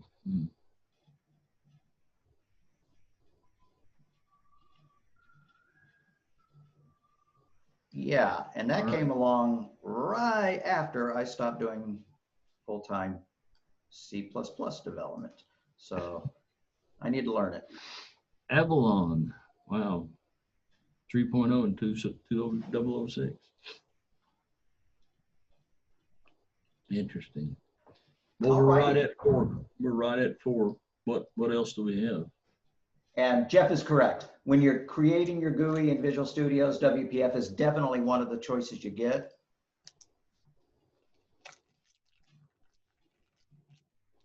Right, so I chose Windows app. I think I chose Form app. If you choose WPF instead, it's kind of cool. Check out what it makes.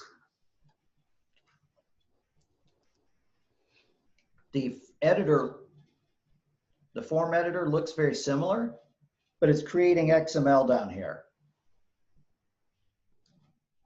It's taking a minute. All right, so I can drag a button out. There's my button. Well, gee, I want to change the text of it. All right, I can edit that through the XML.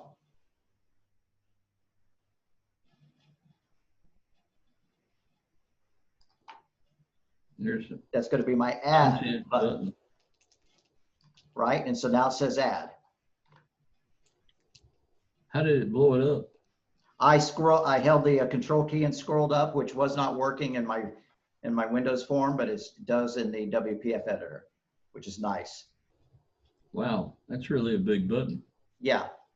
And so when I'm ready to start adding events, I could double click on it. It'll do the same thing. But if I go back to my code editor, I should be able to find the list of events that it is responding to.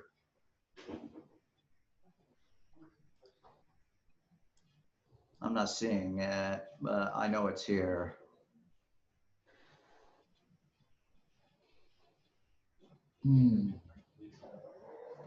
Well, if I go back to the other one. Source control. Recent projects and solutions.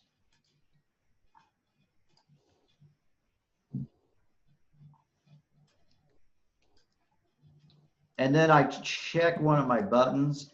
If I look, I've been viewing the properties of it, but you can also check the events that it is going to respond to. And what are events? Well, things like being clicked on are events, but there are a whole bunch of other events. For example, when your text hovers over a control, you've seen it happen, you know, it displays some pop-up text. Well, mouse hover is one of the events that it can respond to. This button is only answering to one event right now, being clicked.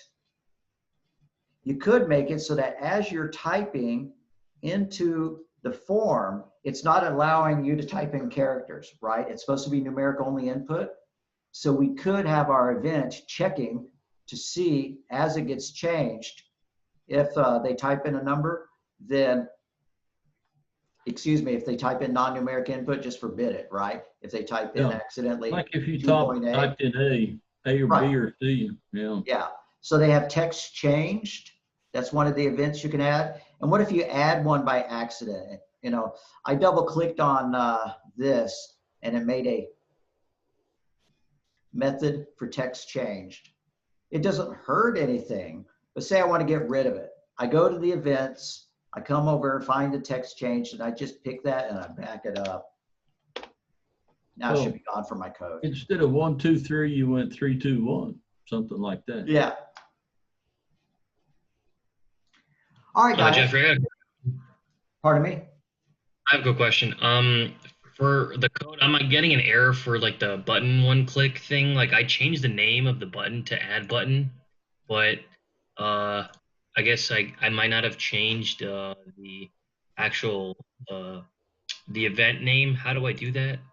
Well, if you're going to change the event name, like if I come up here and I misname this thing,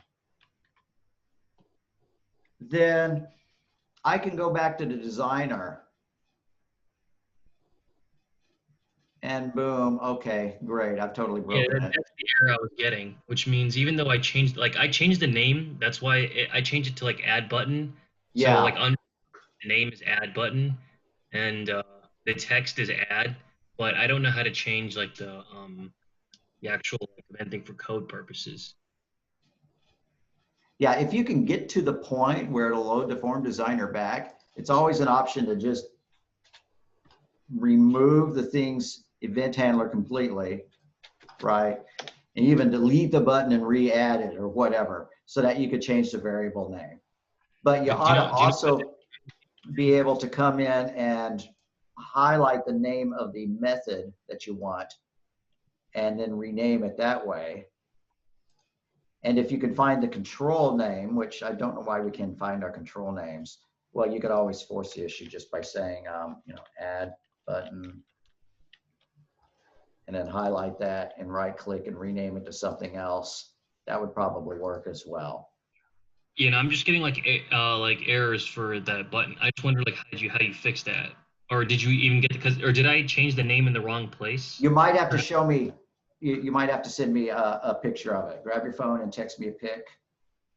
Okay, and then could you I'll show tell me you real what, quick?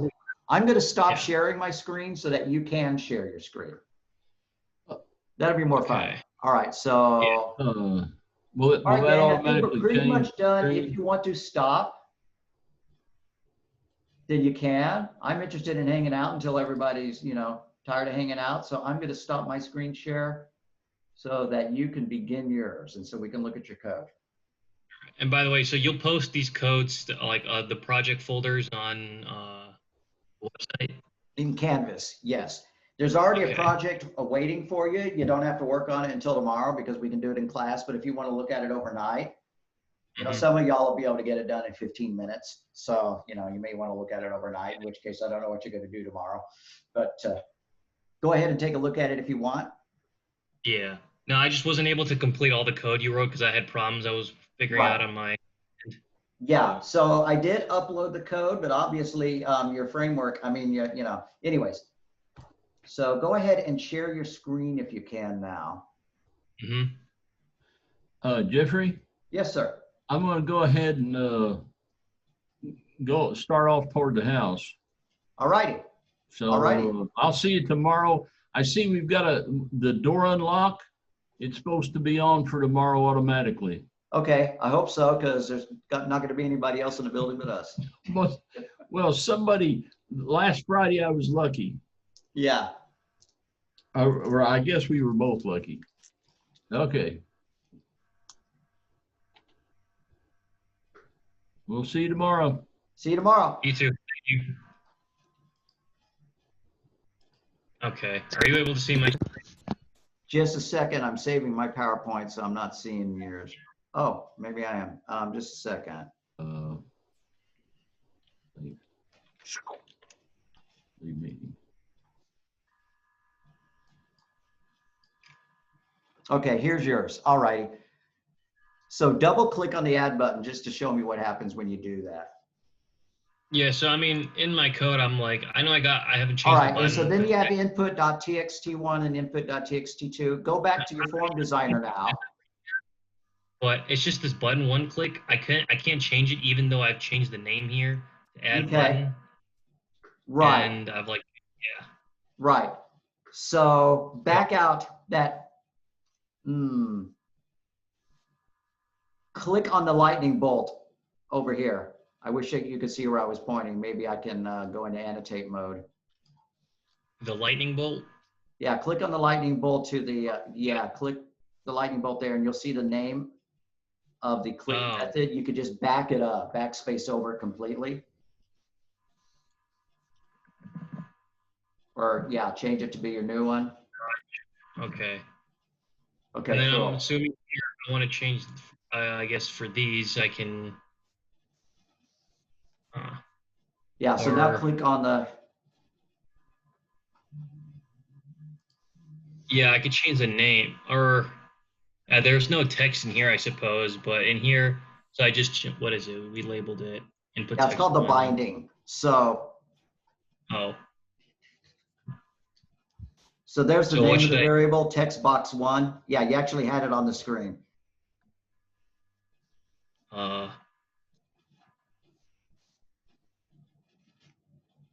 Oh, the previous, like, you mean in here? Oh, I saw it. There it is, name. Yeah, so you can change the name of the variable 1. So that'll be input 1 or whatever we were calling it. I forget. Yeah, input text 1. Okay, so like input text one, and then that'll, gotcha. All right, thanks. Cool. Yeah, so I guess if you'll post it when we're done, then I can look at it, modify my code, and then just start playing with it. All right, I'll upload the entire project so you can just expand it and unzip it if you need to. All righty. Well, thank you so much for your time. I appreciate it. Oh, my Lots pleasure. today. All right, so thanks everybody. Y'all have been an Thank you, Jeffrey. absolutely cool class. You too. I'll see you Have a good tomorrow. day. You too. Good day. Bye.